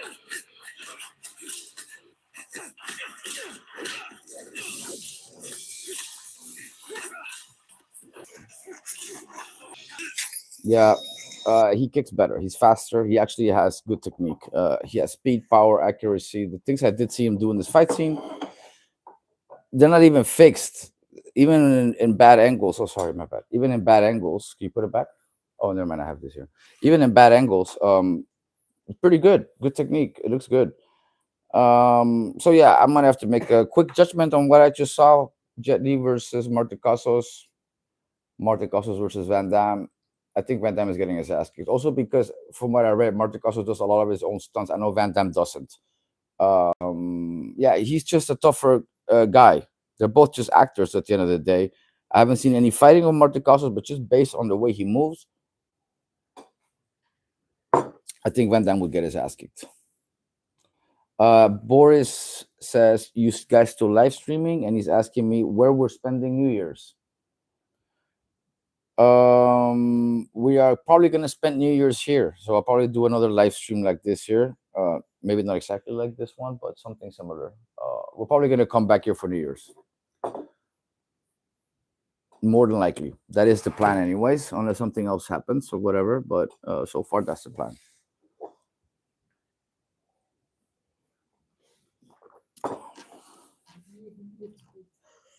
Yeah, I knew something was wrong with it. I wasn't sure if you needed to eat or if you had to pee or if you needed a break, but I knew you needed something. That's why I asked you, you okay? You need a break? Next time if you need a break, just tell me. You could have also got something and kept Yeah. eating while we were talking. I was like freaking out if it because we were running over an hour and a half. Oh, I saw you freaking out, yeah. I But you thought, see, this well, is why it maybe was a good. He gives again that we don't have enough space. So if I would walk there and go back, then it already happens. No, but what I mean is we could have paused the video, got you food. I take a little break. She takes a break. She can smoke, drink coffee. I can pee. We Yeah. come back because we can literally just press pause. That's more what I meant. That's why I asked you. I'm like, you need anything? But you just said no. I figure, okay, maybe she just wants to get it over with so we can leave. So I couldn't read you. I was trying to read you too because I'm here listening to her, but I'm also watching you, you know? I was getting full. Dat moet je dan gewoon zeggen. Ja. Dat moet je niet gewoon volhouden. Een kaffeltje van. Ik dacht van, nou, misschien moet ze weer poepen. En ze, wat houdt het in? Mhm. Hey, it's in Dutch. Sorry, it came out. We can delete that part, you know? You could cut it out if you want. 2 hours and 53 minutes. Maybe you want to write it down in case you want to cut it out.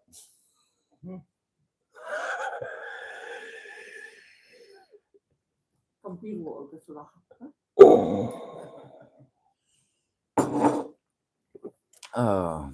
Okay, what are we doing now? Eat. My mom is having breakfast together with my girlfriend. And Well, we're finishing up this Christmas bread. and I'm not having breakfast yet because I'm drinking coffee. So I'm just sitting here having my coffee after ending this 2-hour video of if my dad was a NARCO-Pilot or not. It was very entertaining. My girlfriend was very entertained. You guys will be too. It's all in this video, but I am going to make a long version of it. By the way, are you able to put them together Yeah. without having to do it? Because if you can, that would be great. If you're able to put both of them together and put them on YouTube. Do you have anything to do that with or not? You don't know how? You've done it before, toch? Mm-mm. Oh. We were drinking. Little pieces I could do, but this is like 2 hour of 4K. I cannot get this on my computer or something. You cannot put it also from your phone to your computer. That you put it on. No, my computer doesn't have space for this. Mm. It's too big. So I have to find out how we can do this. Maybe the only option is to put the power director On your phone. subscription again. And we have it also on my phone. So the things we cannot transfer, you can edit them on my phone on the power director. We can also just make 2 parts. Part 1, part 2, part 3. Yeah, you can also. And then later when we figure it out, we could just make one full one, the full unedited version. Yeah. It's also a good idea. That's a good idea because Oh, yes, please. Ik heb hier nog wel. a lot of people don't watch an hour video. So if it's 2 hours, we can even make 4 parts. We can make part 1 half an hour, part 2 half an hour, part 3 half an hour. That way we can also let the how we call it, you can let it build up. A lot of people will watch the first 30 minutes and like, hey, load up the rest. You know, Yeah. and then eventually we can make when we figure out how, we can make one full unedited version.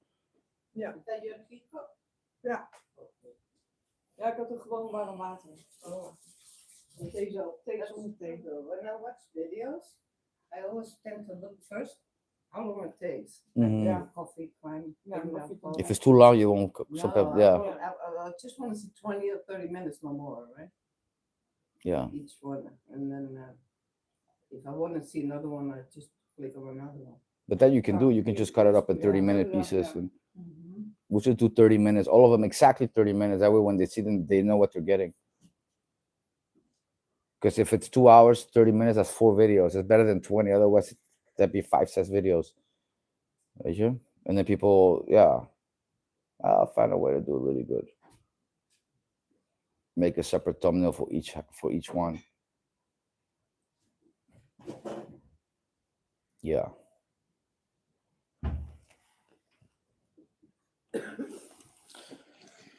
What's today? It's Sunday. No, no wonder it's slow in the live stream. It's fucking Sunday. In the time frame too. It's like, what time is it now in LA? Six It's- in the morning. It's like, yeah, it's not the best time right now. 6 in the morning. Even Terrence is sleeping. Yeah. No, yeah. Think about it. Everybody that was on earlier, I went on live for an hour. I told you, right? Did I tell you I went to bed while streaming? Yeah. Yeah, and for like an hour, but everybody was on that's always chatting with me. Like almost all of the regulars were on. It's still in the last question of when is my next New Year's? Where am I going to spend New Year's Eve? It's still on that same last question. Je moet allemaal opeten. Ja, dat lukt wel.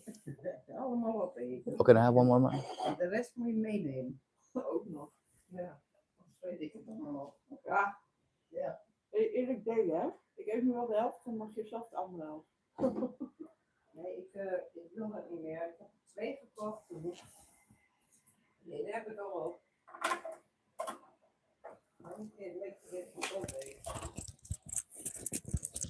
You're unbailed, by the way.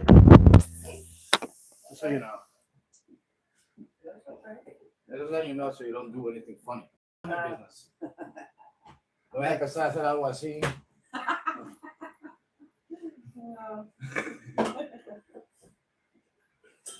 No, nobody saw it. Or maybe.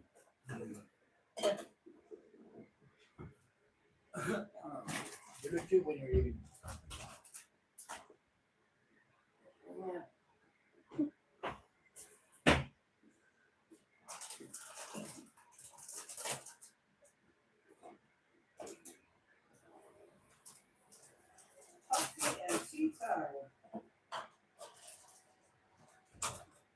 Do you have nails?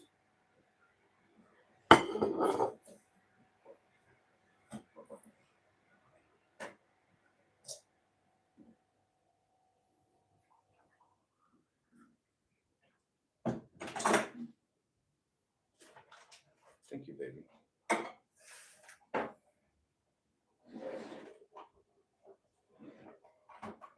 Coffee and tea. Thank you, Mom. There you go. Am I still on? Yeah. I'm shooting the kitchen, Okay, so they can see you. They can see you in full frame right now. good. But there's not many people on, so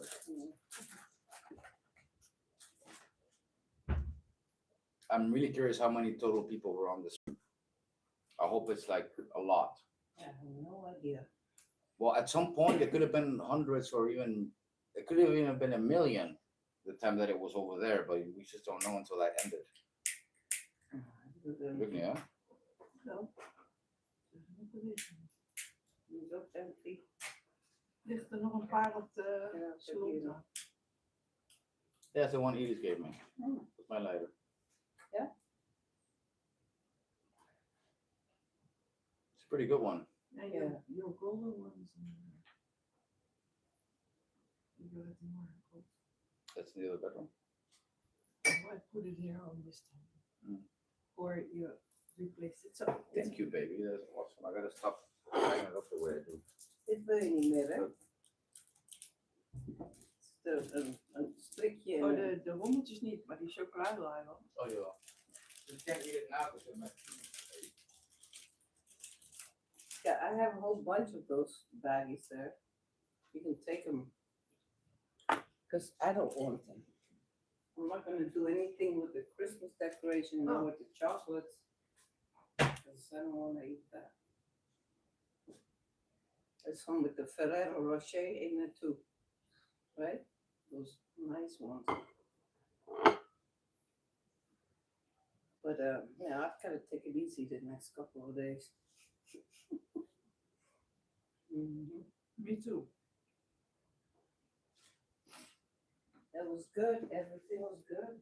The Christmas dinners, everything. This doesn't work. I know I'm in the screen, but I don't know why. Kind of awkward.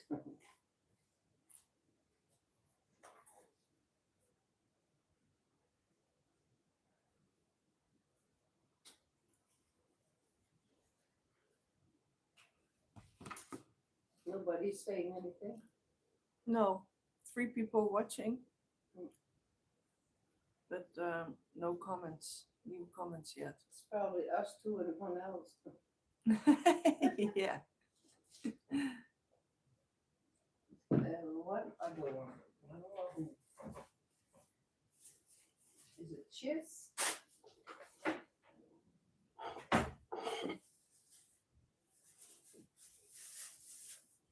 Make yourself known.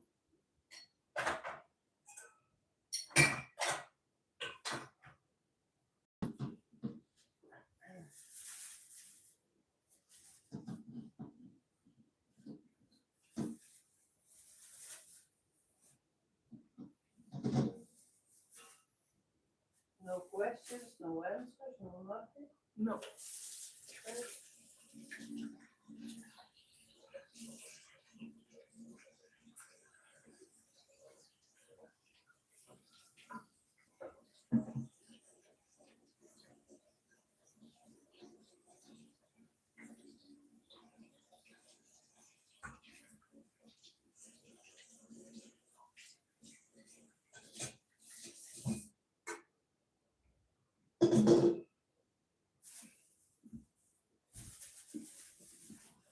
Oh.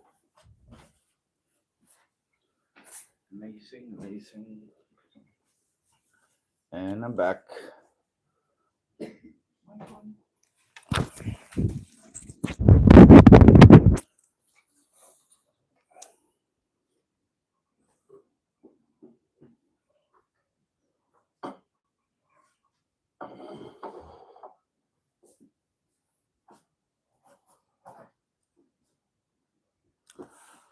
Okay. Oh, I forgot. I'm asking this question with your account. Oh. I mean, my mom's account. Yeah. What did you ask? If you got questions, just ask. Oh.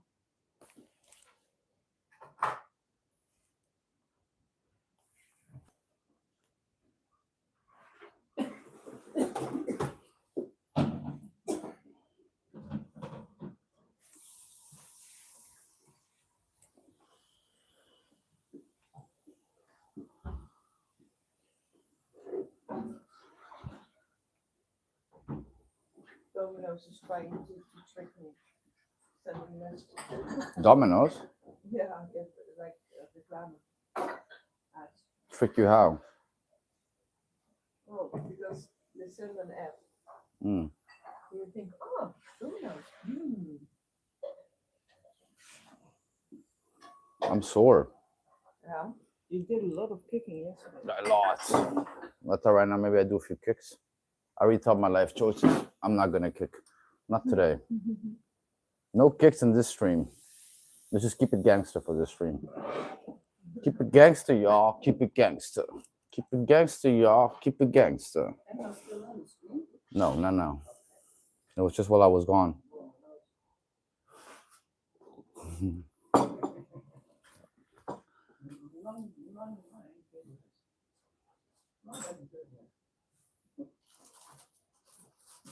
Chocolate time? Ik heb al die zakjes maar mee. Allemaal. Wil je niet die chocolaatjes hebben? Wil nee. Zeker niet. Echt, maar je neemt het wel ook weer mee. Tuurlijk, het is gratis. Wat dacht hij dan? Nederlanders.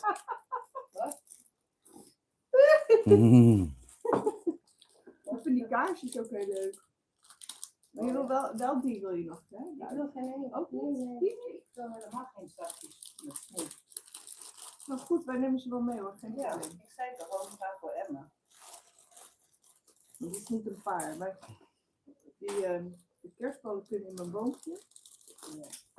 En die kaarsjes die gaat Emma helemaal leuk vinden voor de verjaardag. Oude kaarsjes. Kaarsjes. Dit? Oh. Zijn dat echt kaarsjes? Ja, tuurlijk. Oh, Denk weet het ik wel. veel. Tuurlijk wel. Ik dacht dat dat snoep Ja. was. Kaars. Dat is geen snoep, man. Dat is kaarsen. Ja, echt kaarsjes. Dat is ook. Volgens mij zijn er geen kaarsen die snoepen zijn. Nee, maar het had net kunnen. Net zoals een chocolade souffletjes en zo. Had gekund.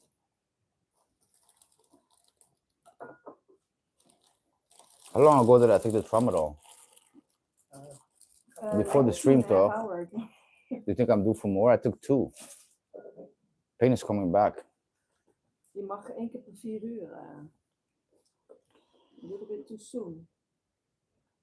Mag. Yeah, but I'm about to take 5 in one time. You don't have a zorgverzekering yet. So don't do that. Stuff like that. So after I get the self-forsaking, I should do stuff like that? No, but then you won't get like the bill will be paid partly when when you pull up. Well, I looked it up the other day, emergency service, remember? Mm. And it was like 50 or 60 for the emergency consult. So, if you really need it, it's yeah.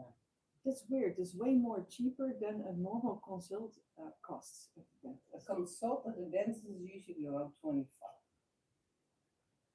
Or, Yeah, but like if you have one hole in your tooth, yeah, it's around 80 to 100 euro. could be, yeah, if they have to fill it, but I'm talking about just pulling. Yeah.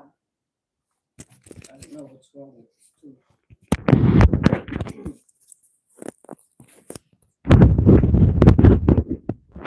My tooth?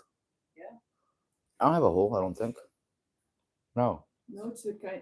It's always a different one. It's not always the same tooth. One time is this tooth, one time is this tooth, one time is here, one time is here, another time is there. Like I never get it in the same place. Like you had It's the before, same. You had before. Yeah, every yeah, time. yeah, it's the Okay, same. So this will Go away. It will go away, yeah. Okay. Yeah, and if you have bleeding gums, you really have to keep that hygiene up because that might be gingivitis and that's only. No, well, what happens is usually the tooth where I have the problem starts to bleed. And if I leave it like that too long, it starts to spread. So like above it, next to it. Yeah. So if I just keep it, yeah, like you said, clean. But the thing is that if I forget one fucking day, I'm screwed. I know that. I gotta keep my mouth really clean all the time. Exactly. That's the main thing. So, And that's why I suggested this rinse. but I don't think I have any holes or anything like that. At least not that I know of. But then again, I'm not a fucking doctor or a dentist, so I have to look. But On the table. I put everything from here. I put it on the other table Okay, to clean this up. because that rinse might hurt if you say that it hurts. it hurt like a cunt. Put more warm water in it. But the thing is, I was already hurting from what I did before that. It's extra sensitive. Yeah. When they put mine and everything else, you get this mouthwash prescribed. That is bad shit. This is 1,000 times better. Just the natural peroxide with water. Half water, half water. Just one cap, half and half, and rinse. And that cleans out all the bacteria. It kills it. And it keeps your mouth And you clean. have this stuff. Over there. I didn't take that earlier. Yeah. That's what I took A earlier? little Yeah. cap. Oh, yeah. The cap. And that cleans it really much better than mouthwashes and It hurt a lot, yeah, so I believe you. Yeah, it cleans But it. you said it wasn't going to hurt. No, I didn't think it was gonna hurt, but you did too much on it already, and that's still painful. So yeah, then it cleans that up too. When it gets sore, it gets too much friction maybe, and that hurts. Mm-hmm. But yeah, like right now when it hurts, do a rinse. Put that in anything half lots of the half water. And just Okay. keep it in your mouth and you could rinse, spit it out. Ooh. Could be all the coffee right now too that's irritating it. Could be. If you do a cleanse like that every hour, you shouldn't have that much discomfort, I believe. Oh, so you should do it again, or I'm down. I'll do it again. like what are you doing? For the live streams. Yeah, well, no one's talking anyways. There's nobody here. Just let me see. Well, there's 3 people watching. Make sure you guys like the video, and if you have any questions, just ask. We streamed a long time. This was the behind the scenes. So we made a 2-hour video, and this is the behind the scenes of that 2-hour video. So yeah, it's about my father being a NARCO-Pilot or not. That was the topic of the video. Abdul is asking how Mama AJ is. She's good, man. She's good. She's you're in build now. Yeah, I'm good. I'm doing some dishes. That needs to be done too. Is that Abdul? Yeah. Hi, Abdul. How you doing, Abdul?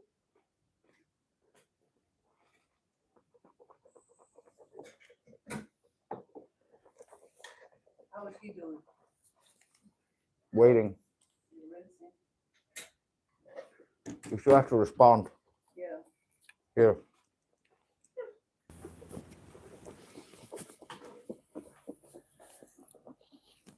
I cannot read though, but because I'm doing dishes. But how you doing, Abdul?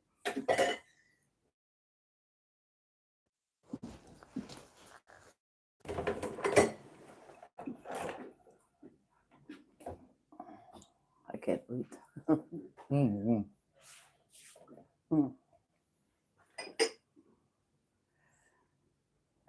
Het I'm gaat goed fine. met me. AJ's mother is AJ's A mother. leraar. Yeah, I am a teacher. I used to be a teacher. Why? I mean, I was teaching models back in the days, how to become a model, social etiquette, how to dress, how to behave, how to sit, how to walk, and what you combine with outfits, the whole scenario, you know, like what humans should know, in my opinion, what every human being should know from a young age, how to behave, and get you a long way in life sometimes, you know. Ik heb respect voor je, ages. Oh, thank you. Gaat het goed? Ja. Okay. Thank you. You're very nice, very kind.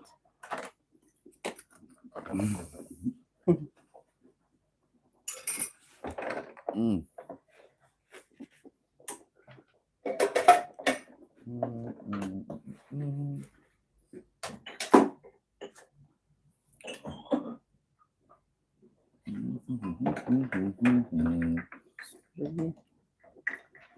spit it out there. I mean, Mm. Mm. oh, for me? Mhm, mhm. Oh, okay.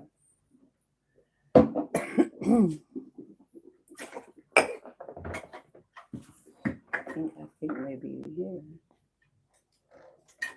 Won't fold. Mm-mm.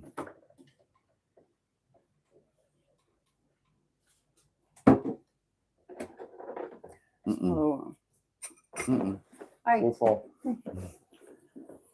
let me read it.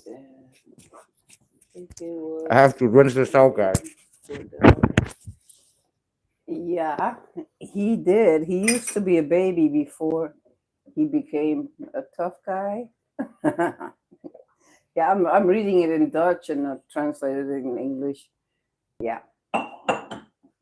Yeah. True. True story, Abdul.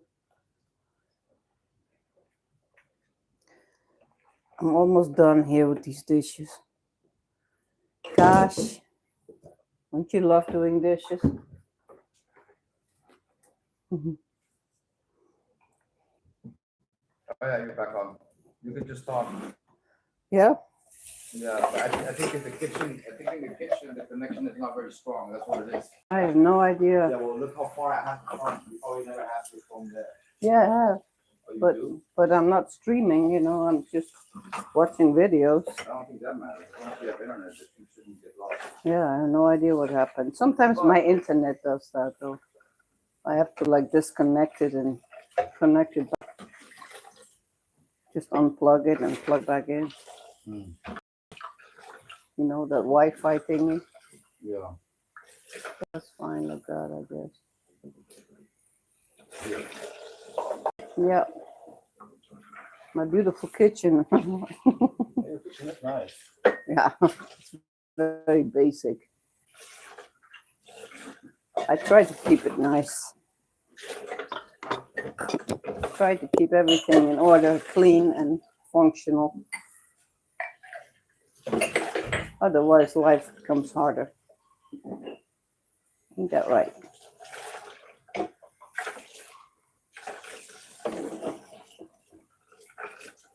I just cannot see anything. No more comments. No more comments. My bad. Things just don't go always as planned when you're doing dishes.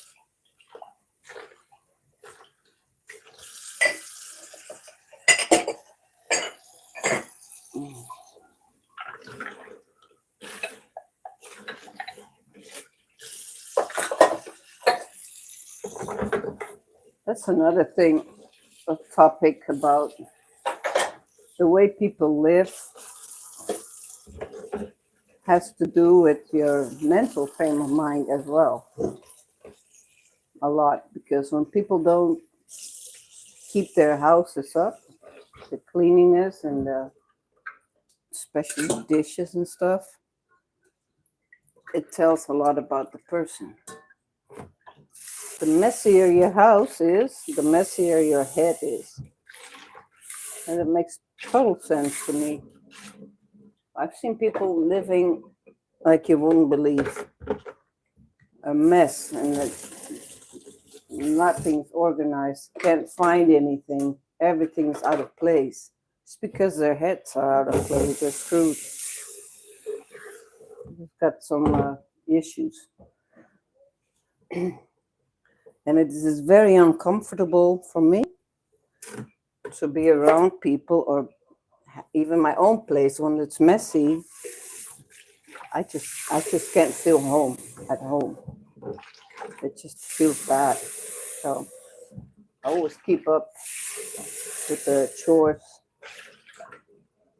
so that it won't get messy and getting on my nerves. But no, the truth is, when people are depressed, they tend to not care about anything in the house or about themselves, and that's when a lot of people get really messy with their stuff with the environment, everything. Mental.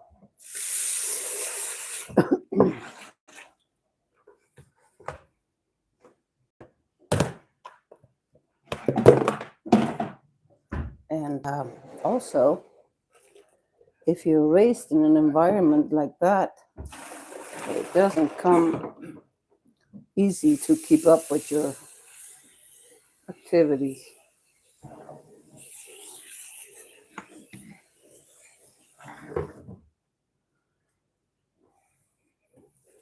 AJ, more cute and video live with series with your mom. Okay. You read that already? Yeah, I read Yeah, that, but yeah. that was a long time ago, right? My Unless dad the- and mom have a 10-year The what? age gap. Age gap. His mom and dad have a 10-year age gap. 10 year? Huh? Yeah, that probably the dad is 10 years older, I assume, most of the time. Oh. The dad is the one that's older, not always, but anything she needs to pack. Let's see.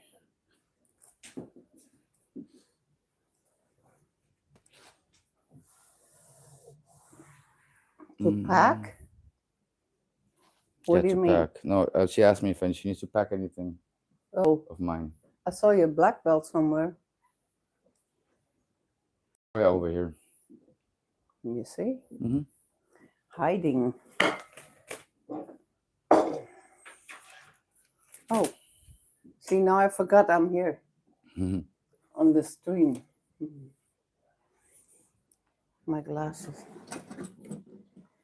Oh, watch out the carpet, the rug. Lift it, lift it, lift it. Damn it. Oh, where you come from? You need to lift it up more on that side. That doesn't work. All right. Yeah. I don't see any more comments, so No, you can just put the phone down and I'll be right there. okay. How was it for you to talk about this topic?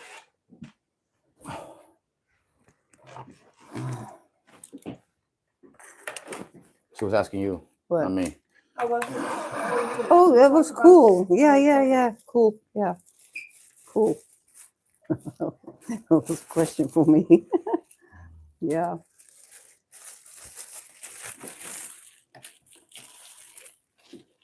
So did you rinse again? Ja. Huh? Yeah, I did. Je moet het meenemen. Oké. Ja, mee. En die pilletjes dan? Zijn die ook meenemen? Kunnen jullie zijn op de tafel, denk ik. Ja, paracetamol en die andere tramadol. Ja. I'm not supposed to swallow that, right? Nee. I told you to spit it out. I think I might have swallowed it a little bit. Dat geeft niks. Okay. Dat geeft niks. Moet je niet met koud water, dat doet zeer. Lauw water doen.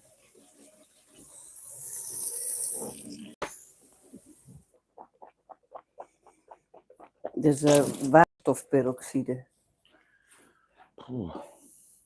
You want some boiled egg? Something? There's one egg here. I can take one egg with me, yeah. And there just in is, case. I haven't eaten anything yet. Yeah, that's right. But I'm really trying not to because of my mouth. Yeah, I know, but yeah. It needs a break, dude, from food. If you're not hungry, then. So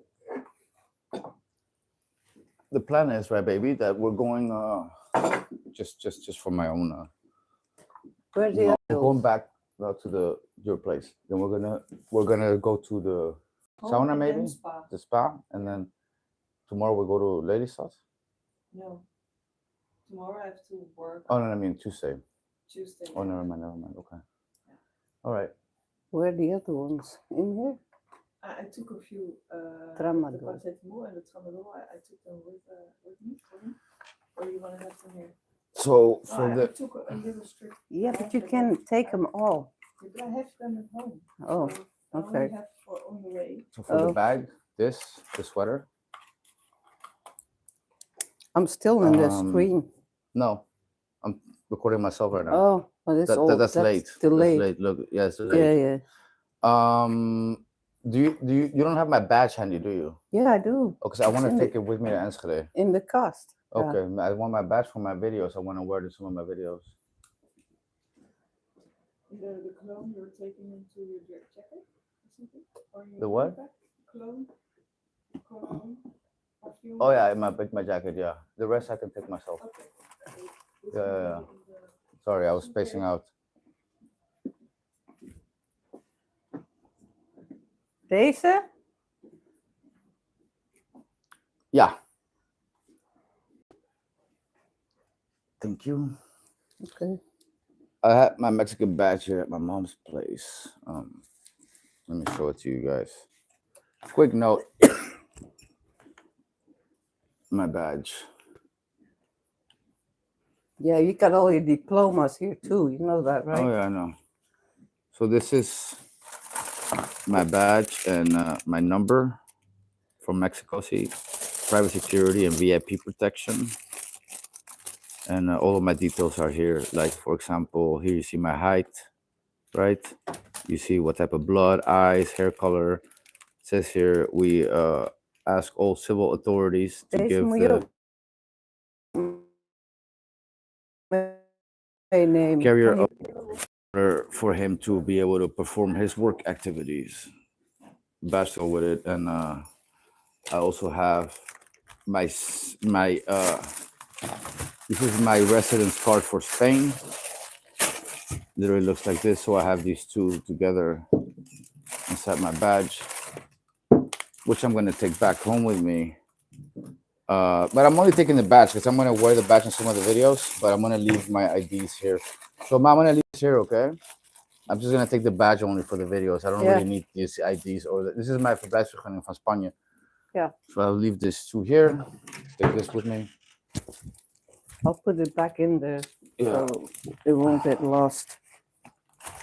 You will be warm enough in the car like that? You don't think I will? I don't know. Because if you load it with the jacket, you're not going to But you- burn. Perfect. Perfect. Okay. Dat moet ook So nog I'm gonna ergens. get ready to leave, guys. I'm gonna keep streaming in the Zakje. car. I don't know why this is connected. Wacht even, pak even een Albert Heijn zak of zo.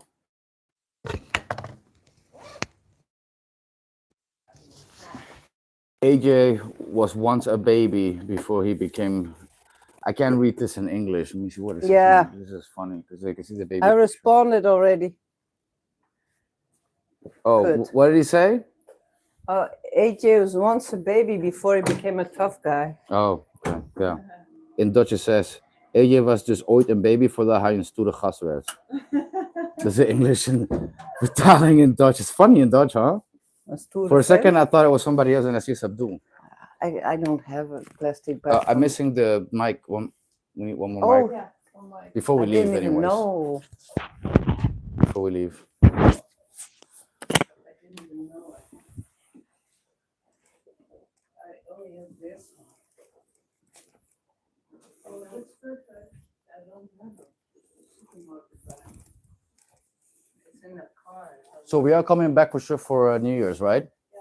And we're not going to Germany before we come here, right? For any other reason whatsoever. No plans to go to Germany before New Year's.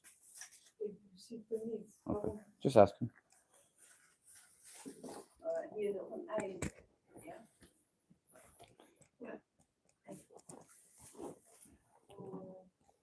Ma, I will be leaving this here this time. I'll pick it up after Yeah. New Year's. Okay. Yeah.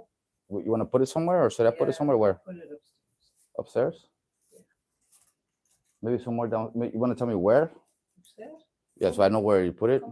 Maybe you should leave it down here somewhere. I don't see why upstairs. I know in the kast. Maybe yeah, you should put it Bij somewhere. yours. Yeah, maybe that's better. Yeah, it's in the closet to the right. Where? Up, all the way up and the right. Up here? Nee, Up here. yeah. That's where your stuff is. Put these two. I'll put these under this, okay? Yeah. All right. You should wear the bag, the Louis Vuitton bag. I am.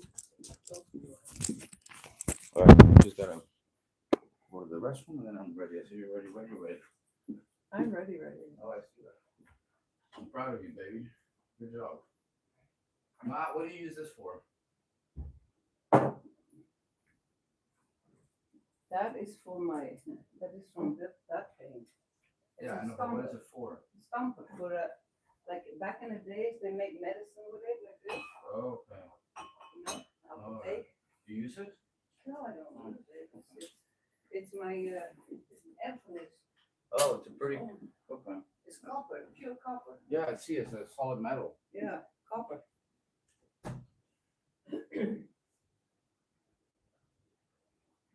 Another lighter in the chair.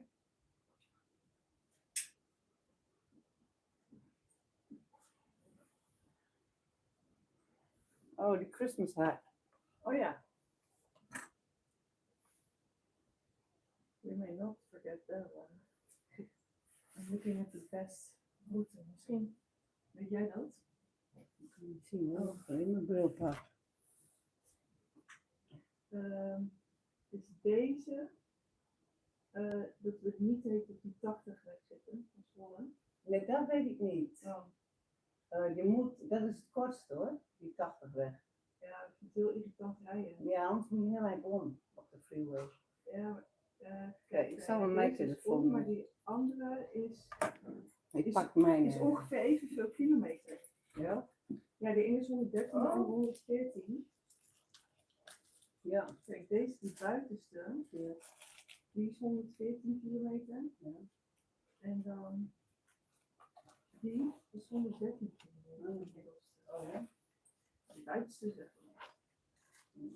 Ja, ik ben nooit ergens anders langs geweest. Nee. A question, AJ, when are you and Iris getting married? Oh. Conor McGregor is already married. Outdoor last. I don't know if you can hear me. I don't have Yeah. the mic. Well, we would first. I would have to buy a ring.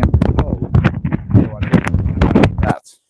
If I when I do that, I'll make sure I live stream it. Okay, so you don't miss a thing.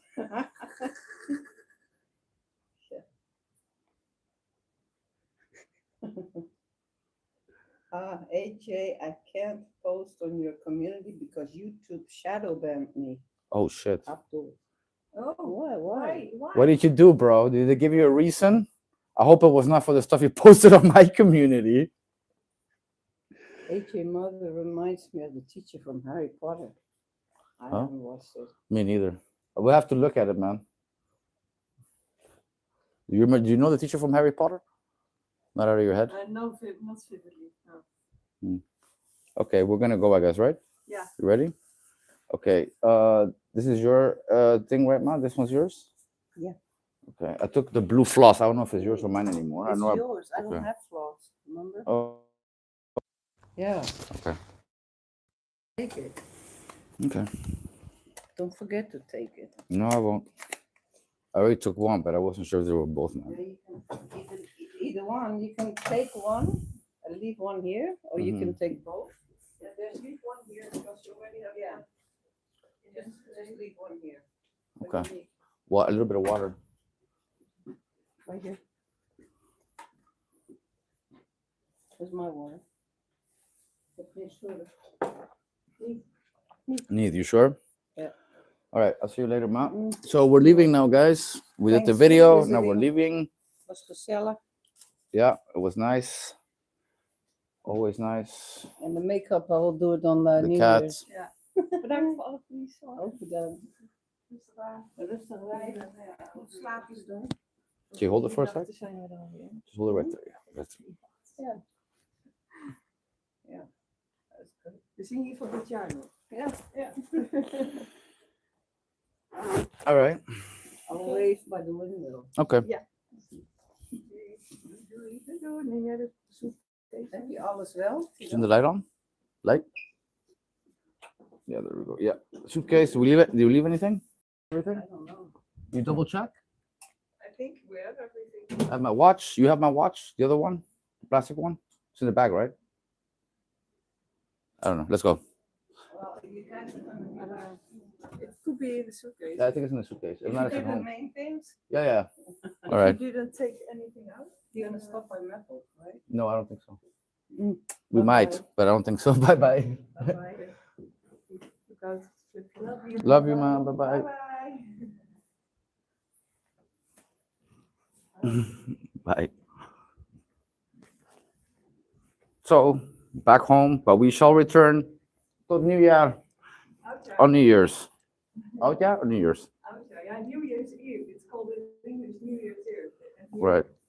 in the Netherlands, it's called Oudjaarsdag. Right. That is. Oh, what about my shoes? In the car. Oh, okay. I bought new shoes to match with this new outfit that I got as a gift from my girlfriend for Christmas. These Puma pants and a sweater to go with it, but I'm not wearing it now. So I bought these black shoes to go with it. They're really comfortable. They're like perfect kicking shoes. They're really light and really tight on my feet. Like I feel sorry if I kick somebody with these because it's almost like not having shoes on.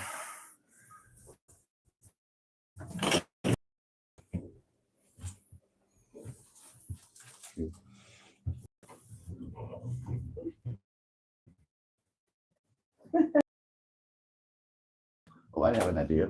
Here, record.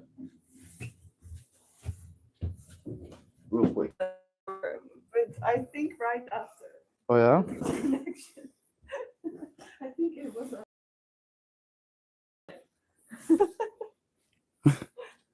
Oh, it's misty. Oh, really?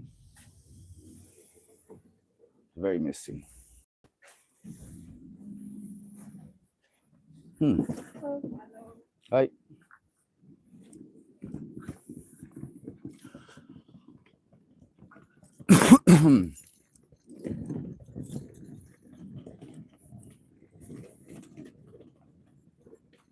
Bye bye. You guys can see. There's my mom over there waving us away. Boom.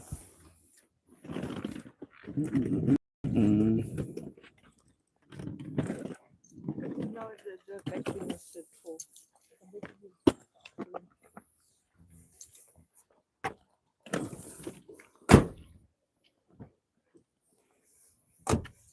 Wait a minute. Ja, ik ben al in overtreding. Nog steeds. After a year, nog steeds een overtreding. Thank you.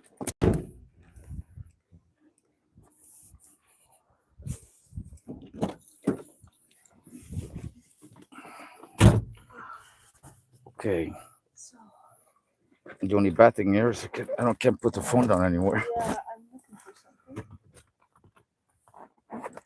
Oh, you are? Have it here. I don't know. Maybe.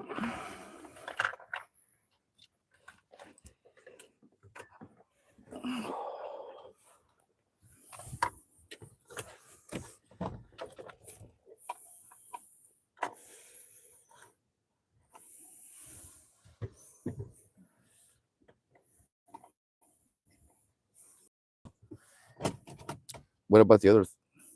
What? Oh, nothing. I'm just Yeah, there's. wondering what you're getting. What black thing? I'm looking for something. Ja, dat is wel duidelijk, ja. Oh, yeah. Oh yeah, nice. I lost it.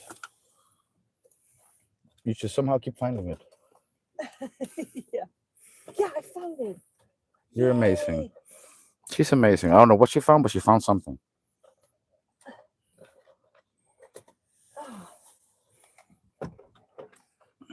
At least my mom could just look at the stream and wonder why we're taking so long to leave. We could put this on the back side and then you have Oh, it here. wow. That is amazing. That's amazing.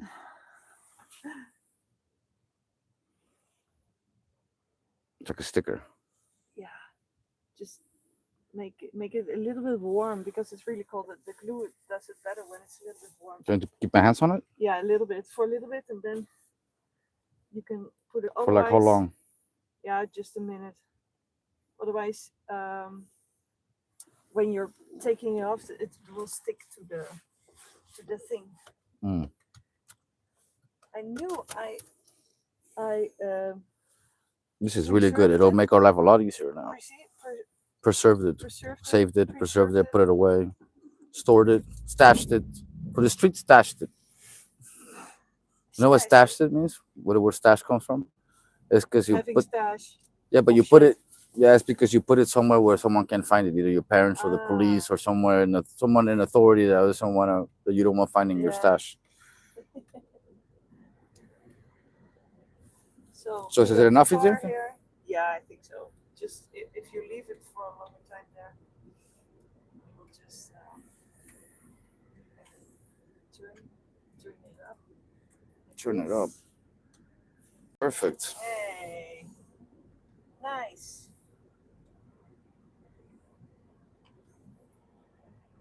Yeah, nice. Perfect.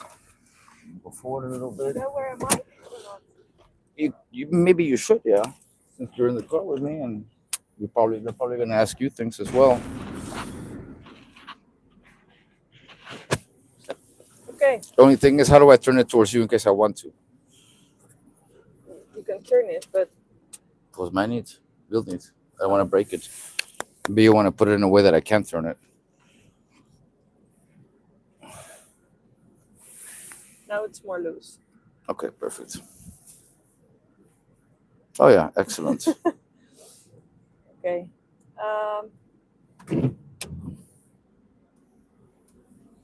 Is your mom still waiting? No, she has the door closed. She's probably looking for me at the window.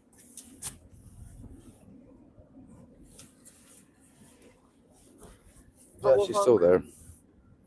Hold on, give me a sec.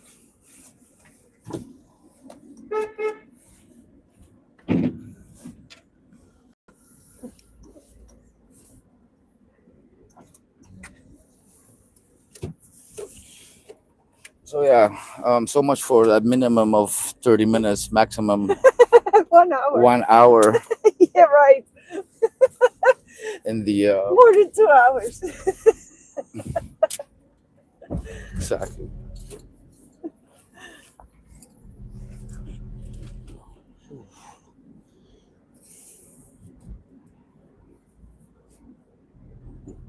So we actually thought the video that we did now with about if my dad was a NARCO-Pilot or not, I thought it would be like half an hour to an hour video, but you know, between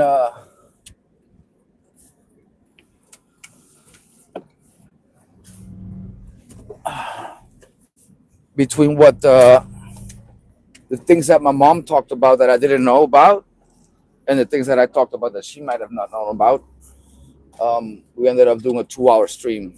Oh, I just thought about I have to think gas station Oh yeah, to the cheap one. Are we going the right way? Because now No, you're not going the right way, but you Oh. can be going the right way. I'll direct you. Okay.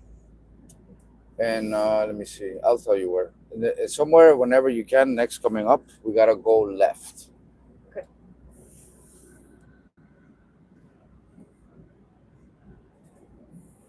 It is really misty, guys. Let me show you guys how misty it is. You can hardly see anything. See? Oh, to the right now. It's really heavy.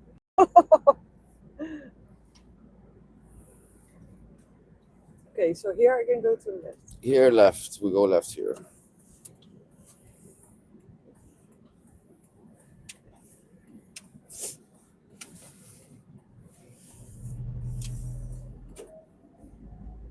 I really don't recognize anything now. Of course not, because you can't see anything, but you wouldn't recognize it even if you could see.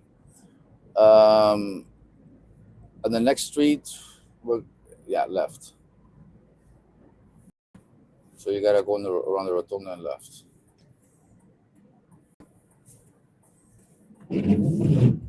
This is very typical in Holland. These glorietas, rotundas, roundabouts. They're everywhere.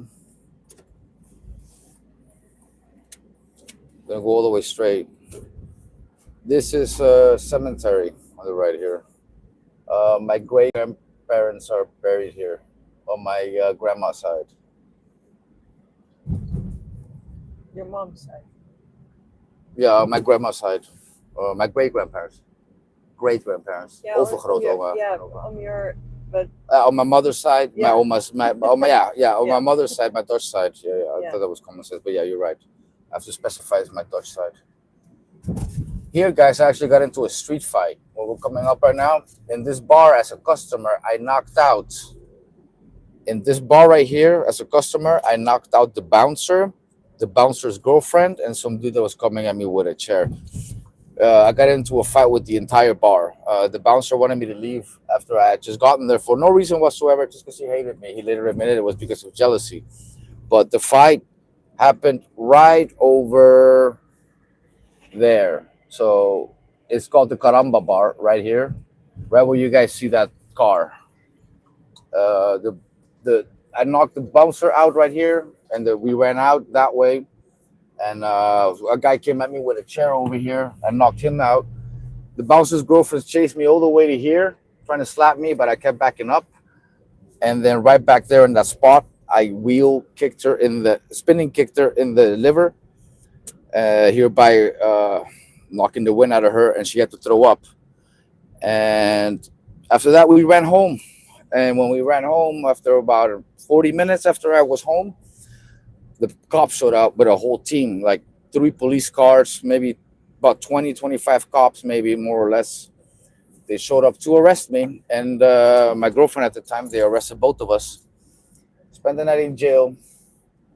And ultimately, I was cleared on self-defense for knocking out the bouncer, for knocking out the girlfriend, and for knocking out the guy with the chair.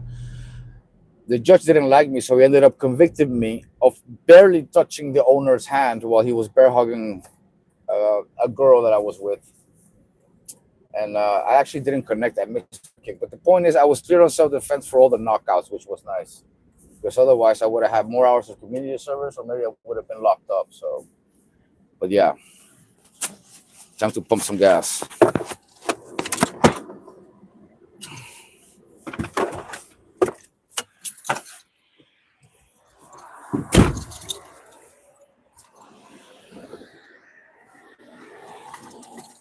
Despacito, mami, yo sé que te va a gustar. Despacito, mami, yo sé que te va a encantar. Yeah, get that out there.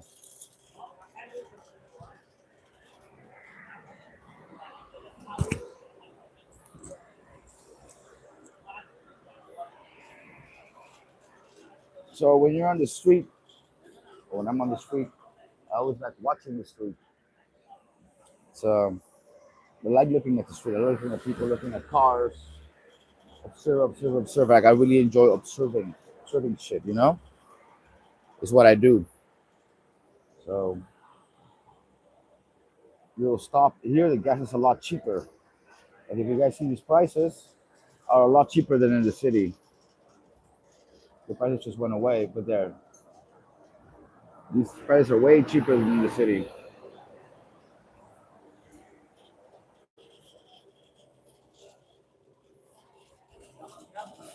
Mm.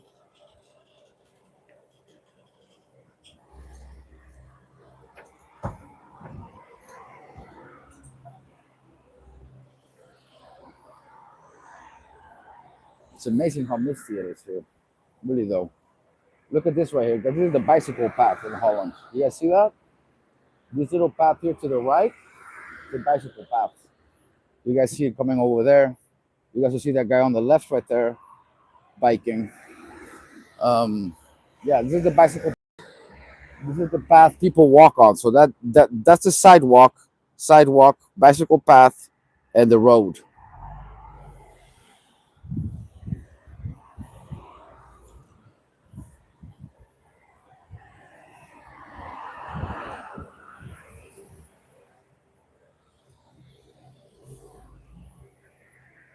So yeah, you have to try and make it an art in Holland when you record in public to not catch people on screen because it's not like America. You know how in America you can record what your eyes can see in public? That's not how it is in Holland. If people don't want to be recorded, you kind of can't record them by law. So or you can't send it on the internet. You can record it, but you can't send it online. So I try to avoid getting people on screen that don't want to be recorded. Um, I'm not always successful, especially if I'm live streaming. But yeah, the reason I'm saying that because there was a guy next to me here, and he's looking to make sure that I'm not getting him into the stream, which I'm not. But sometimes people really can exaggerate with this stuff.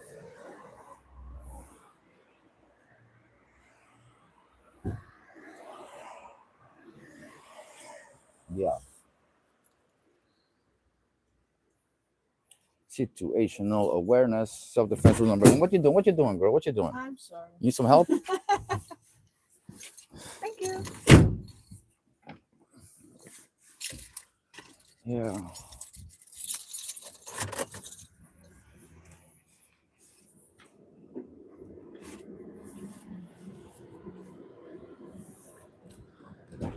You know what? I shall return, Scott. Weet het nu. Oh. Zit er een milkfles? Huh? Well, dat maakt niet uit. There's nobody here. Nobody here. Just chill here. Be right back.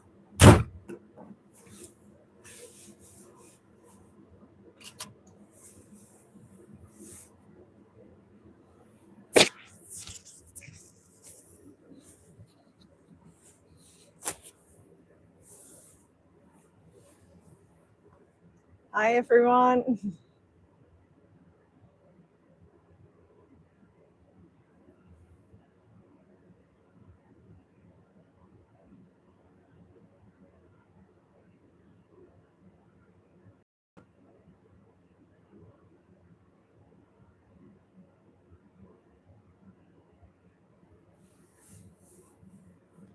We're going to go on our way back to Enschede. Will be a 1.5 hour drive. Yeah, 5:30 we will be in Enschede again. Well, to be exact, Glanenbrug. Hey, just a little break before we go. Otherwise, we have to stop really soon again. So.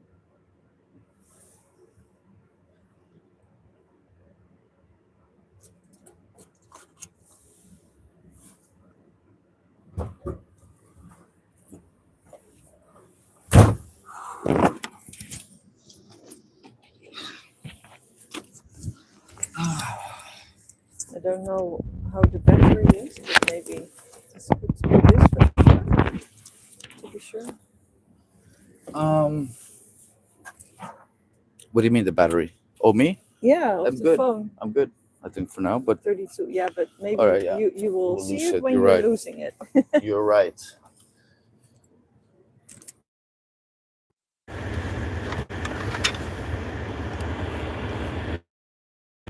I don't want to be in it. Yeah, well, sometimes. I got caught over there again. Oh, how? Yeah, well, the people in the car were They just saw. leaving the building, and they see me walk by. And funny enough, the woman went around the corner to look to see who was there, not the guy. Oh. Schrok me rot, zegt ze. Like, I see someone like walking by. But yeah, I had to pee, and she came up right when I'm still peeing. She's just standing there. She didn't see nothing because I was turned the other way, but still.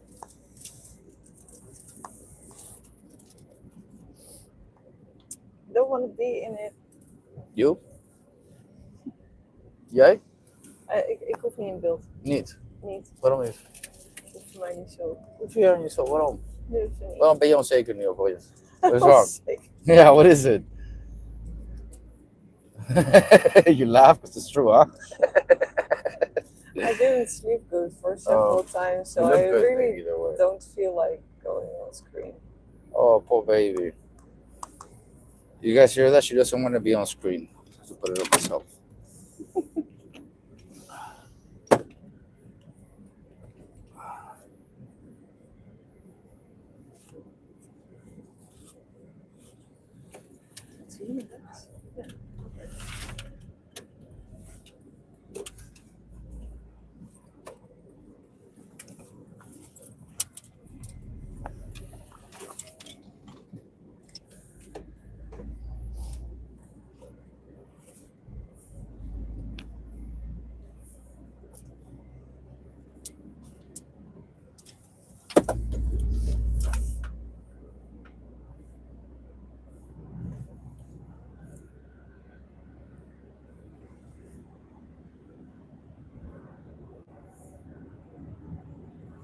I don't know why in the comments. Can I see your phone maybe?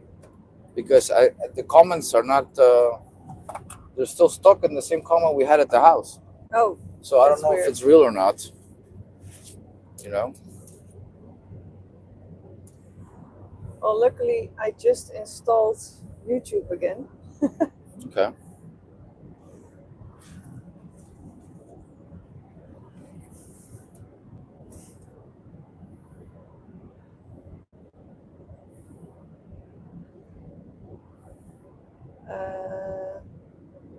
I'll be right.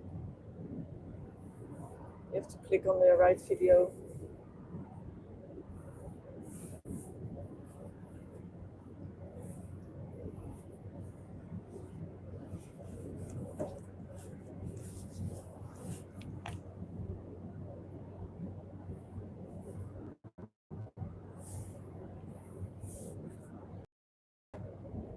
Oh yeah, we do have more comments. Let's see the comments.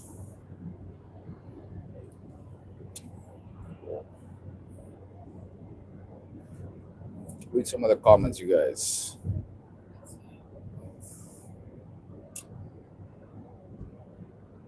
For some reason, I cannot see the comments on the phone that I'm recording with, so I've got to use my girlfriend's phone.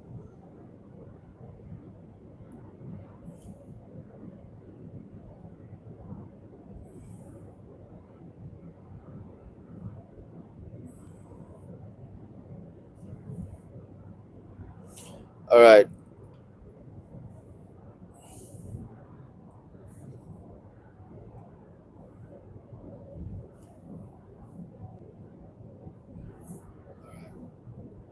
How do I go back? Um, so yes, the Mario Rios and Martin Rios video is coming soon.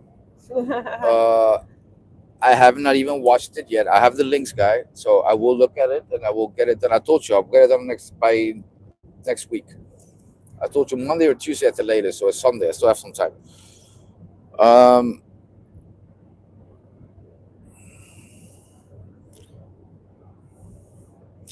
a lot happened in 2025. Jake Paul was unmasked, exposed. Andrew Tate was unmasked and exposed as somebody with a thin neck. That's how I'm getting in Dutch, anyways. You get it in Dutch again? Yeah. If I view it from my account. Yeah, but here's in Dutch. Oh. It is your account. No, this is by your account. Oh, you have to go to your own account. And let's do that instead. It's also better that I comment with your account than my own. Yeah.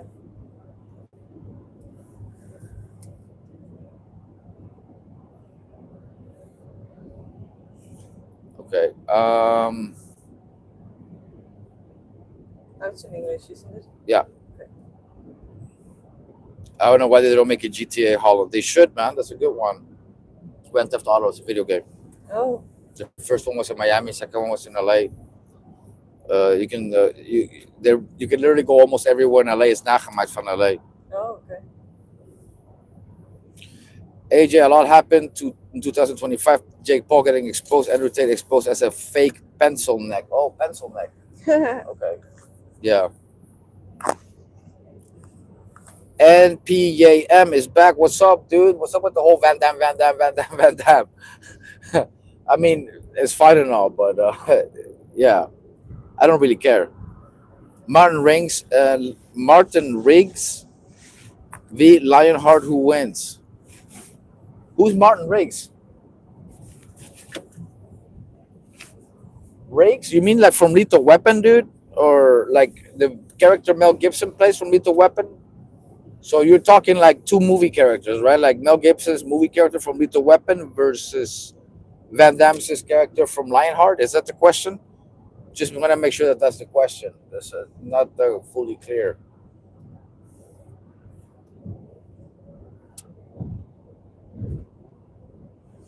Yes, boys, we're back on the road, man. It becomes a full-time job when you live in Holland. It's normal in Holland. A lot of people visit their relatives, right? It's normal that people move away from the city they grew up in, and then it's normal for families to spread out a little bit, but they tend to come together. So there's always somebody driving somewhere to spend some time with their family members. That's just what people do here. That's why you're better off living closer to your family members. They can spare you a lot of time driving. Well, it depends on how good you get along with your family, of course. Never mind. You know they have a saying in Mexico about small towns? No, Pueblo chico, infierno grande. Pueblo. Chico? A Kleine dorp, Pueblo little chico. village. Pueblo chico, infierno grande. Infierno. Hell. Ja. Small town, big hell. Oh, ja. Or small town equals big hell. There's truth to that saying, man. In a small town, everybody knows what you're doing. Everybody knows what everybody's up to. Everybody has rumors about everybody. It's like people don't have nothing better to do than talk shit about each other. Can you help me out of this jacket? Here. Can I help you out of this jacket? Yeah. How? Just take this. Yeah. Thank you. You may take the wheel? Yeah.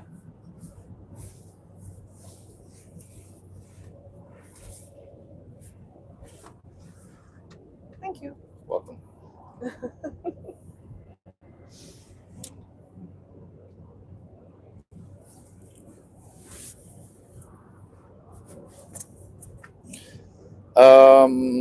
Abdul says AJ's mother thanks more stream with you in the future. For sure, there'll be more streams in the future, man. Abdul says he's gonna make a song in a tribute to AJ.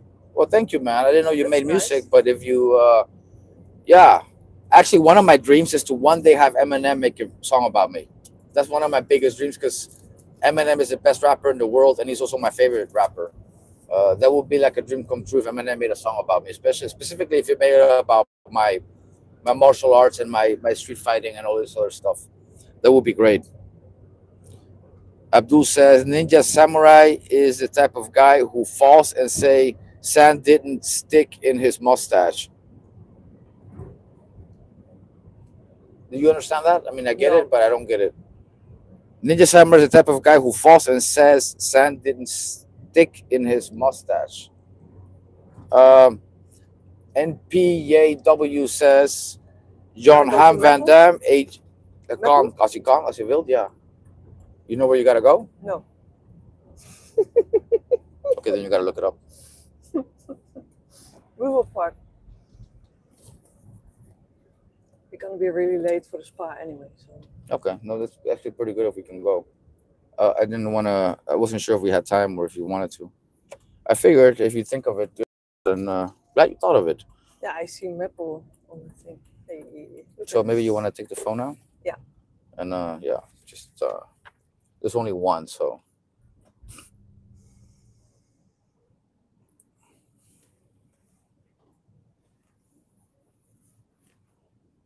So this is the city of Meppel, where we're stopping at right now.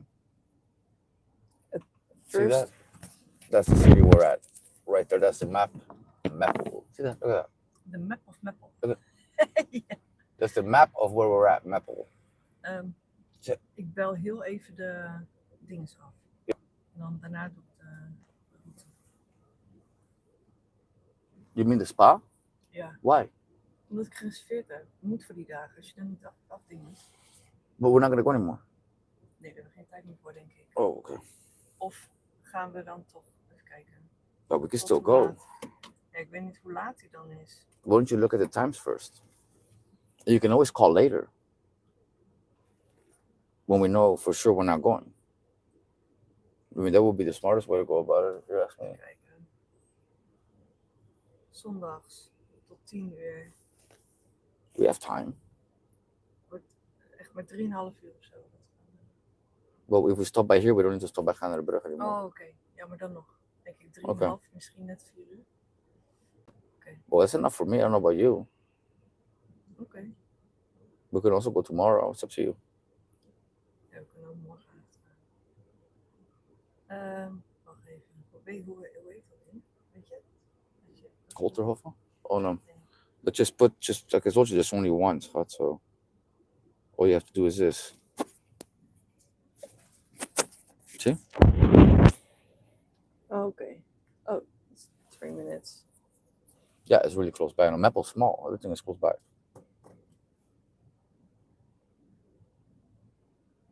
You need to Okay. put the phone here for this? No, Come on, eh? I get it on my watch. Okay. So you can go back to this one. Okay, cool.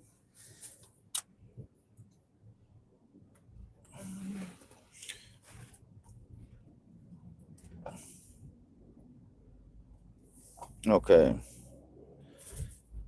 John Ham. Oh, he's making fun of me. John Ham Van Dam.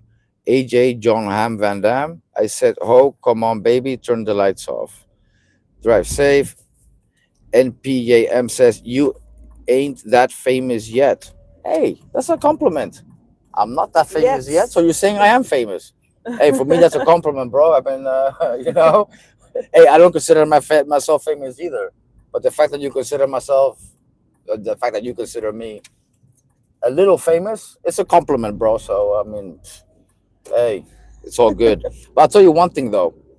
I am known and famous among famous people. What do I mean by that? Like Van Damme knows who I am. His son knows who I am. Schwarzenegger knows who I am. Sylvester Stallone himself knows who I am. Dolph Lundgren knows who I am. Mr. T knows who I am. Don the Dragon Wilson knows who I am. I've literally chatted with him. Miko Kisi knows who I am. I've chatted with him. Frank Dukes, but there's nothing to brag about. And yeah, I mean, famous people know me. Arnold Milchan knows me. I know Martin Lawrence and his brothers, and I know a lot of famous people. A lot of famous people know me. Also in Mexico, Luis Miguel. I know Luis Miguel. I know, damn, dude. I mean, like, list goes on. I'm not gonna say all the famous people I've met and known in my life, including drug lords, but yeah, I'm not that famous yet. But you know, funny you say yet. It's like I'm gonna get more famous. I don't know how you know that. Maybe you predicting the future or something. There's some prediction in what you're saying. Um, Come on, baby, turn the lights off. What lights? What lights? Wait a minute.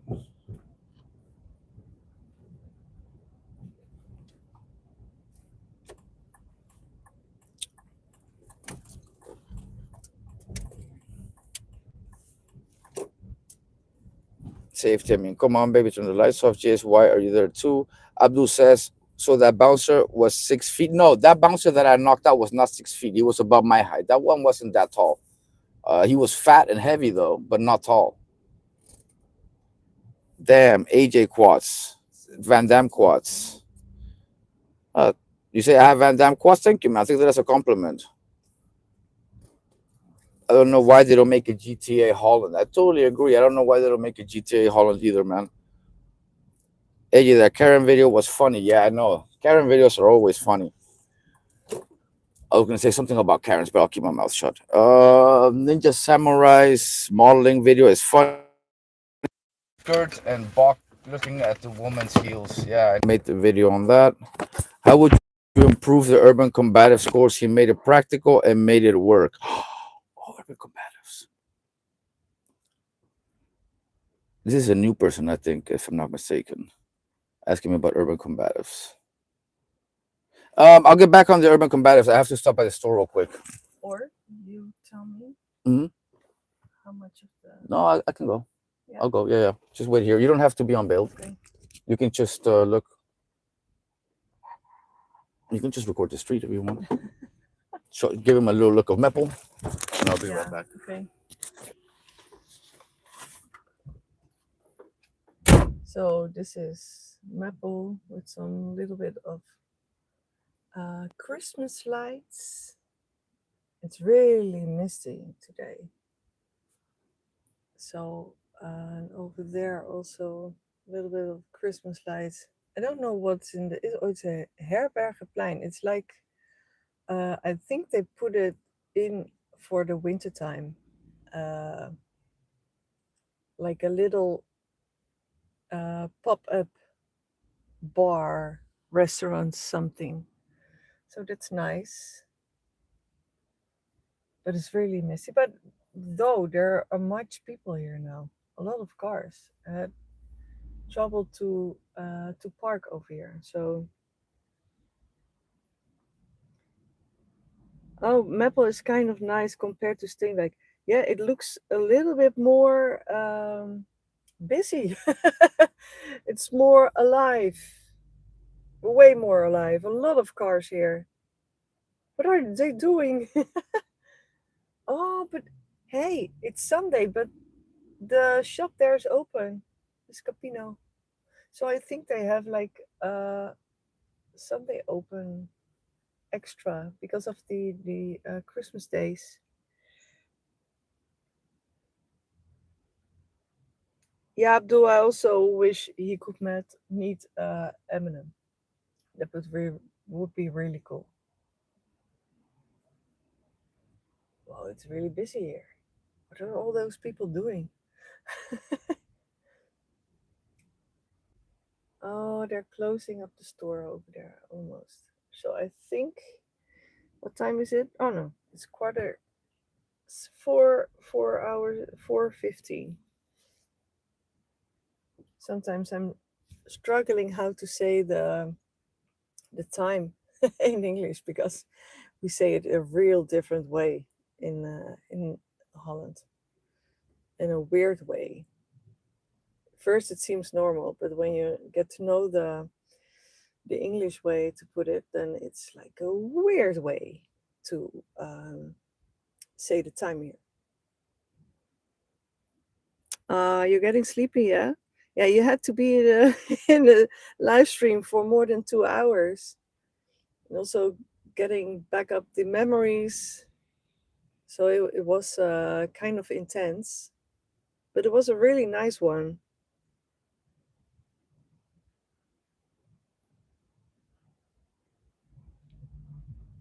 Got up early, yeah. Yeah, then also it's maybe nap time.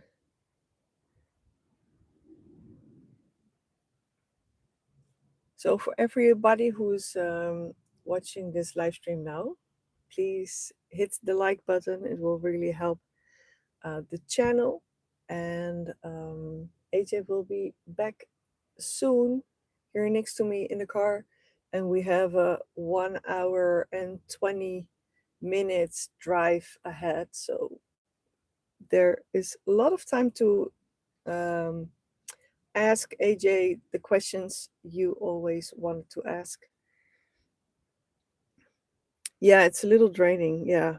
The live stream.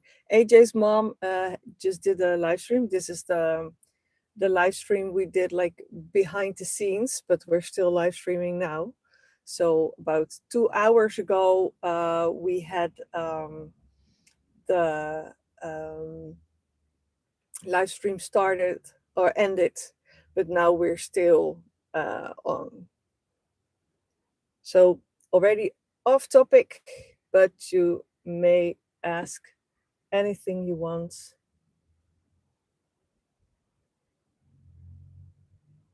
There's something going on there in the back. Just saw the police car running by. That's why I turned away the camera, because I didn't want to have something going on because I was filming. But there in the back you see the flashlights. So yeah, I don't know what's going on over there.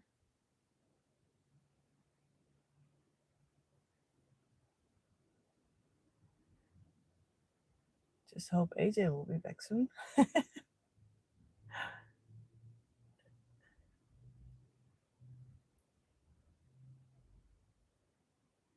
Oh, I think yeah, I just saw him walking next to the car, the police car. So he's not involved. Yay! Yeah, there he comes. You see, the yellow jacket can't miss it.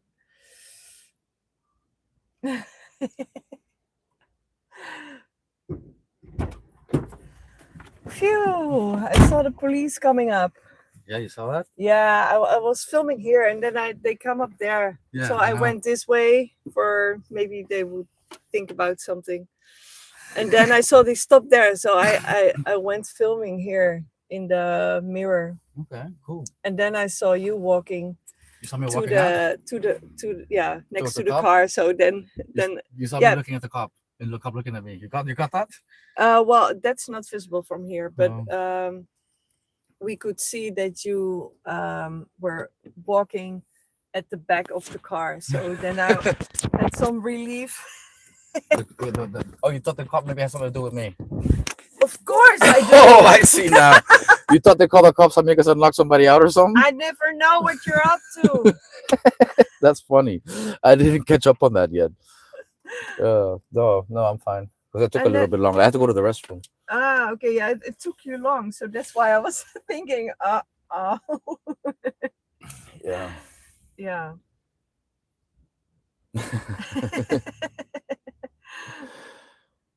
Phew. But it came with sirens and all? No, Oh. they started with They're towing a car. That's what they're doing. They're towing a car that's parked wrong. Oh, okay. But the cop did look at me though when I came out. Hmm. He looked at me. I looked at him. I looked at me. I'm like, yeah. Yeah. That's about it though. There's only one of them, so lone wolf by himself. There's a lack of police in the Netherlands. Nobody wants to be a cop in this country. It's like they need like 17,000 cops here because nobody wants to be a cop. They're literally making kids with criminal records cops. They're trying to like recruit kids. Some kids get a choice of jail or police academy type thing. At least that's what I've heard. Okay. So to figure out the route back. I already did. Okay, good job. So here you are for the comments. Checking our record with the stream. This is the first time that we've streamed for over 2 hours. Exactly 4 hours and 20 minutes and 29 seconds. 420.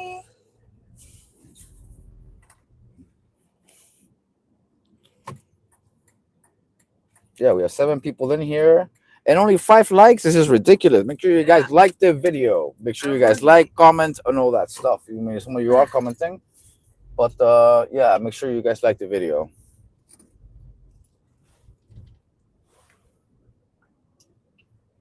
I cannot turn here, so Hmm. we'll make another route again. I think. Oh, if you're getting sleepy, then moet je naar bed gaan. If you're getting sleepy, you gotta go to bed. It's a little draining. What is a little Yeah, draining? we talked about that. Oh, the whole talk. The live stream with also like getting back memories, and it was quite intense. For my mom. Yeah, I so bet. that can also be a little bit. That's why she reacted. It was a little bit draining. Yeah, I understand. I understand. Yes, Charlie. Oh, but this time I really meant it. This time I really meant it. This time I really, really meant it, though. It's hilarious. So funny. Get you guys some of the road here again. Yeah. Holland, the land of Missed. mist and bicycles. You guys see these lanes on the side? Lanes on the side, on each side. They're bicycle lanes.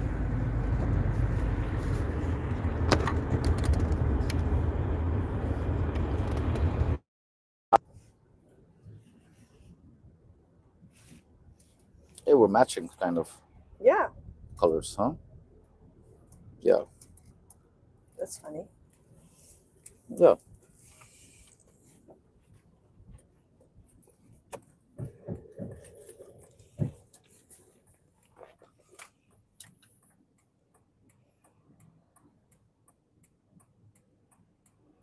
Did you notice that when way earlier, Randy was also for a while in the live stream?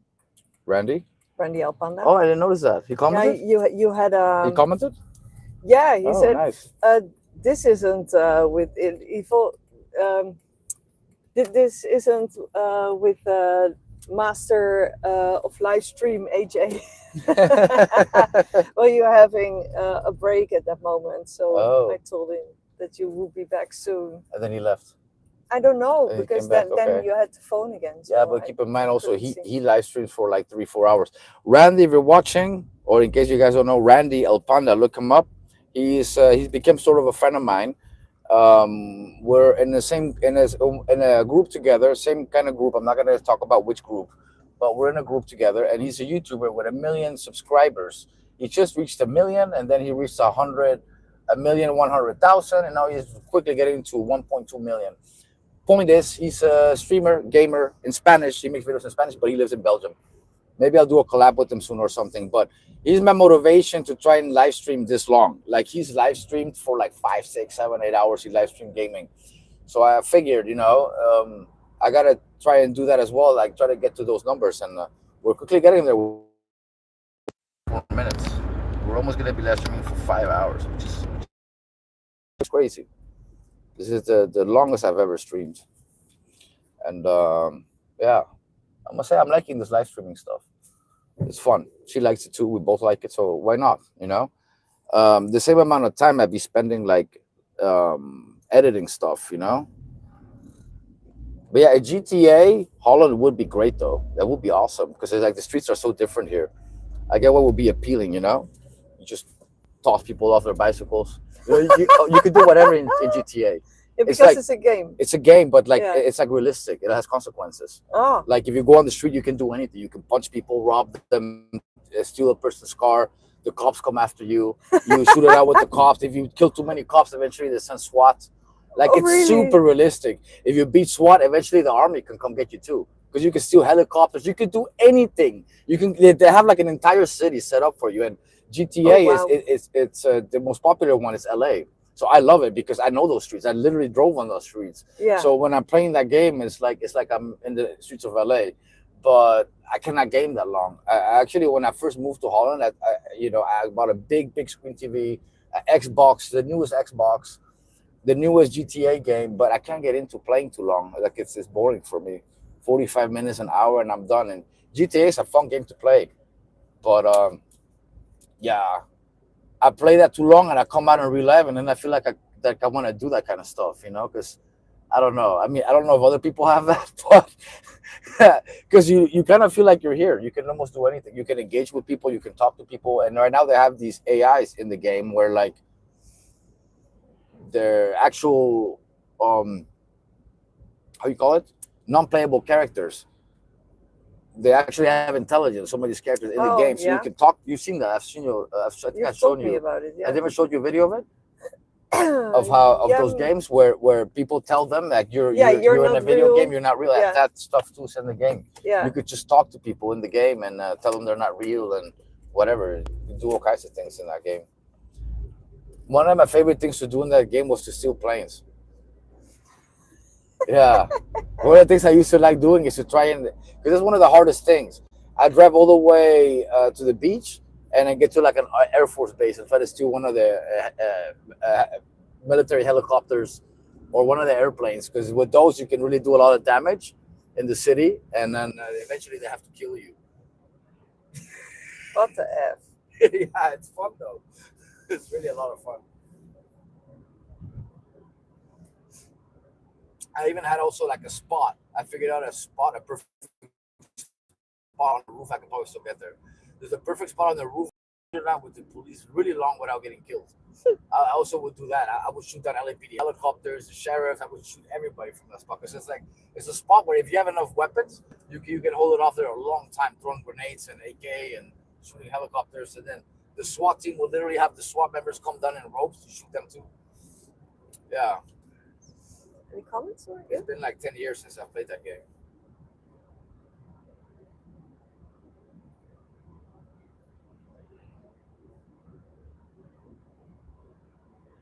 AJ walk like Jack Sparrow. Do I? I don't know. I guess that was when you were filming back there in Meppel. Okay, I gotta answer some comments. You're right. AJ, Andrew thinks his Coke speech is funny. I have to react to it. I want to watch it live, or I want to record myself watching that Coke speech together with her, and the fight too. So we'll watch the pre-interviews for the fight. We'll watch the fight, and we'll watch the speech after that. I can't wait to see it. To be honest, you guys keep telling me it's funny. I really cannot wait to see it.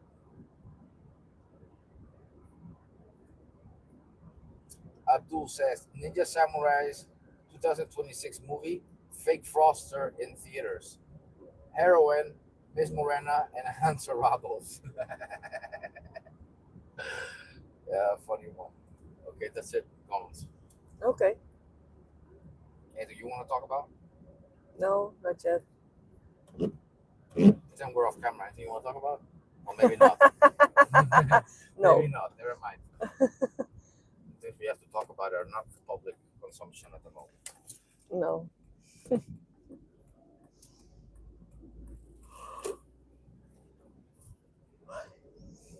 I got 3 of those gummies. Oh, nice. 7, 16, 21 euros. Yeah.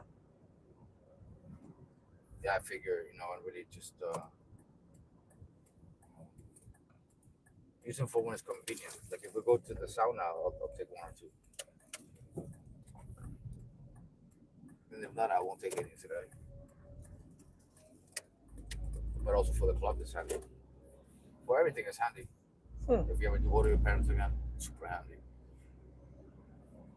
What?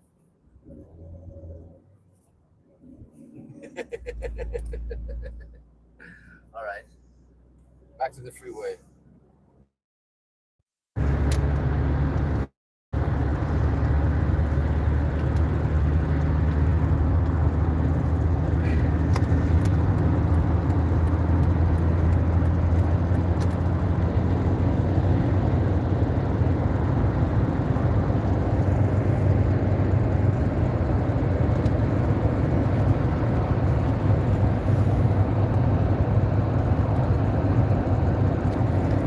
Still frozen? No. Oh. Oh yeah, here they are. Yeah.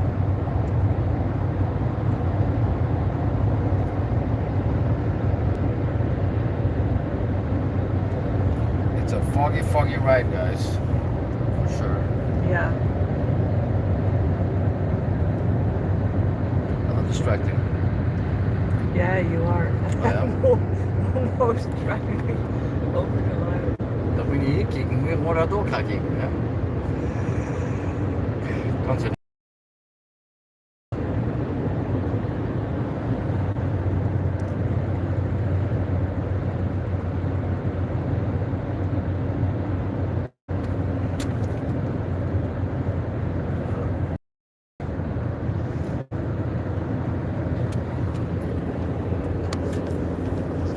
Zero degrees outside.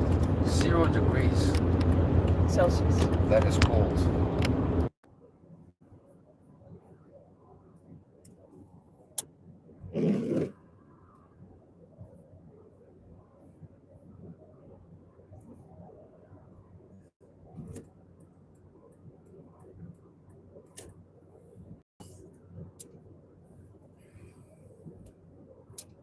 Oh yeah. Did I candy it up? I was thinking, I put all the chocolates in a suitcase, but I had one here. Woohoo! Are those chocolates too? Don't do it because of your teeth. Yeah. Yeah. Oh yeah, I smell it. Oh, with a weird coating on the outside. Yeah. Oh. Okay.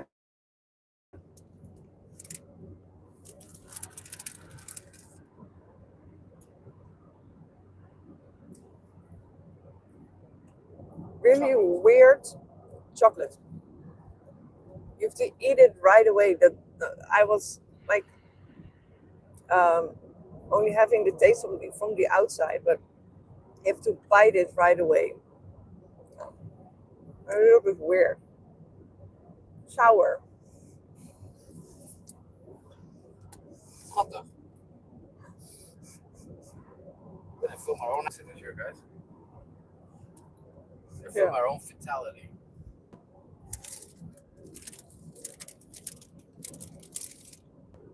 Just not today.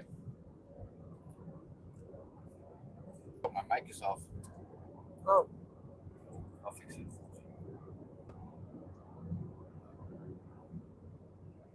It's back on. It's back on. Maybe you should check in the batteries. Just turns off for no reason sometimes, huh?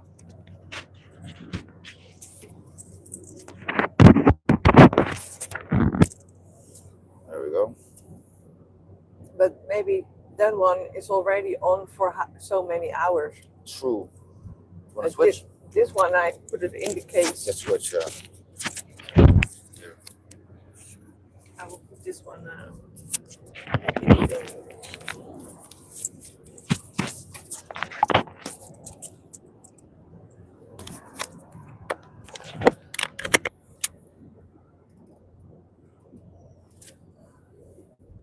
Hear the fireworks Yeah. somewhere.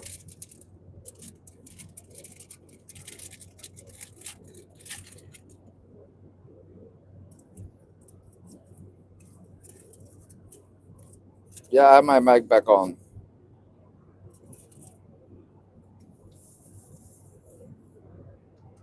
AJ, you can also have multiple girlfriends in GTA.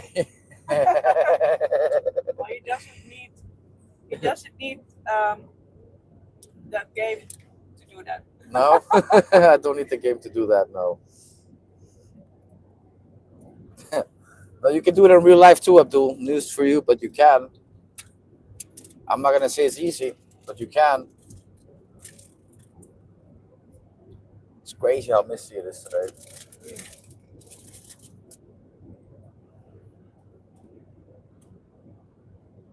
I'm curious if it will be misty for 1.5 hours. Yeah. That distance.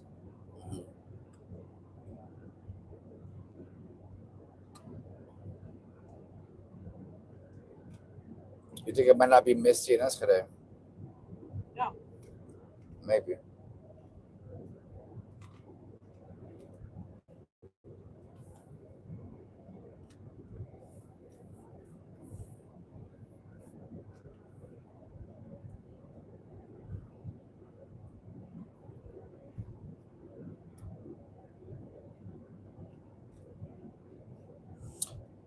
Abdul says, AJ, I wish you meet Eminem in real life. Hey, I want to meet Eminem in real life too. Eminem, if you're watching this, we got to work together, bro. I'm the best martial artist. You're the best rapper. It's meant to be, man. Think about it. Just say it. Meant to be. Imagine the cocky shit he could come up with in a song if he's making a song about me. Just the way he raps, the way he puts things together. It's yeah, it's beyond genius how good he is. I don't think anyone is near his level with rapping abilities. Really though. You never seen 8 Mile, huh? With Eminem movie. I think so. Oh, you have seen it? I think so. I don't know.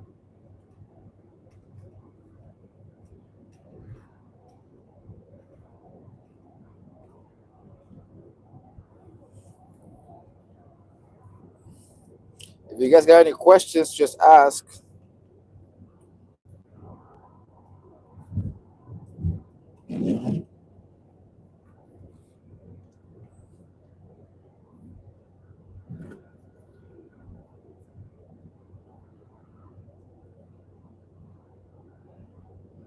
I'm streaming now for 4 hours and 37 minutes.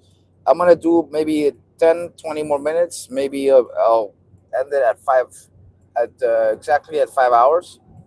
So if you guys have any questions, just ask. We could switch topics. The topic of this video obviously was behind the scenes of a video that I am going to be putting out after we're done editing it.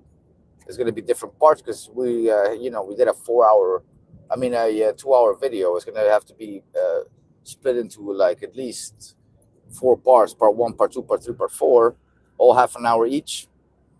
And yeah.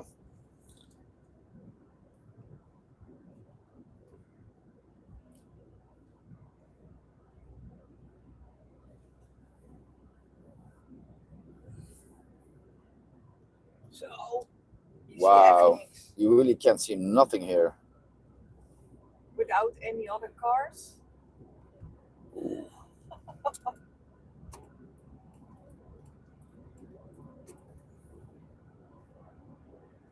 I don't even know how to put on the lights for when it's missed. You just put your highlights on, the highest ones. No, that mag niet. Oh, nee? Nee. Volgens mij wel. Sommige gevallen. Nee? I found it. This one is only the back, I think. This one is back and front. What's his speed limit here? Let's see. 100 because it's a green line. Yeah, but maybe you should go. Okay. I was checking the lamps, lights.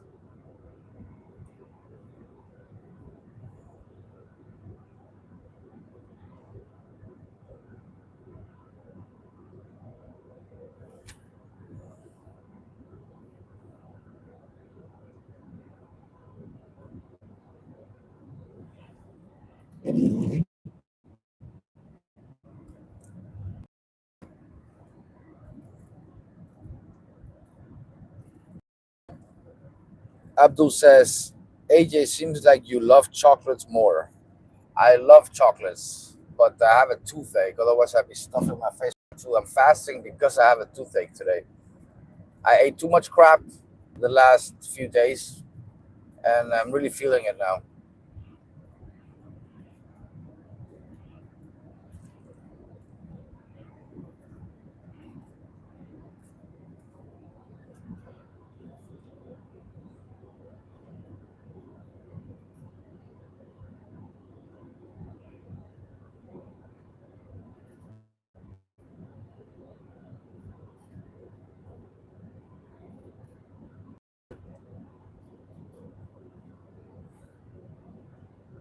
Yeah, the stream, the quality of the stream is now like dropping a little bit. I think it might be because of the weather a little bit. I don't know. Do we have a storm coming or something? No, it could be that this is a part of where the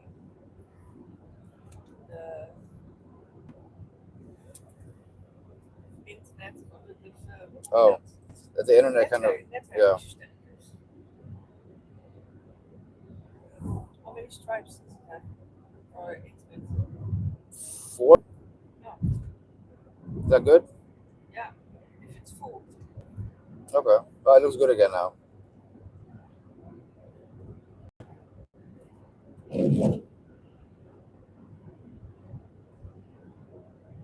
Abdul says, yeah, man, you got to have the mind, muscle, and money. AJ, new Marvel movies suck. Yeah, I guess so. I never really liked Marvel movies or superhero movies. The only one I can get into is the Hulk. Um, and I only like the one with Edward Norton. I don't like any of the other Hulk movies that came out, other than Bill Bixby, of course, from the '80s. But yeah,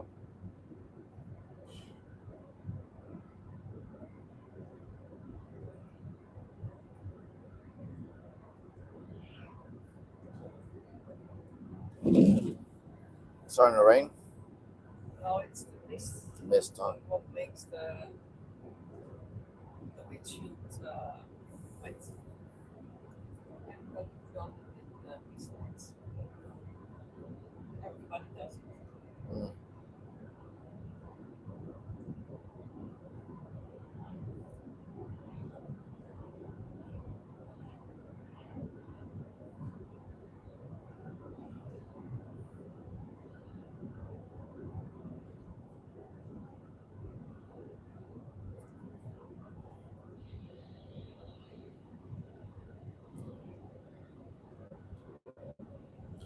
Abdul says Eminem puts his full effort to his raps, but not just the effort. It goes beyond effort. Eminem is just the best. He's the best of the best. Like he's better than Tupac when it comes to rapping. Um, Tupac is right up there too, but Eminem is just better than Tupac. I mean, prove me wrong, correct me if I'm wrong, but in my opinion,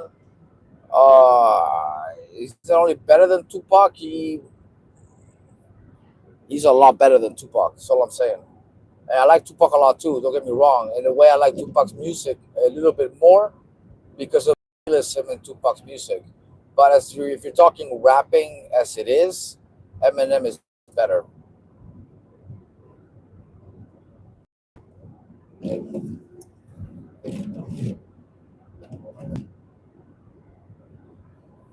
Who do you think is better, Abdul, Eminem or Tupac? Who is better? You tell me. What do you think?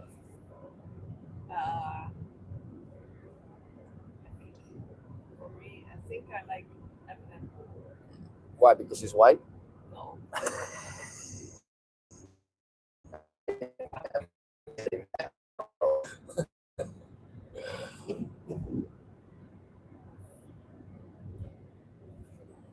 Because he'll be like, yeah, I gotta support my white people. You know what I'm saying?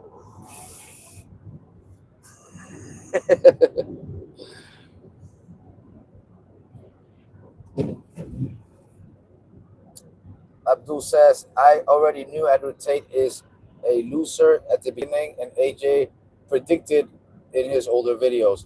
It's true, I did predict that Andrew Tate, I predicted a lot of stuff about Andrew Tate. That he would get arrested, that if he fought, he'd probably lose. I did say a lot of these things, and they're all coming true now. But yeah, I forget some of the stuff I predict sometimes, guys. I actually really forgot about that. Abdul is really the one. He Yeah. remembers everything. He's crazy. He Yeah. remembers more than I do, and I'm the one making these videos. But you gotta keep in mind, I've made 2,200 videos, so he probably remembers a lot of the stuff I've made the last year or two. I've been on there 5-6 years, so for me, it's like it's so much I've done already. Labrador 1000 says, "Hi AJ, what are your 5 favorite films?" One of my favorite is Stanley Kubrick's The Shining. I don't think I've seen that one, Labrador, but I get this question a lot. 5 favorite films: Enter the Dragon, Fist of Fury, Scarface, Judge Dredd, and Fight Club. By Judge Dredd, I mean the new Judge Dredd, not the old one, not the one with Stallone, the new one, the one with the guy that plays Johnny Cage, that one. I can't remember. I heard you say that one. Judge Dredd? Yeah. Yeah, I did. Oh. Yeah. Yeah, I can't remember it previous. Yeah, I did say it. It's just that I put it like this. I said Fight Club. No, I said, how did I say? Fist of Fury. Fist of Fury, Fight Club, Enter the Dragon, Judge Dredd, and Scarface. Judge Dredd is a movie that I told you about. It's a comic. I don't know really into comics, but this comic I like in particular because it's like it's in the future, where it's like the USA is riddled with crime, and there's mega cities. Like there's no states; it's just like big ass mega cities, and there is no same time. So Oh, yeah, so the police are judges. They're called judges, not cops. Yeah. And they do Shot at the everything. moment. Yeah, they sentence you at the moment they arrest you. So if they think that you deserve the death penalty, they kill you on the spot, or they arrest you, depending on what you did. But the death penalty is given for many things in that universe. Like the cops can kill you for very little things. It's very futuristic. The character is always wearing a helmet, so you never see his face. Judge Dredd, you're never supposed to see his face. In the comics, you never see his face. Then it comes Stallone makes a movie about Judge Dredd in the 90s where they do show his face, which is stupid. And then the new one is a lot more like the comic. I really like that movie a lot. I've watched it many times. These are all movies I've watched and rewatched and can watch over and over again. Yeah, those are my top 5. 2 Bruce Lee movies, 1 Brad Pitt movie. I don't know the name of the actor that plays Judge Dredd because I'm not a fan of the actor. I'm just a fan of the movie. And yeah, those are my 5 top favorite movies.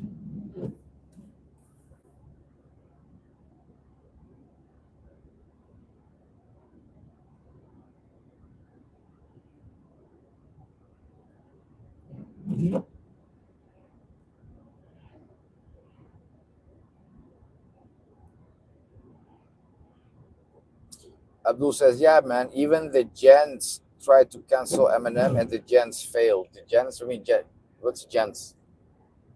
Genz. Ganz. Gents.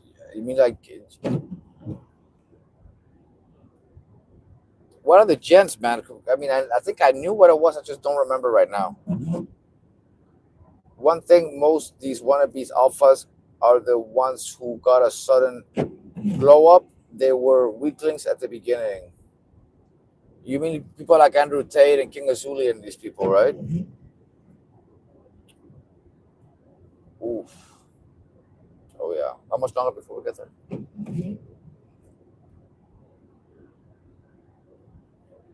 1740.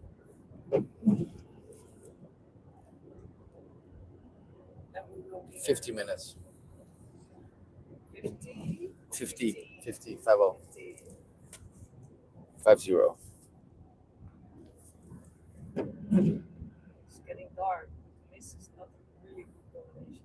No, it's not. You're not going to be able to see nothing later.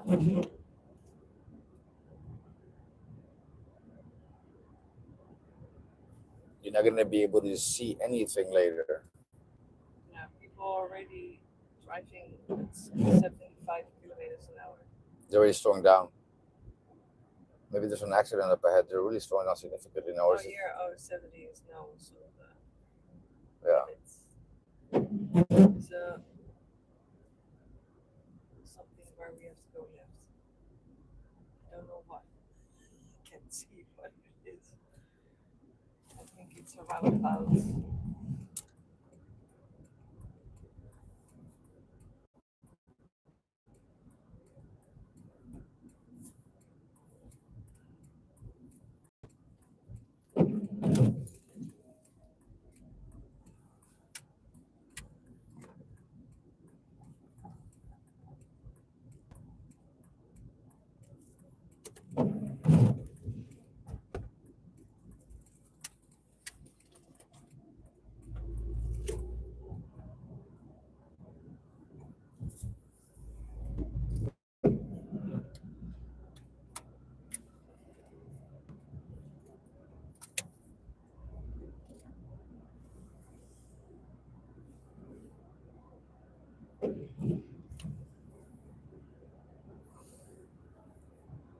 It's getting dark.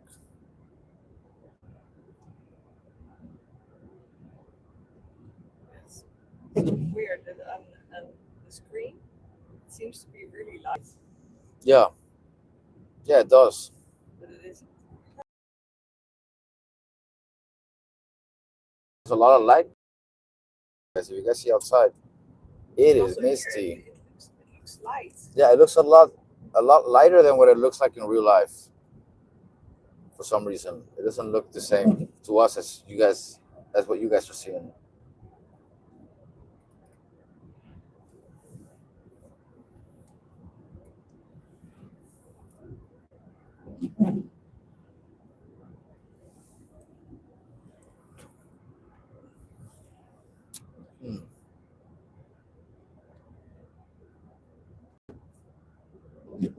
Yeah, so once we get to the house, we might do a sauna session, but we may not, depending on when we get there. There's a sauna close to the apartment, and yeah, we might go there. I really feel like I need it. Yeah, I also really want to go. So does she. But we know a really long time making this video, and what you say? Short what? Short visit. Yeah, short We visit. would go from 4 to 10, and now it will be like 7 to 10 or something, or 6:30 to 10. It's still nice if you're the whole time in the sauna. If you're consistently going in and out of sauna, then that's enough time. Yeah, but I planned on also doing some sleep there, but now Some I'm sleep. not anymore. Yeah. But you can sleep there easy. Yeah. Well, how come there you do nap? Daytime. There, because there it's different and it's warm. There is different and it's warm. Yeah, already I'm getting like whole like fuzzy, dreamy from the saunas. I have not anything else on my mind I can do because I'm there, so I cannot do all the Interesting. distractions. You should go there more often. It's good for you. Yeah, I don't know if they can hear me because I have the other one. Probably. They probably can. Okay. Because earlier they said. Yeah, but we also thought we couldn't hear your mom. Yeah, but because someone said your mic was out. Oh, that was earlier though. Yeah, but mine was on, so they should have heard you then. Oh, I see what you mean. Maybe it's already charged and on. Abdul says, because I am your little brother, I remember it because when I work out or watch video or study, I am middle bencher. I don't like the jocks or nerds. Me neither, man. Likewise. Abdul says, the Michael J. White belt fans are not his real fans. Those are imitated by him with Dunning-Kruger effect. but AJ is not like that. No, I'm not. Thank you very much. Appreciate it. Where does Abdul live? Where do you live, Abdul? From some people we know, but I don't know from him.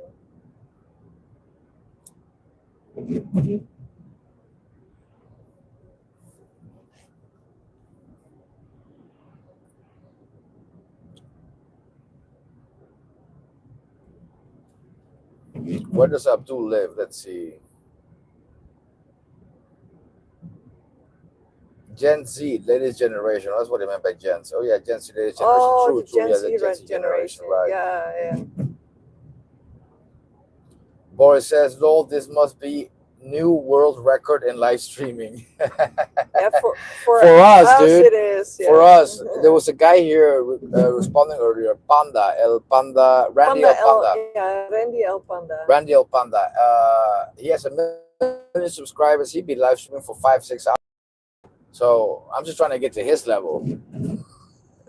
We're trying to reach El Panda levels here.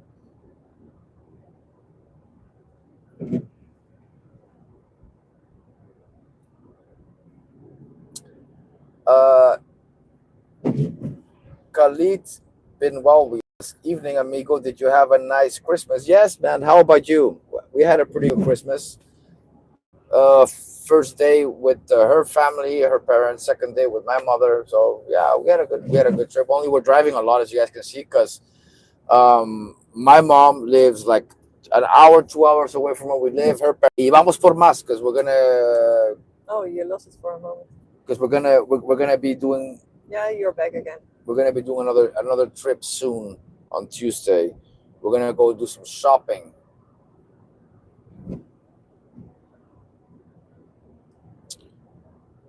Did Abdul already Abdul mention where he says, lives?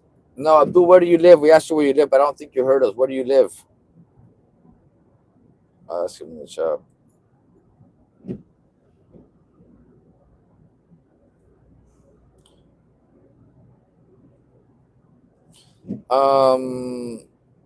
In the video where AJ said either you are born a winner or a loser. Yeah, I did say that, I guess. You remember which video that was? I do remember saying that, but I forget which videos I say this stuff I say that you tell me I said. Really, I forget. It's amazing.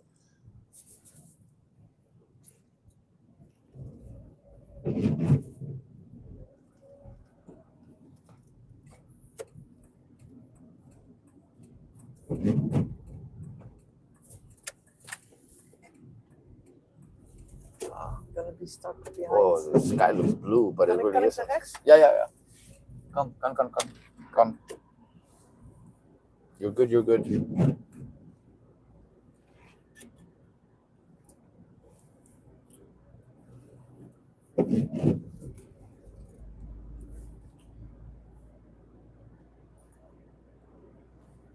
I'm gonna switch glasses now, you guys. Let's see. Did you take your other glasses? I You forgot want my to go? sunglasses again. Unbelievable. Take these off because Well, it's starting to hurt me a little bit. It's starting to hurt my eyes. in 3 days we will be there again. In 3 days, we will be there again. Yes, you're right. We shall return.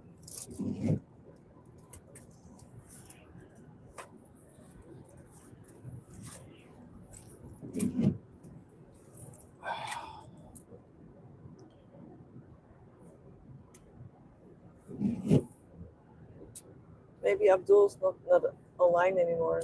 Oh, I think he is. How is Spanish spoken in Mexico different from Spanish from Spain? Okay, let me think of an example. It's like comparing British English to American English. It's pretty much the same, but different.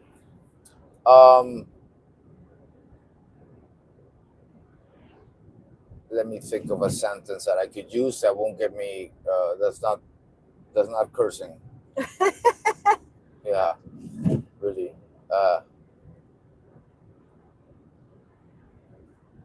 Um,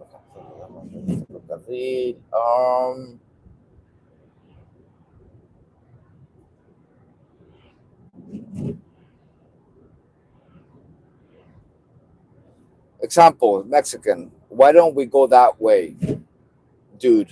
right? ¿Por qué no vamos para allá, güey? ¿Por qué no vamos para allá, güey? Okay, and then in Spanish from Spain, ¿por qué no vamos para allá, hombre?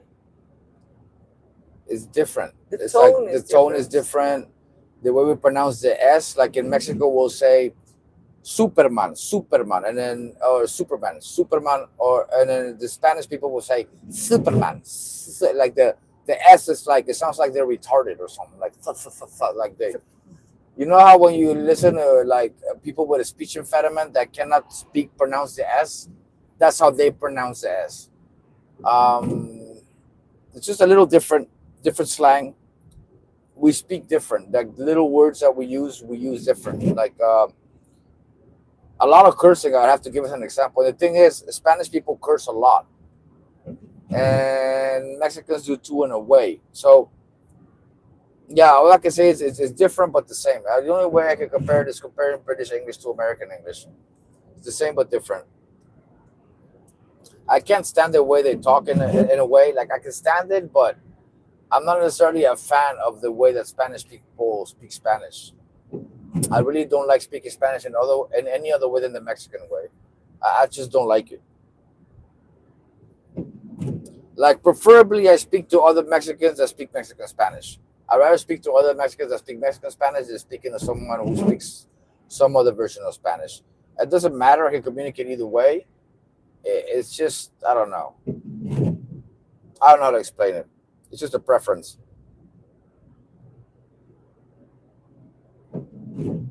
Abdul asks, and there is an idiot Joe Rogan who thinks John Jones is like Genghis Khan and Attila.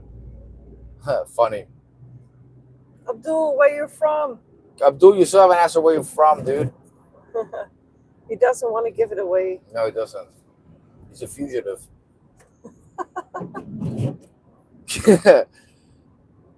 Khalid says, you said Mr. T was the toughest in Hollywood. What about Bob Sapp? But Bob Sapp's not a movie star. Like, he hasn't really starred in his own TV show and his own movie. He's more an MMA fighter that did a few parts in movies. So I don't consider Bob Sapp a movie star or an action star. So I wouldn't even put him on the list. But if you're asking me if Bob Sapp could beat Mr. T, I have no idea. I guess we'll never know. In a street fight, I don't think so. In the ring, maybe Bob Sapp could beat him. I don't know. It depends. He lives in Morocco. Ah, okay. What's the weather over there at this moment, Abdul? What's the weather like in Morocco, Abdul? I think it's a little bit warmer than here. It's probably a lot warmer than here. I like Mexican Spanish much better too, says my mom. Of course she does. Khalid, what's your opinion on Israel Adesanya? Isn't it Israel? But yeah, Israel Adesanya. Good fighter, man. Like I say, it's a good fighter. But I don't know how we do against a Dutch kickboxer. You know, I'm going to be advertising Dutch kickboxing all over the channel every time you guys ask me. Expect that. Abdul says, you talked in this video, Andrew Tate roasted and challenged. Stupid coward, scared of real sparring, fighting, Master AJ versus Tate. Oh, yeah. I remember now. It's all coming back to me. That was the title I made. He just knows what video. I think you went and copied it. Yeah. Did you went and look, or you know that by memory? I gotta ask, I guess. I'm not sure. Oh, boss. Ouch. Okay.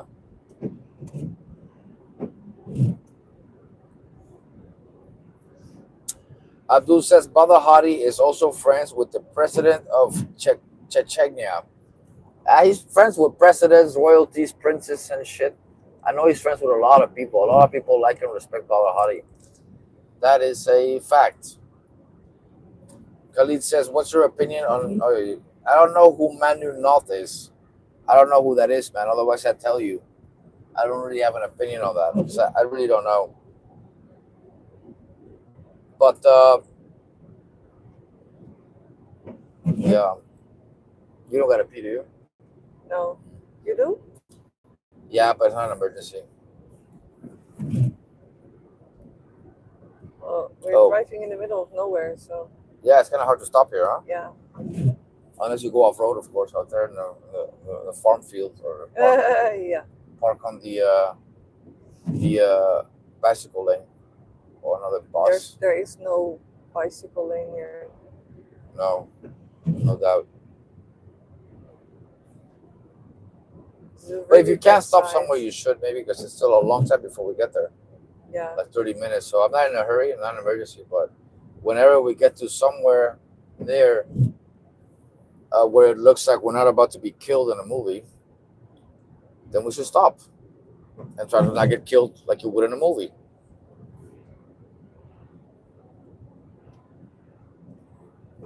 Tegenlicht, dan zie je helemaal wel niks. Yeah, it looks even worse on screen.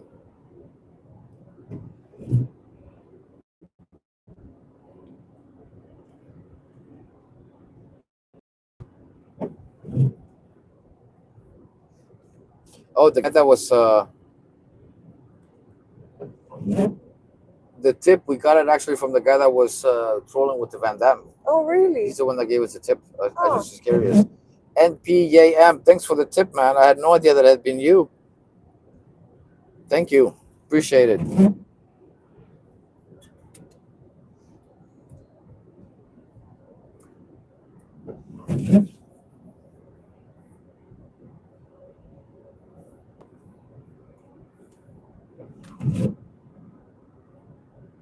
A lot of traders now and buses. Ja, vrachtwagens, ja.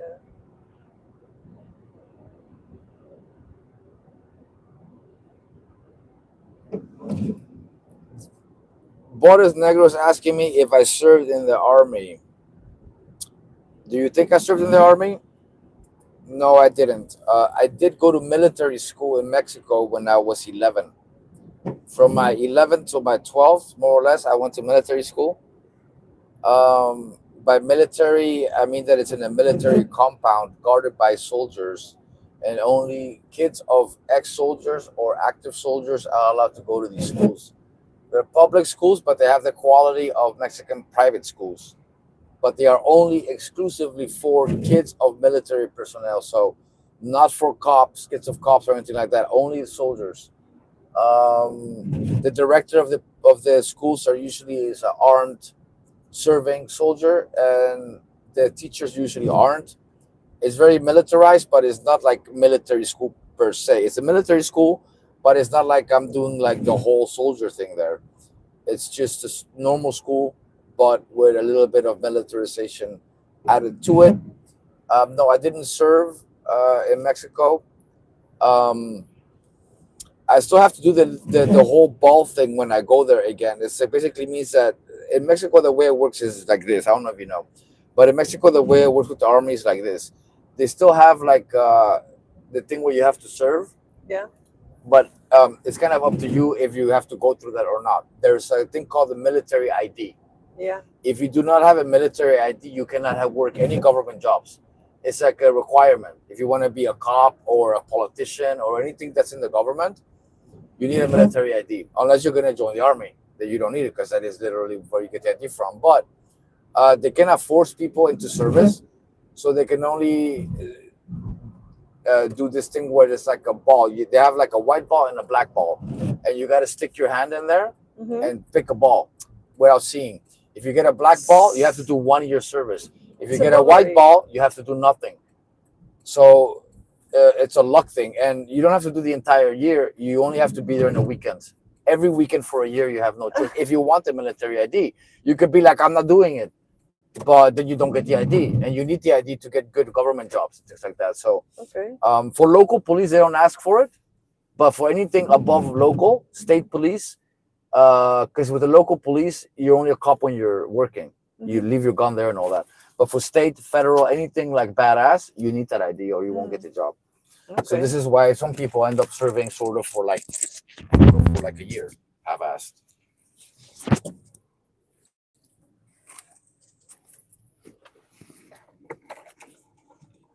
Oh, he knows it by memory. What? Oh, damn. All the things. Wow. Abdul, yeah. That is impressive, bro. Yeah, that's really impressive.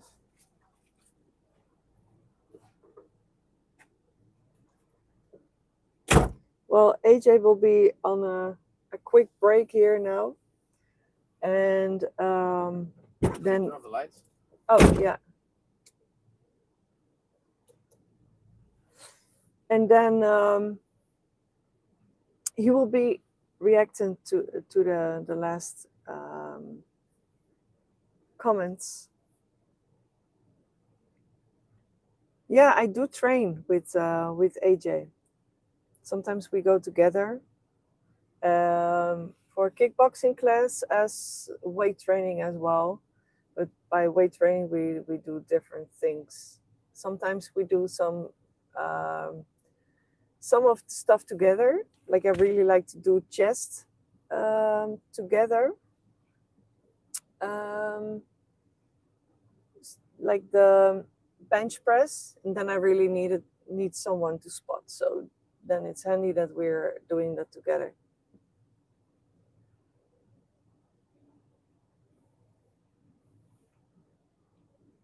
And the kickboxing class, we also tend to do it together, but I'm not always able to go due to I have my kid one and the other week. So when she's with me, then I'm not going to the classes.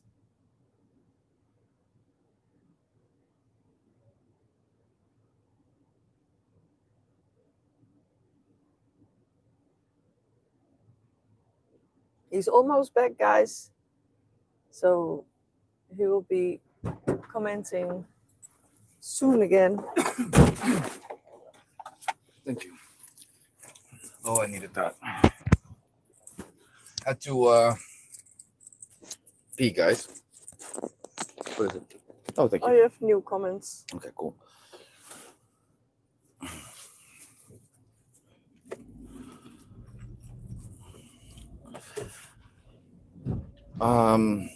What taekwondo style is the best? I wouldn't say neither one, man. ITF has its advantages and WTF has its advantages. They both have their advantages. Definitely old school taekwondo is the best. Definitely the old school taekwondo is the best one. Yeah, they're both good, man. But this is a question maybe you should ask Michael J. White since he's got a black belt in both, which is ridiculously hilarious.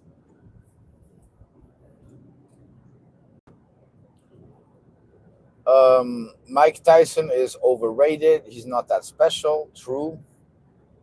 Khalid says, I went to military school as well because my dad was in the army. Oh, cool, man. Both army brats, huh? It was terrible. It was like prison. Oh, okay. Well, for me, it wasn't that bad. It was okay. It wasn't that bad. It was like any other school. It wasn't all that different than other schools. A little bit more strict, but not like anything to brag about. I mean, I could lie to you guys and say I got weapons training there, and they made me do push-ups, and they made me run, but they didn't. It was just normal school.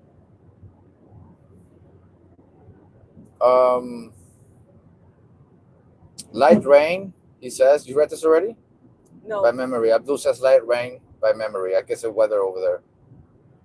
Asking, do you train with AJ? I think he's asking you. Are you asking her? I already answered, answered that. Yeah.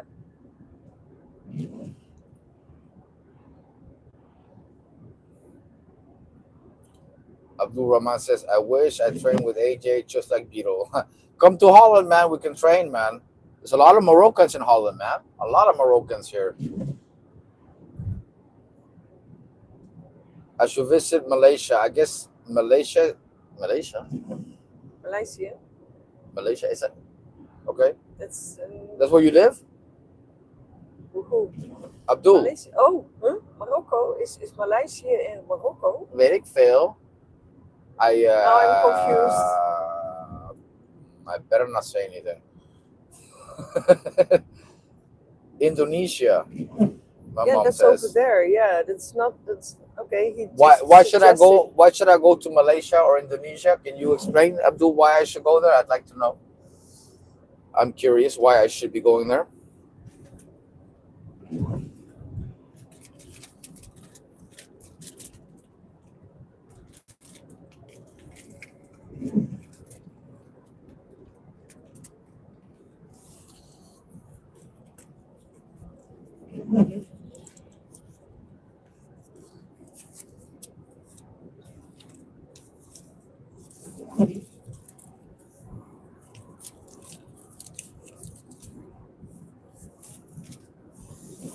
Um, Labrador 1000 says hello. How you doing, my man?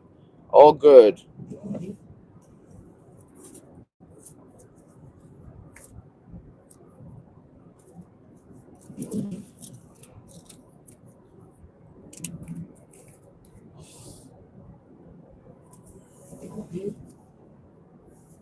Whoa. Whoa, that was my whole life flashing in front of my eyes right now. Or where should I say a really bright light from a car in front of me flashing in front of my eyes right now.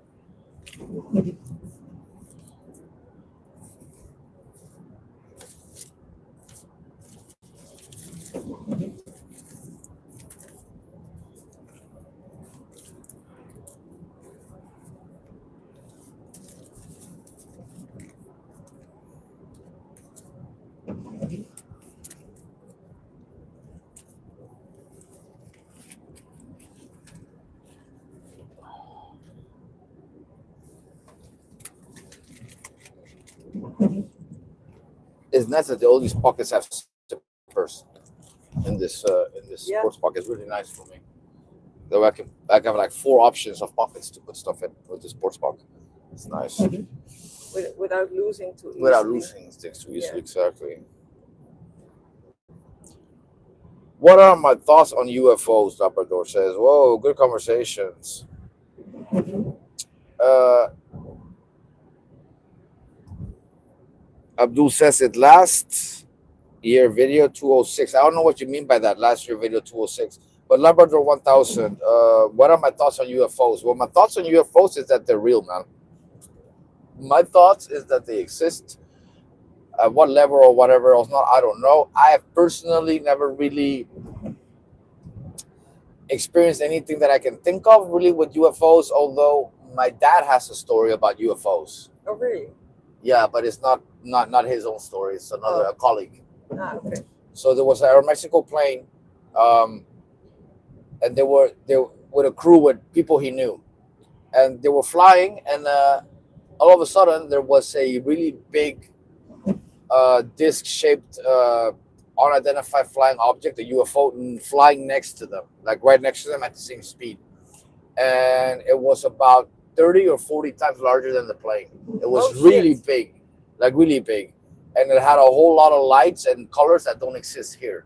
Oh, So they cannot even describe the type of colors because they're like they don't know. Yeah. They couldn't even compare them to any colors here. That's how different they were.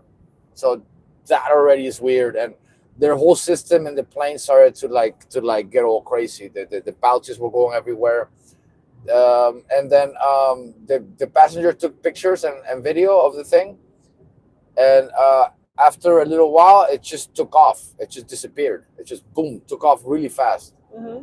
and it was gone, and that was it. Nothing else happened, but nothing of the pictures and the videos came out. Like it came out like they shot nothing. Like it came out blank. Like Everyone there was saw the no same evidence thing. of it. Everyone saw the same thing. Yeah. The captains and they reported it. Like there's record of this. Like they went on the radio and said they were losing. We might lose control of the plane. We have an unidentified flying object next to us with colors that we can identify. I don't know what kind of craft it is. I have no control of the plane because I had no control of the plane at that moment. The plane was just flying together with this thing until it disappeared. And that was it. That's weird. That's weird, yeah. But both of these pilots were really good friends with my dad, and he flew with them many times. So it could have easily have been him. Yeah. My dad never saw anything himself, though. In his whole career, he never seen anything with UFOs or anything weird or anything like that. He just never ran into it. Or if he did, he never talked about it. But because he talked about this a lot, I don't think he did. I think he would have said it if he did. Mm-hmm. You know, and yeah, it's known that the Air Force, in the Air Force too, a lot of Air Force people end up seeing UFOs and things like that. But my dad just never really experienced it himself. But my dad, they existed because he just had a lot of people that did see it, that he knew that did see shit, that he doesn't think would lie about it. So, yeah, that's the story that my dad had about UFOs. Yeah. So yeah, it's if you're always in the sky or looking at the sky, of course, eventually you're gonna start seeing something. You know, in my opinion, I really believe this whole thing here is a simulation. Like I really believe in the simulation theory. I don't believe this is real. I think we're just sleeping somewhere because the real reality is too boring and we choose to live our lives here. That's really what I believe. You know, and if you think about it, I say this without ego. Because if my ego was really high and I really was high on my own self, I wouldn't believe this. I would think, no, I'm awesome. This is reality. This is real, and I'm awesome because I'm me. But I don't know. Sometimes I think I'm just playing a fucking video game. I don't think this is actually really me. Sometimes this is really what I think about this, and I've attracted a lot of the good things in my life and even the bad things. And every time I set my mind to something, it happens. And I just don't think that in the real world that's possible. That's just I just think it makes no sense. How can you just think of stuff and it happens? How can the law of attraction even exist if this is the real world? I don't know. I really have my doubts. I don't think this is reality because I don't think a lot of things I've done even make sense. I don't even know how the fuck I'm still here, to be honest. Like that's why another reason why I don't think this is real. I can't believe I'm still here. You know, um, walking, talking, streaming, and having a nice drive with this fine woman. Look at this, beautiful.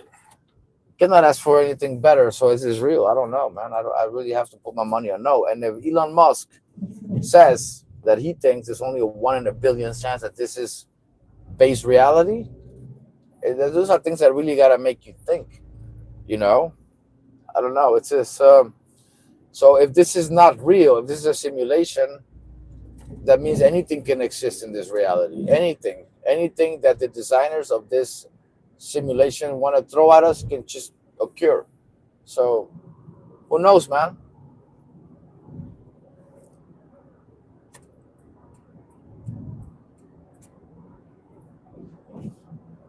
Abdul says just a trip, AJ, for a change. Oh, like By the Bermuda Triangle. I guess is that what that happened, Ma? Maybe that's what this thing with the UFO happened. I don't know if that's what she means oh, that could because she be. knows the story for sure. But then most of the times, planes just disappear, Yeah, and not the UFO, but the plane. yeah, but you don't know if those planes that disappeared saw a UFO before they were taken. Yeah, it could be. Yeah. Could be. You never know.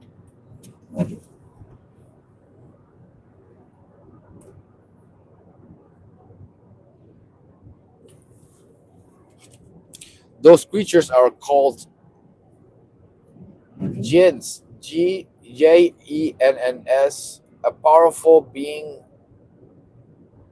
A more powerful being than humans. Boats, planes, etc. Okay, sure.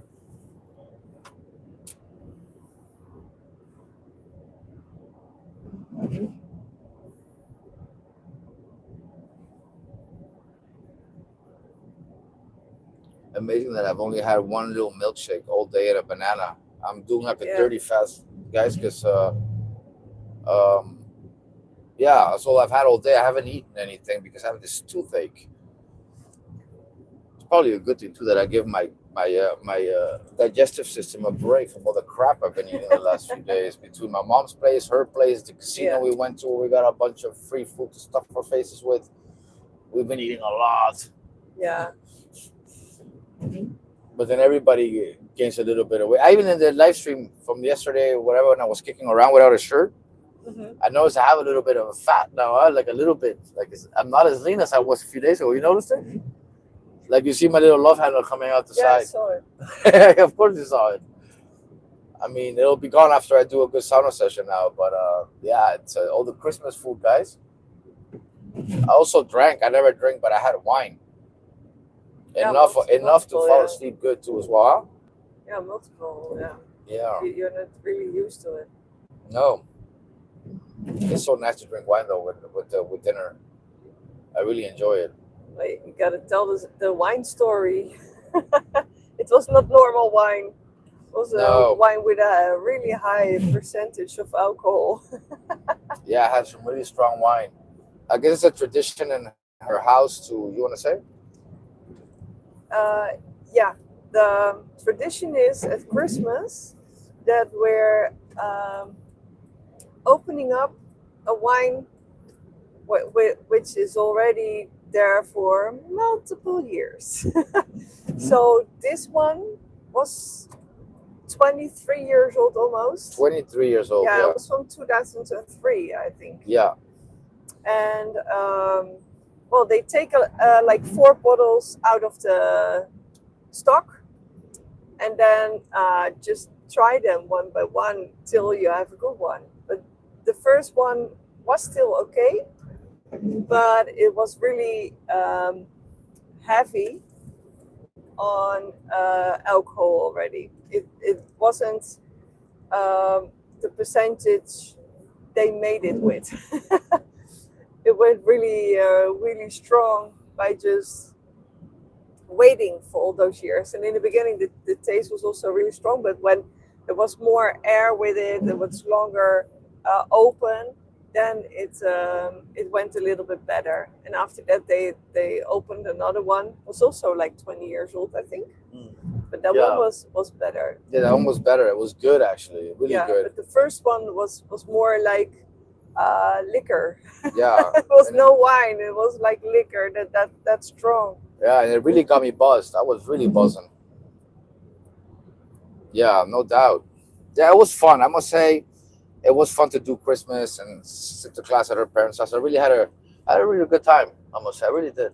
Okay, Yeah, nice. not really though. I really mean that. It's I had a lot better time than I expected both times. Oh, really? Yeah, I enjoyed it. Oh, nice. Yeah, I really like. I haven't been around a big family like that for a while, so yeah, I did enjoy it quite a bit. Even though I was also brought up the little things I didn't enjoy, but you know, at the end of the day, that's like the minority, I guess, of it.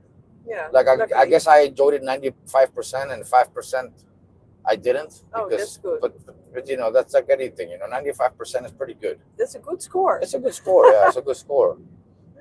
It's just one particular person can be annoying, but you know, nothing I can't deal with. I'm a bouncer, so I can deal with annoying people. It's not a big deal, you know. But other than that, it was good. It was fun and unusual games. They have this game where there's like 50 euros in the Christmas balls in the tree, and everybody has money in there. You just have to find it, and yeah, it's fun. It was fun. I'm not gonna say it wasn't. It really was. Yeah, it's been a lot better than the last few Christmases I've had. I mean, I don't even want to get into why those were not that great, including the New Year's every time. But that's besides the point. I had a good time, and also had a good time at my mom's. I hope you had a good time at my mom's. Yeah, but, I also had a good time. Yeah, good. Yeah.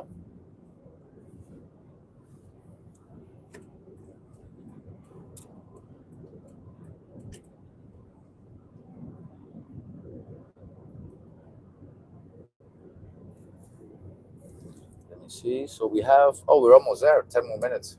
You know what's funny? What's funny? When we were stopping for your toilet break, Yeah. the place we stopped was called Smokkelpad. What does that mean? Smokkelpad. Smokkel? Like smuggling drugs. Drugs Like path. Smuggling path. Smuggling path. So it totally relates to the To the topic of the video. That's funny. Smuggling path. Okay. What do you guys think of the freeways here, huh? They're luxury looking compared to the United States, huh? Yeah, but here it's light, and behind this bridge, The then lights disappears. it's dark again. Here it goes back to pitch dark. Yeah. I'm happy there's someone driving in front of me. Otherwise, you don't see really nothing. have the sense of where you have to go.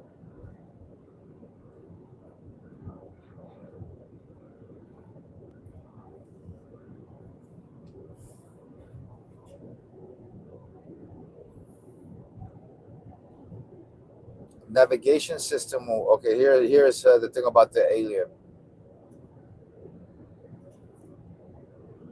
By the Bermuda Triangle. So my mom is saying that the alien story was at the Bermuda Triangle. This means that the story I said earlier about the alien and my dad's colleagues, my mom knows the story better, of course, because my dad would tell these stories often. Um, Abdul says just a trip, AJ, for a change. Abdul says AJ is way ahead of his time. He already predicted who Andrew Tate really is in his last year. A hard slap for the Tate cells. True. Thank you, man. I appreciate it, bro. I appreciate that you really see everything with clear eyes when it comes to what my channel is about. That's great, man. That's awesome. I really appreciate it. I do this for exactly for people like you, man.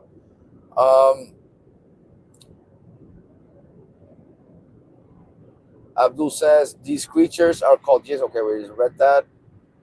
My mom says navigation systems won't work in the Bermuda Triangles. Yeah, we know that already, though. I was just wondering if that thing with the alien was there or not, but I guess not. Abdul says only one man survived and returned from Bermuda Triangle.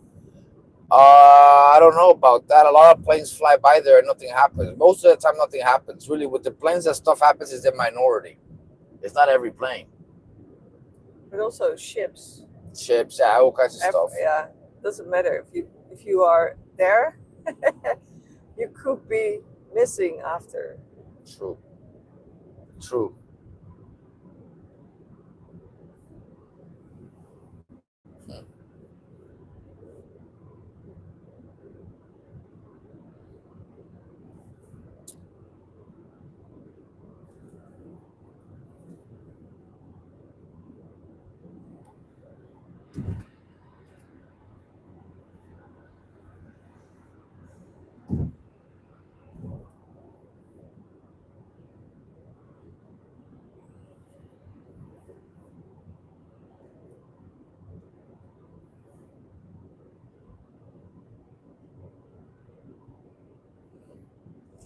We're almost at our destination, guys. A few more minutes and we have arrived.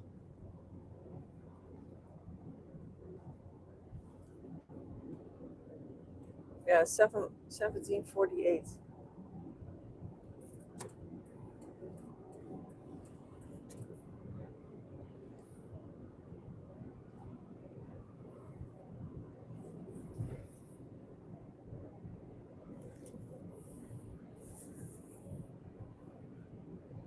So someone who wants to drive with me in my car.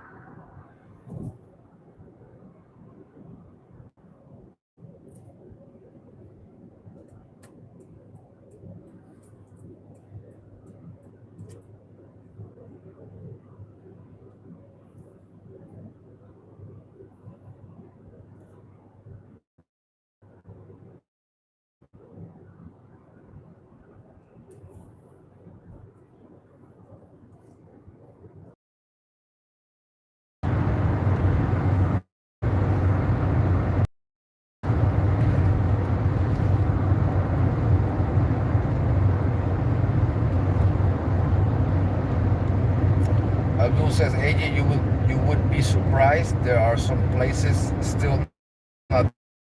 What do you mean by places still not discovered? Like, what kind? I'm assuming this is still about the Bermuda Triangle talk, right?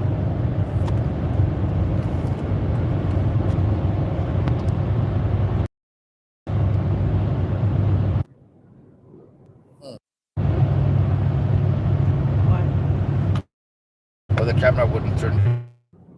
Oh, I'm still here. I Guess somehow almost lost you guys. Back again. Guess Tito's who's back. Yep, back.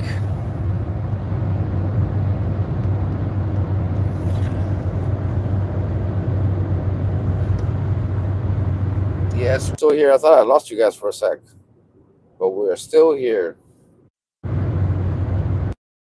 Somebody behind us, but in this room, it looks like we're being tailgated by somebody. Oh yeah. Yeah. Look. Yeah, it is. It does. Oh yeah, it looks like. It does. Yeah, it does. Good job, baby. I love you. Love you too. You look echt schattig. Ja, wat een schattig kopie. Beautiful. I love it. The taste of it, the smell of it, the look of it, all of it.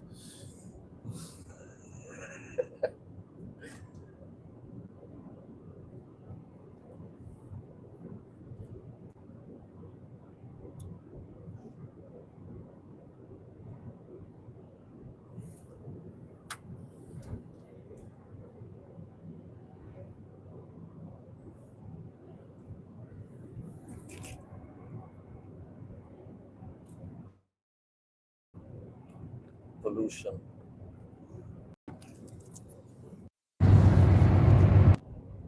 Cola? I wish I could do it. Little bit I left.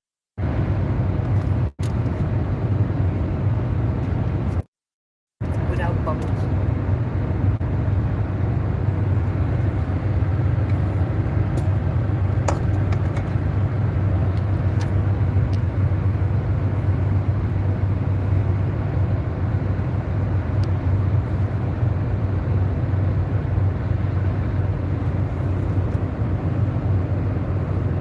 Anybody got any questions? Just ask, guys. We're not gonna be streaming that much longer.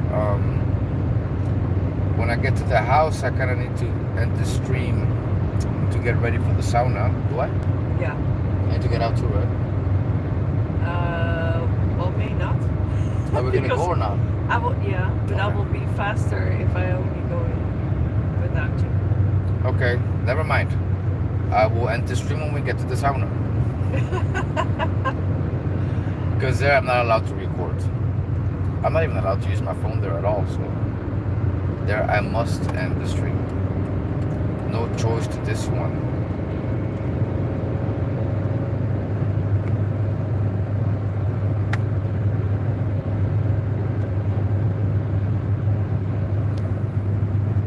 So I guess I'm gonna end up streaming for about 6 hours this time. That's great. Oh wow. We're almost at 6 hours. I'm really curious what the hoofdpunt will be. Highlights. Yeah. Highlights. I'm curious how many people watch the stream. I'm really curious. The numbers better be good, YouTube. Better be good. I better see some amazing numbers when I finish the stream.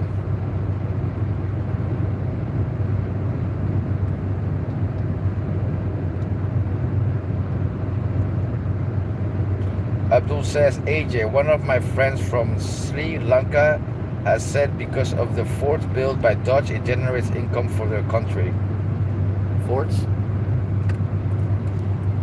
The translation in Dutch.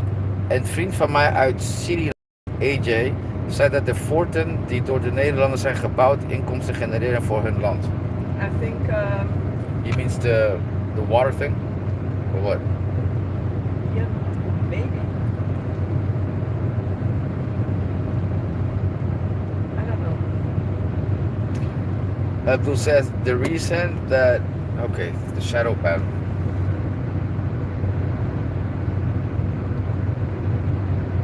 Well, I have to okay, I have to see it here. The reason that he got a shadow ban is because he had a heavy discussion with a racist Arab.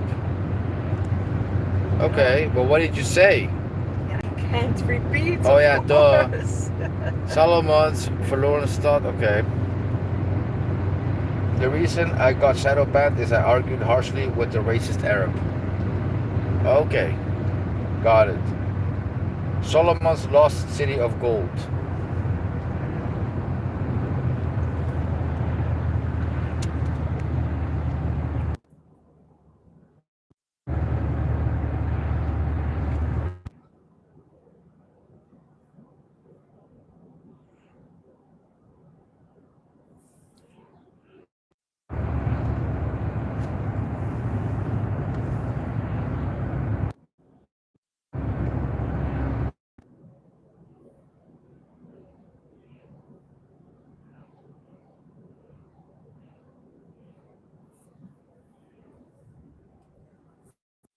Almost no mist. Hey, yeah. Yeah. I was just Only I went far away. Yeah. There's no more mist, guys. You guys see that? It's gone.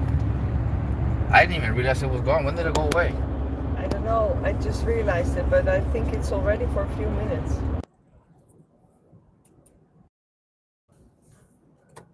We gotta see into making Abdul into a moderator in our channel. You can do that, you know? Yeah. Yeah, I think Abdul qualifies. He knows more than I do about my own channel. Yeah, because he can literally, he can erase people. He can do things like what I just did. Like if someone's making bad comments, he can delete them. He can delete comments. He can delete people too. Like from ik kan mensen gewoon verwijderen als ze niet meer kunnen commenten, dat soort dingen. That's kind of cool because if I'm not online, he can just do that for me in case someone is talking something. He can just ban them. And I think they can do more things. I gotta look into exactly what a moderator can do, but I think they can do quite a bit.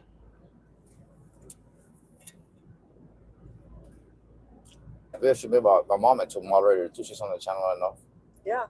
But yeah, we should look into making people moderators. But I think you have to make someone moderator at the time when you're in a live stream. Oh, maar dat is niet zo moeilijk. So it's not like forever. It's Oh, for that live stream. Oh, I didn't know that. That's what you sure? I saw somewhere, something like that. So, but maybe it could be other way around. But what I think I've read about it is that it's you make someone a moderator while you're having your live stream, so you don't have to do that at that time. So somebody else can do it, but it's not like permanent. Oh, I see.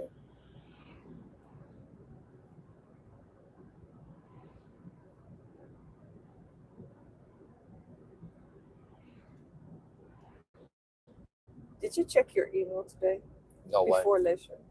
Oh, because of the one of the last. We still have to live give stream. the address and all that stuff for the package. We haven't done that. Yeah, also yeah. We really gotta do Tomorrow. But because someone asked for one-on-one, you know. Oh yesterday yeah. I looked earlier today. I didn't see nothing before I started live streaming, so I didn't get anything yet. But maybe now I did. I gave him the mail address Okay. to contact us. Okay, cool. That's awesome. Yeah, I cannot wait to do some online teaching. Never done it before.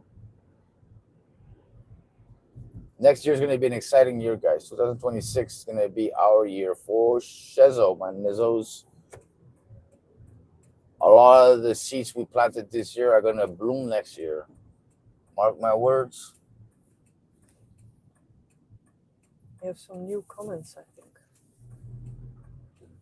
New comments. And we have to put your phone or your account in English. Oh yeah, we still have to do that because it's very annoying. And your account isn't. Yeah.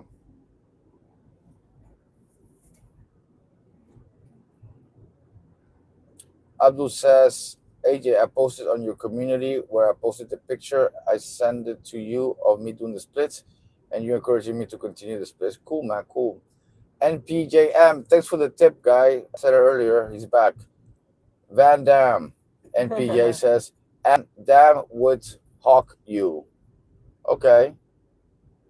I think he meant Van Damme would hawk you. Van Damme, snap, hook kick. I actually have a lot of tutorials on how to kick like Van Damme, you know, but they're for members only. Consider becoming a member only if you want to learn how to kick like Van Damme. Ask Viking Samurai, those videos work for him perfectly as he's actually actively doing these kicks in his stupid movies now. You're welcome. Never got a thank you from him. I never even got a F you very much from him. Grateful prick. But yeah, if you guys want to learn, members only.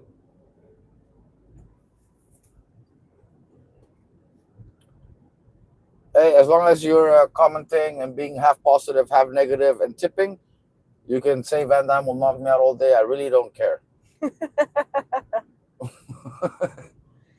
It's all about the balance. It's all about the balance and the Benjamins. Benjamin Franklin.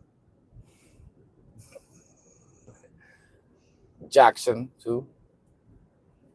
All the presidents that are on dollar bills.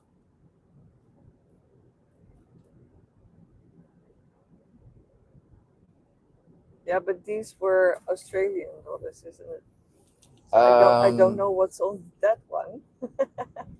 What are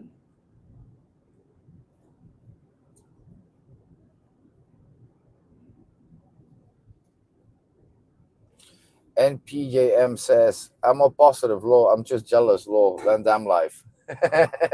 Okay. That's funny. What's about? I'd like to know. Jealous of the Van Damme life, or I don't know. What do you mean by that? By the jealous stuff? Funny, or are you just being sarcastic? Because I read it as sarcasm, but maybe you're being serious.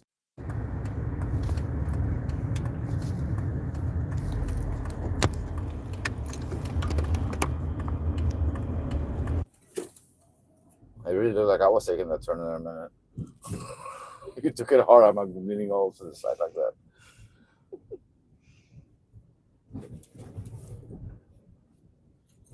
So right now, when we stop and you go upstairs, You you stay. don't need my help, right, with anything. No. You're gonna leave everything in the car. We're gonna take it out later, right? Yeah. Okay, good. All right, I'll just I'll make stay, the don't bag worry. ready for the spa, Got it. that we can be there as soon as possible. Well, don't hurry for me, okay? If you need to do your I cat or you need to Yeah, do something I that need just to feed the cat. yeah, I for know, but sure. what I'm getting at is I don't want you to be in a hurry for me. Oh, no, I won't. Okay, I'm fine. Ik vermaak me wel in de auto. This means in Dutch, I can totally Entertain myself. in the entertain car. myself here in the car with you fine people.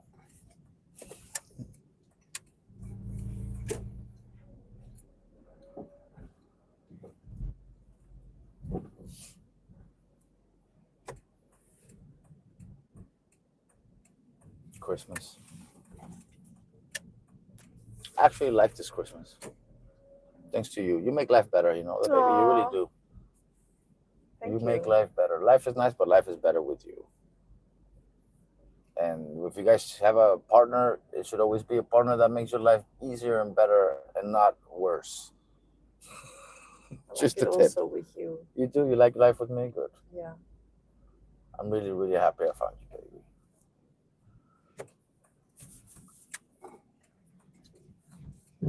God bless the Rebecca. Yeah.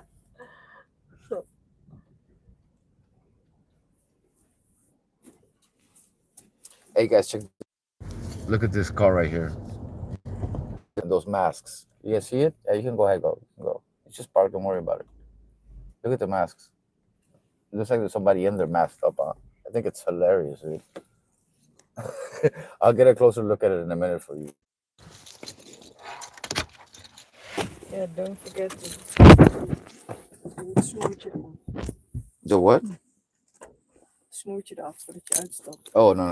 I'm not gonna forget. Maybe I should take it off now. Yeah. I'm not gonna be streaming that long. I might forget, you right. There we go.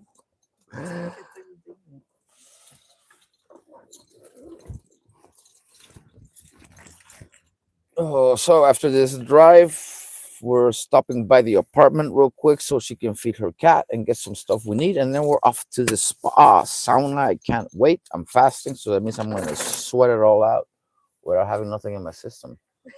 And then I should try my best to not buy any ribs. The ribs there are so good, guys. I can already taste it, the taste of it. But somebody, yeah. How long do you think you're gonna take, more or less? Ongeveer, hoor. No hurries. 7.5 minutes. 7.5 minutes. I think. Or you're gonna. No, I'm time it? not. I'm not. But I'm Oh, not gonna time it. But I just want to see if it's actually 7.5 ben minutes. benieuwd. Me too. That's so. Kijk uit als je uitstapt. Het is glad. Okay. It's slippery outside. Nice.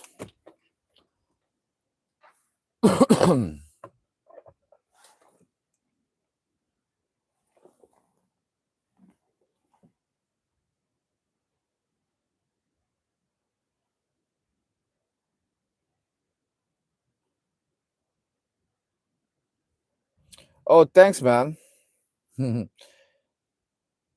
NPJM says, just you are more famous than me. You're funny, dude. But your kicks are even. Well, mine are maybe lol better. Funny, stronger. Okay. Abdul says, I knew Ninja Samurai is already a snake. His body language says it all. I agree, man. Viking Samurai is a snake. His body language does say it all. Abdul says, AJ, I quickly landed your roundhouse kick tutorial in one day. Cool, man. I'm glad my tutorials helped you, man. Oh, and PJM donated it another 2.99 Australian dollars. Come to Australia. Yeah, man. Maybe one day. One day. I do have plan on going there sometime soon, but not yet. Next year, maybe. Eminem is my favorite. I enjoy some of his latest rap songs. One of them is Venom. This car right here was sneaking around the corner the whole time. I'm curious who it is because it was just peeking out. Okay. You guys see me looking left a lot. I was looking at that car because I could only see the front lights of the car. I couldn't see the rest of it. Hmm.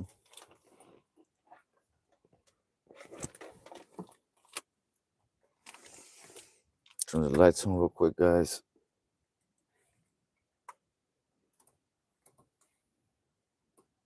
Yeah.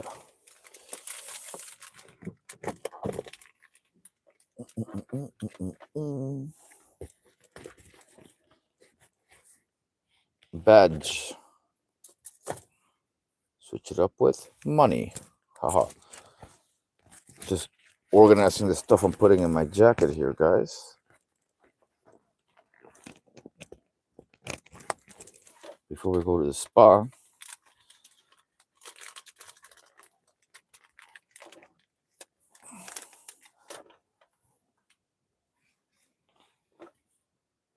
€2. Switch pockets. Okay.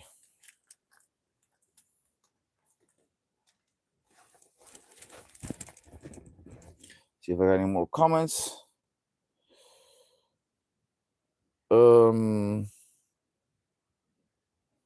How old am I? Am I into TRT? No, I don't take testosterone replacement therapy. I have never taken any growth hormones. I have never really taken anything. But if you had to guess, how old do you think I am? I'll let you guess. You take a wild guess, and I promise that you won't guess. Don't tell them, guys. I know some of you guys know my age. Let's see if you can actually guess my age. Make a little game out of it, I guess, sort of. Why the hell not, right?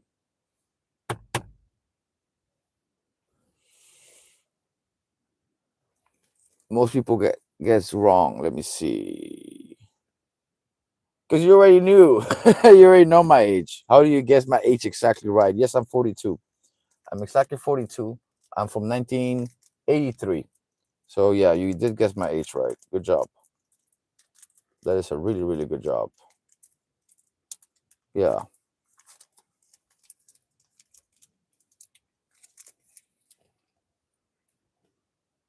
$42, no doubt.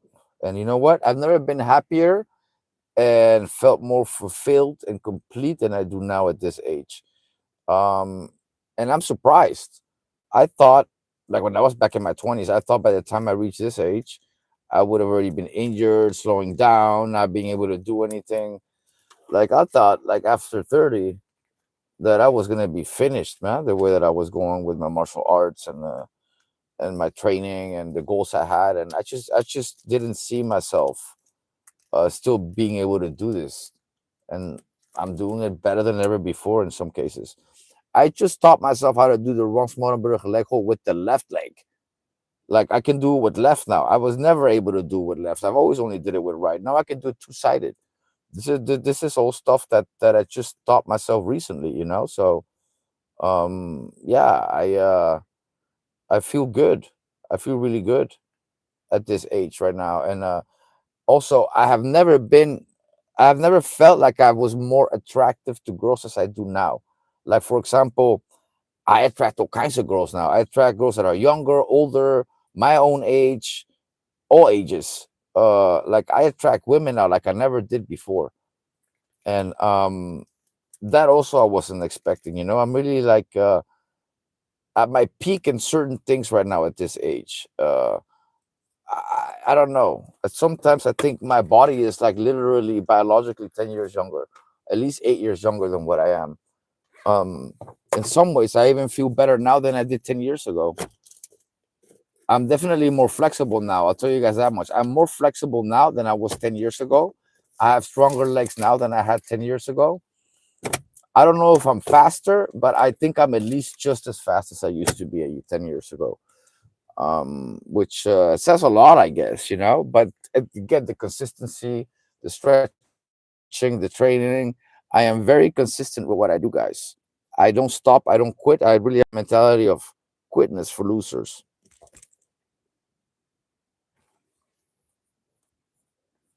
You're from 1989. Yes, you are younger. AJ, these bodybuilders are jealous of us. You're right, Abdul. I agree. NPG, I am bigger, stronger than you, but you are definitely more functional and flexible than me. Okay. Well, do you have videos? Maybe you should load up some videos, man. I gotta go take a whiz, guys. I'll be right back. Give me a sec. Just 1 second. I shall return.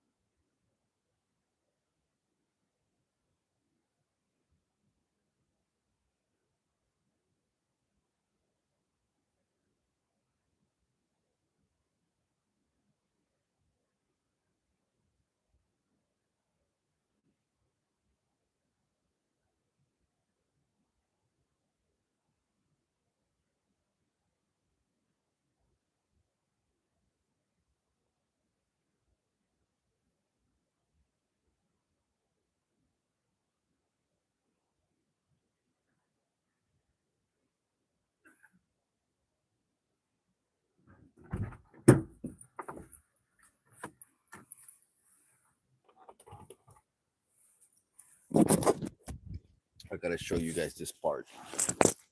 Check this out.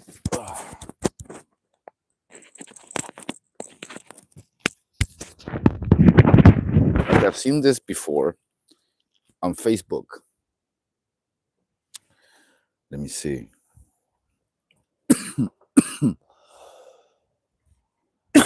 I've seen this before on Facebook. Guys, check this out. Those masks. You guys see that? Isn't that funny? Let me see if I can get some light up in here. Hold on a minute.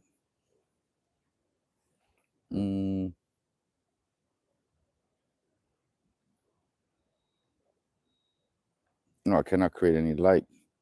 Give me a second.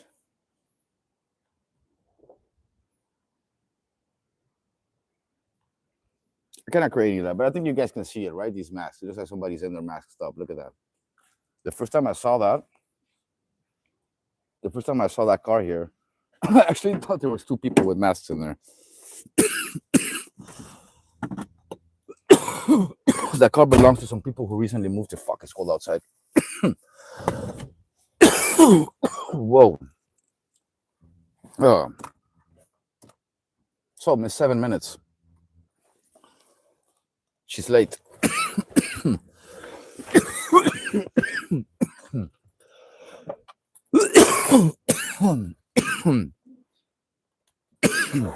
Oof. Left the door open too long.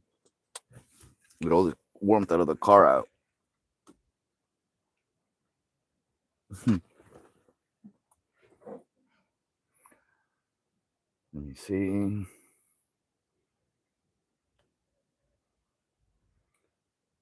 Okay.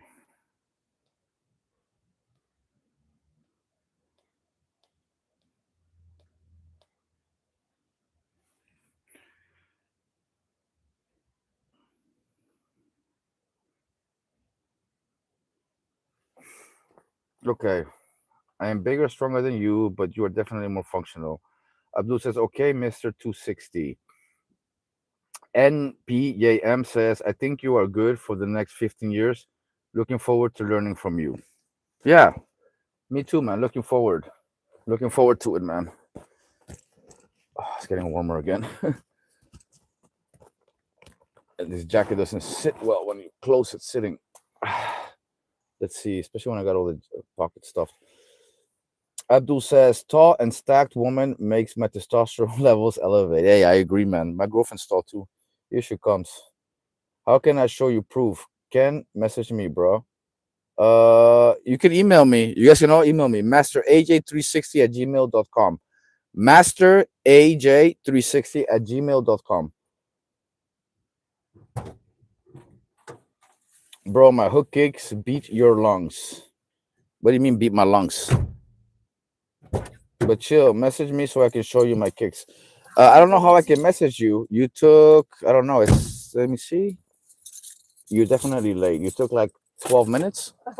De kachel was uit. De kat was echt heel zielig. Oh, poor baby. And then you say, Ja. yeah. Okay. So,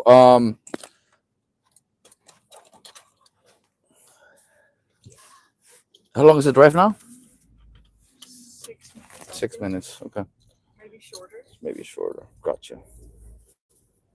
But now I'm aware it's glad. But she'll message me so I can show you my kicks. Cool. You were coughing. That's what I played, lol. Okay. Yes, I was coughing. It's cold out there. Really cold out there.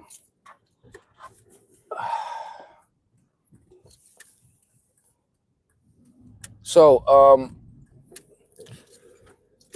we are now approaching our final destination. So I'm gonna end the stream now, guys. Till the next video, guys. We really gotta go now. Catch you later. Off to the spa. Yeah, off to the sauna. Peace out, guys.